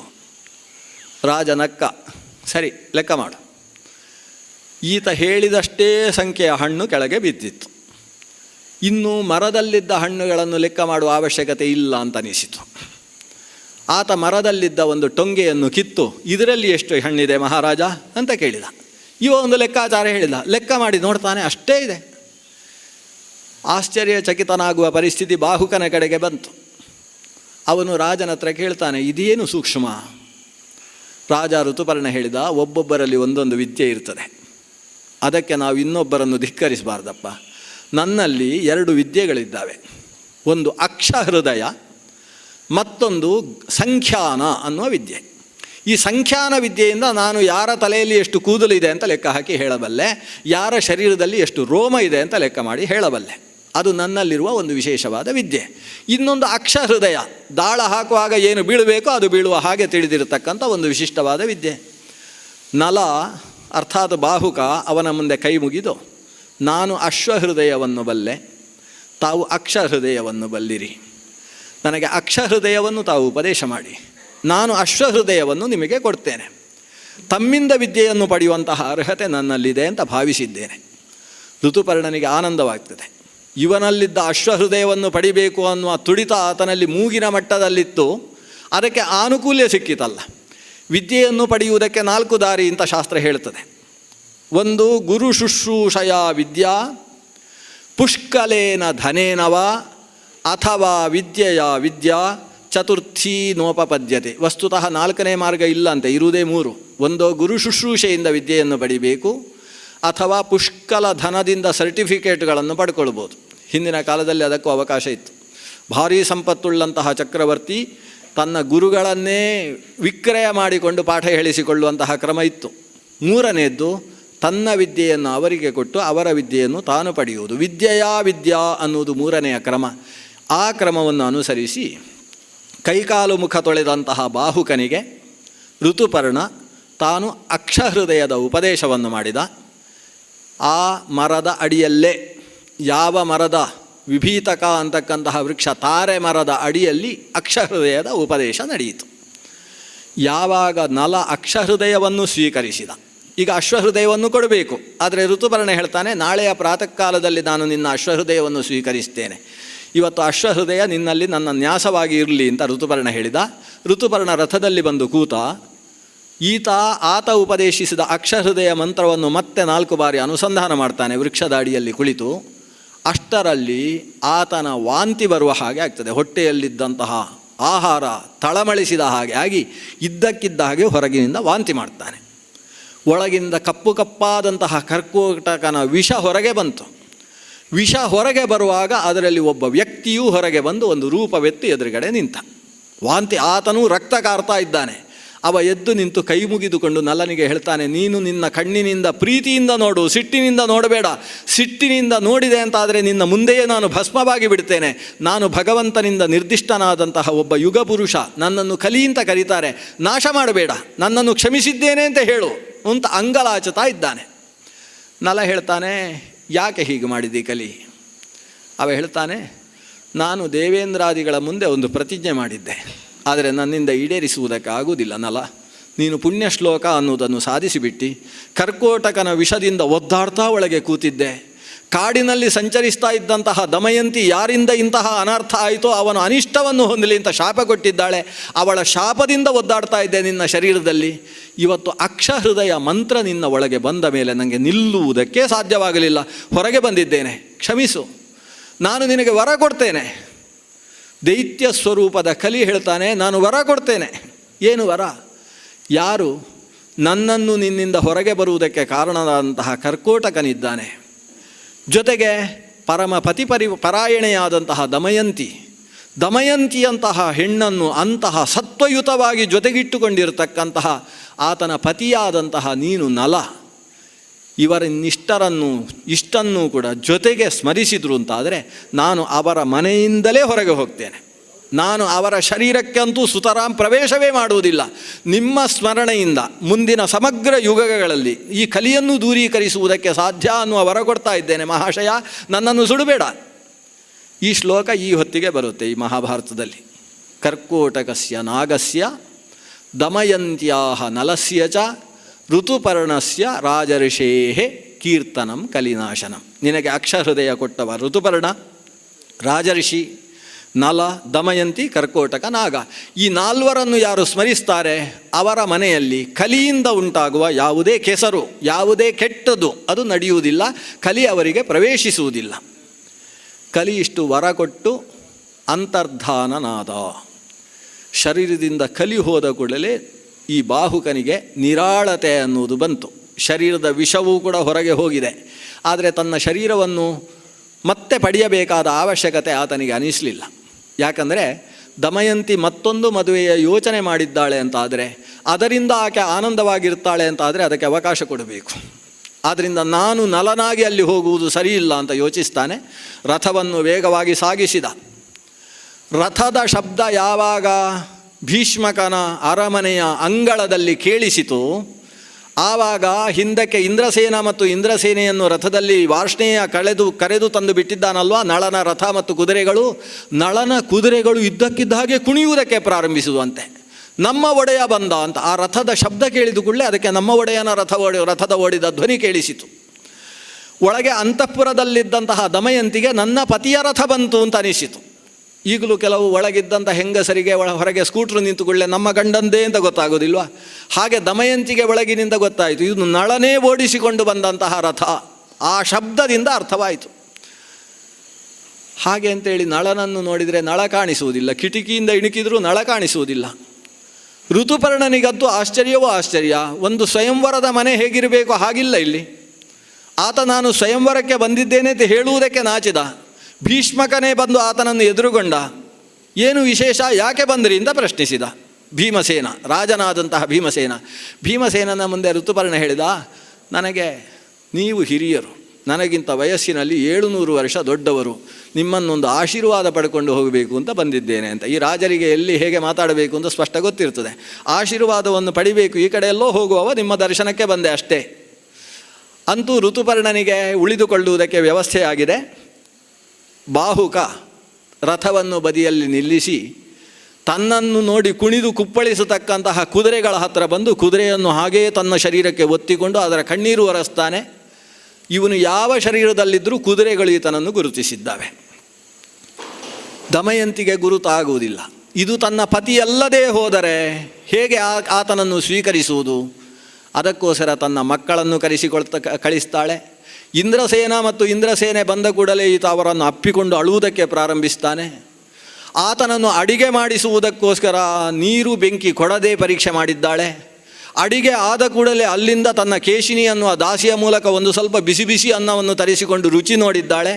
ಪ್ರತಿಯೊಂದರಲ್ಲೂ ಈತ ನಳ ಅನ್ನುವುದು ಸ್ಪಷ್ಟವಾದಂತಹ ಸಂದರ್ಭದಲ್ಲಿ ಆಕೆ ಕೇಶಿನಿ ಎಂಬ ದಾಸಿಯ ಮೂಲಕ ಬಾಹುಕನನ್ನು ತನ್ನ ಅಂತಃಪುರಕ್ಕೆ ಕರೆಸಿಕೊಂಡು ಆತನ ಮುಂದೆ ಮಧ್ಯರಾತ್ರಿಯಲ್ಲಿ ಕಾಡಿನಲ್ಲಿ ಒಂದು ಹೆಣ್ಣನ್ನು ನಂಬಿರತಕ್ಕಂತಹ ಪತಿ ಬಿಟ್ಟು ಹೋದರೆ ಆಕೆ ಯಾವ ರೀತಿ ಜೀವನ ನಡೆಸಬೇಕು ಅಂತ ಹಿಂದೆ ಕೇಳಿದ ಪ್ರಶ್ನೆಯನ್ನು ಮುಂದಿಡ್ತಾಳೆ. ಈತ ಜೋರಾಗಿ ಕಣ್ಣಲ್ಲಿ ನೀರು ಹಾಕಿಕೊಂಡು ಅಳುವುದಕ್ಕೆ ಶುರು ಮಾಡ್ತಾನೆ. ನಳ ಈತ ನಳ ಅನ್ನುವುದನ್ನು ಸ್ಪಷ್ಟಪಡಿಸಿಕೊಂಡಂತಹ ಆಕೆ, ಯಾಕೆ ಹೀಗಿದ್ದೀರಿ ಸ್ವಾಮಿ? ತಾವೇ ಆ ನಳಮಹಾರಾಜ ನಿಷಧಾಧಿಪ ಅಂತ ನನಗೆ ಸ್ಪಷ್ಟವಾಗ್ತಾ ಇದೆ. ಅಗ್ನಿಯಿಂದ ಪರೀಕ್ಷಿಸಿದೆ, ಜಲದಿಂದ ಪರೀಕ್ಷಿಸಿದ್ದೇನೆ, ನನ್ನ ಮಕ್ಕಳಿಂದ ಪರೀಕ್ಷಿಸಿದ್ದೇನೆ, ನನ್ನ ಕುದುರೆಯಿಂದ ಪರೀಕ್ಷಿಸಿದ್ದೇನೆ, ನಿಮ್ಮ ರಥದ ಧ್ವನಿಯಿಂದ ನಾನು ತೀರ್ಮಾನಿಸಿದ್ದೇನೆ. ಇದ್ದಕ್ಕಿದ್ದ ಹಾಗೆ ಇಷ್ಟೇ ಕಾಲದಲ್ಲಿ 16 ಮುಹೂರ್ತಗಳಲ್ಲಿ ಒಂದು ರಥ ಅಯೋಧ್ಯೆಯಿಂದ ವಿದರ್ಭಕ್ಕೆ ಬಂದಿದೆ ಅಂದರೆ ಅದು ನಳ ಅಲ್ಲದೆ ಬೇರೆಯವರಿಂದ ಅಸಾಧ್ಯ ಅನ್ನುವುದನ್ನು ಮಣಗಾಡಬಲ್ಲೆ. ನೀವು ಆಡ್ತಕ್ಕಂತಹ ಅಕ್ಷರಗಳಲ್ಲಿರುವ ಆನುಪೂರ್ವಿ ವಿಶೇಷವೂ ಕೂಡ ಇದು ನಳ ಅನ್ನುವುದನ್ನು ಹೇಳ್ತಾ ಇದೆ. ಆದರೆ ಹೊರಗಿನ ಸ್ವರೂಪ ಮಾತ್ರ ಸಂಶಯವನ್ನು ಹುಟ್ಟಿಸ್ತಾ ಇದೆ. ಅಷ್ಟಾದರೂ ಸಂಶಯವನ್ನು ತಾವು ಪರಿಹರಿಸಬೇಕು ಸ್ವಾಮಿ ಅಂತ ಕೇಳಿಕೊಳ್ತಾಳೆ. ಆಗ ನಳ ತನ್ನ ನಿಜ ಸ್ವರೂಪವನ್ನು ತಾನು ಮೇಲೆ ಬಟ್ಟೆಯನ್ನು ಹಾಕಿಕೊಂಡು ತೋರಗೊಳ್ತಾನೆ.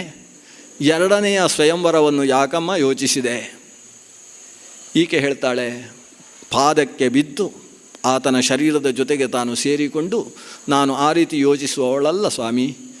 ಕೇವಲ ನಿಮ್ಮನ್ನು ತರಿಸಿಕೊಳ್ಳಬೇಕು ಅನ್ನುವುದಕ್ಕೆ ಬೇರೆ ಉಪಾಯವನ್ನು ಕಾಣದೆ ನನ್ನ ಅಮ್ಮನ ಅನುಮತಿಯನ್ನು ಪಡೆದು ಈ ತಪ್ಪಾದ ಸುಳ್ಳಾದ ಮಾತುಗಳನ್ನು ಋತುಪರ್ಣನಿಗೆ ಕಳಿಸಿಕೊಟ್ಟಿದ್ದೇನೆ. ಆ ಋತುಪರ್ಣ ನಮ್ಮನ್ನು ಕ್ಷಮಿಸುವ ಹಾಗೆ ತಾವು ಮಾಡಬೇಕು. ಅಂತೂ ದಮಯಂತಿ ನಲ ಇಬ್ಬರು ಒಟ್ಟು ಸೇರಿದಾಗ ಇಂದ್ರ, ಅಗ್ನಿ, ಯಮ ಮತ್ತು ವರುಣರು ಪ್ರತ್ಯಕ್ಷವಾಗಿ ಪುಷ್ಪಗಳನ್ನು ಹಾಕಿ ಅನುಗ್ರಹ ಮಾಡಿದ್ದಾರೆ. ತನ್ನಲ್ಲಿದ್ದಂತಹ ಕಲಿಯಿಂದ ಎಂತಹ ಅನರ್ಥವಾಯಿತು ಅನ್ನುವುದನ್ನು ನಲ ನಿರೂಪಿಸಿದ. ಕಲಿ ಬಿಟ್ಟು ಹೋದಂತಹ ಪ್ರಸಂಗವನ್ನು ಹೇಳಿದ. ಋತುಪರ್ಣನಿಗೆ ಸಮಾಧಾನವನ್ನು ಮಾಡ್ತಾನೆ. ಋತುಪರ್ಣ ಪಟ್ಟಷ್ಟು ಆನಂದ ಬೇರೆ ಯಾರೂ ಪಡಲಿಲ್ಲ. ಮತ್ತೆ ನಲ ದಮಯಂತಿಯರು ಒಟ್ಟಾದರಲ್ಲ ಅಂತ ಋತುಪರ್ಣ ತುಂಬ ಆನಂದದಿಂದ ಋತುಪರ್ಣನ ಸನ್ನಿಧಾನದಲ್ಲಿ ಒಂದು ವಿಶಿಷ್ಟವಾದ ಯಜ್ಞ ಪ್ರಕ್ರಿಯೆಯಲ್ಲಿ ನಡೆಯುತ್ತೆ. ನಲ ಅಲ್ಲಿಂದ ತನ್ನ ದೇಶಕ್ಕೆ ಬಂದು ತಾನು ಪಡೆದಂತಹ ಅಕ್ಷಹೃದಯದ ಬಲದಿಂದ ತಮ್ಮನಾದಂತಹ ಪುಷ್ಕರನನ್ನು ಮತ್ತೆ ದ್ಯೂತದಲ್ಲಿ ಸೋಲಿಸಿ ಅವನ ರಾಜ್ಯವನ್ನೂ ತಾನು ಗೆದ್ದು ಅವನನ್ನು ಮೇಯ್ದಡವಿ, ತಮ್ಮ ನೀನು ತಪ್ಪು ಮಾಡಿದಿ ಅಂತ ನಾನು ಅಂದುಕೊಳ್ಳುವುದಿಲ್ಲ, ಎಲ್ಲವೂ ನಮ್ಮ ಕರ್ಮಕ್ಕೆ ಅನುಗುಣವಾಗಿ ನಡೆಯುವಂಥದ್ದು, ನೀನು ಶಾಂತವಾಗಿ ನಿನ್ನ ರಾಜ್ಯದಲ್ಲಿರು. ಮೊದಲು ನಾವು ಯಾವ ಕ್ರಮದಲ್ಲಿ ಅಣ್ಣ ತಮ್ಮಂದಿರಾಗಿದ್ದೇವೋ ಅದೇ ಕ್ರಮದಲ್ಲಿ ಮುಂದಿನ ಜೀವನವನ್ನು ನಡೆಸಬೇಕು ಅಂತ ಪುಷ್ಕರನಿಗೆ ಮತ್ತೆ ಅವನ ರಾಜ್ಯವನ್ನು ಕೊಟ್ಟು ತಾನು ನಿಷಧ ದೇಶದಲ್ಲಿ ಲೋಕರಂಜಕನಾಗಿ ಪ್ರಜಾರಂಜಕನಾಗಿ ರಾಜನಾಗಿ ಮೆರೆದ ತನ್ನ ಪತ್ನಿಯಾದಂತಹ ದಮಯಂತಿಯ ಜೊತೆಗೆ ಅನ್ನುವ ಕಥೆಯನ್ನು ಬೃಹದಶ್ವ ಅಂತಕ್ಕಂತಹ ಮಹರ್ಷಿ ಧರ್ಮರಾಜನಿಗೆ ಹೇಳಿದಾಗ ಧರ್ಮರಾಜನ ಕಣ್ಣಿನಲ್ಲಿ ಧಾರಾಕಾರವಾಗಿ ನೀರು ಇಳಿತಾ ಇದೆ. ಬೃಹದಶ್ವ ಹೇಳಿದ, ಧರ್ಮಜ, ನಳನ ಕಥೆಯನ್ನು ನೀನು ಕೇಳಿದೆಯಲ್ಲ, ನಿನ್ನಲ್ಲಿದ್ದ ಕಲಿಯೂ ಕೂಡ ದೂರವಾದ ಅಂತ ತಿಳ್ಕೊ. ಈ ಕಥೆಯನ್ನು ಪ್ರಪಂಚದಲ್ಲಿ ಯಾರು ಕೇಳುತ್ತಾರೋ, ಕೇಳಿ ಆಸ್ವಾದಿಸ್ತಾರೋ, ಆನಂದವನ್ನು ದುಃಖವನ್ನು, ದುಃಖದ ರಸ ಅನಿಸಿದಂತಹ ಆನಂದವನ್ನು ಯಾರು ಅನುಭವಿಸ್ತಾರೋ ಅಂಥವರಿಗೆ ಕಲಿಯ ಪ್ರವೇಶವಾಗುವುದಿಲ್ಲ. ಅಣ್ಣ ತಮ್ಮಂದಿರು ಆನಂದವಾಗಿರ್ತಾರೆ, ಸತಿಪತಿಯರು ಆನಂದವಾಗಿರ್ತಾರೆ. ಅವರಲ್ಲಿ ಕಲಿ ಪ್ರವೇಶವನ್ನು ದೂರೀಕರಿಸತಕ್ಕಂತಹ ಪುಣ್ಯಶ್ಲೋಕೋ ನಲೋ ರಾಜ, ಪುಣ್ಯಶ್ಲೋಕೋ ಯುಧಿಷ್ಠಿರ. ಈ ಯುಧಿಷ್ಠಿರ ಮತ್ತು ನಲ ಇವರಿಬ್ಬರೂ ಪುಣ್ಯ ಶ್ಲೋಕರು. ಇವರ ಶ್ಲೋಕ ಅಂದರೆ ಮಾತು, ಇವರ ಶಬ್ದವನ್ನು, ಇವರ ಹೆಸರನ್ನು ಬಾಯಿಯಲ್ಲಿ ಉಚ್ಚರಿಸಿದ್ದರೆ ಅವರಿಗೆ ಕಲಿಯ ನಿರಾಸವಾಗ್ತದೆ, ಕಲಿಯಿಂದ ಉಂಟಾಗತಕ್ಕಂತಹ ಕಲಹ ದೋಷಗಳು ಉಂಟಾಗುವುದಿಲ್ಲ ಅನ್ನುವ ಪುಣ್ಯ ಕಥೆಯನ್ನು ಹೇಳಿ, ಧರ್ಮಜ, ನಾಳೆ ಅಲ್ಲ ನಾಡಿದ್ದು ನಿನ್ನ ವನವಾಸ ಮುಗಿಯಿತು ಅಂತ ಅಂದುಕೋ. ಮತ್ತೆ ಶಕುನಿ ಕರೀತಾನೆ, ದಾಳ ಹಾಕೋಣ, ಇನ್ನೊಂದು ಆಟ ಆಡುವ ಅಂತ ಕರೆದ. ಆವಾಗ ನೀನು ಆಟ ಆಡುವುದಕ್ಕೆ ಬೇಡ ಅಂತ ಹೇಳುವುದಿಲ್ಲ, ಯಾಕಂದರೆ ನಿನ್ನ ಪ್ರತಿಜ್ಞೆ ಅಲ್ವೇ. ಆದ್ದರಿಂದ ಬಾ, ಆ ಅಕ್ಷಹೃದಯವನ್ನು ನಾನೂ ಬಲ್ಲೆ, ನಿನಗೆ ಉಪದೇಶಿಸ್ತೇನೆ ಅಂತ ಹೇಳಿ ಧರ್ಮಜನಿಗೆ ಅಕ್ಷಹೃದಯ ಮಂತ್ರವನ್ನು ಉಪದೇಶಿಸಿದ ಅನ್ನುವುದು ಈ ವನಪರ್ವದ ಒಂದು ವಿಶಿಷ್ಟವಾದ ಕಥಾನಕ. ಧರ್ಮಜನಿಗೆ ಅಕ್ಷಹೃದಯದ ಉಪದೇಶವಾದ ಕಾರಣದಿಂದ ಅವನಲ್ಲಿದ್ದ ಕಲಿಯೂ ಕೂಡ ದೂರ ನಿರಸ್ತನಾಗಿದ್ದಾನೆ. ಮುಂದಕ್ಕೆ ಧರ್ಮರಾಜನ ವ್ಯಕ್ತಿತ್ವವೇ ಬೇರೆ. ಆತ ಮುಂದೆ ಯಾವತ್ತೂ ಕಣ್ಣೀರು ಹಾಕಲಿಲ್ಲ. ಅವ ಯುಧಿಷ್ಠಿರ ಅನ್ನುವ ಹೆಸರಿನ ಅನ್ವರ್ಥತೆಯನ್ನು ಮುಂದುವರಿಸಿದ.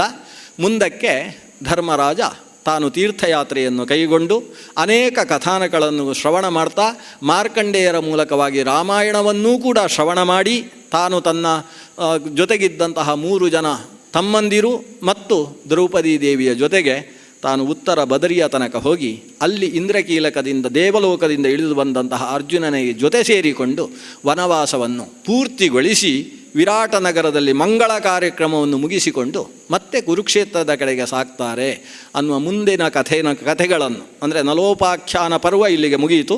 ಅದರ ಮುಂದೆ ತೀರ್ಥಯಾತ್ರಾ ಪರ್ವ ಅನ್ನುವ ಪ್ರಕ್ರಿಯೆ ಪ್ರಾರಂಭವಾಗ್ತದೆ. ಅಲ್ಲಿಂದ ಮುಂದಿನ ಕಥೆಯನ್ನು ಮುಂದಿನ ಭಾಗಗಳಲ್ಲಿ ನಾವು ಅನುಸಂಧಾನ ಮಾಡೋಣ. ಈ ಒಂದು 7 ದಿವಸಗಳ ಅಧಿಕ ಮಾಸದ ಪರ್ವಕಾಲದಲ್ಲಿ ಅಧಿಕಸ್ಯ ಅಧಿಕಂ ಫಲಂ ಅಂತ ಒಂದು ಮಾತಿದೆ. ಅದು ಅನೇಕ ಅರ್ಥದ್ದು.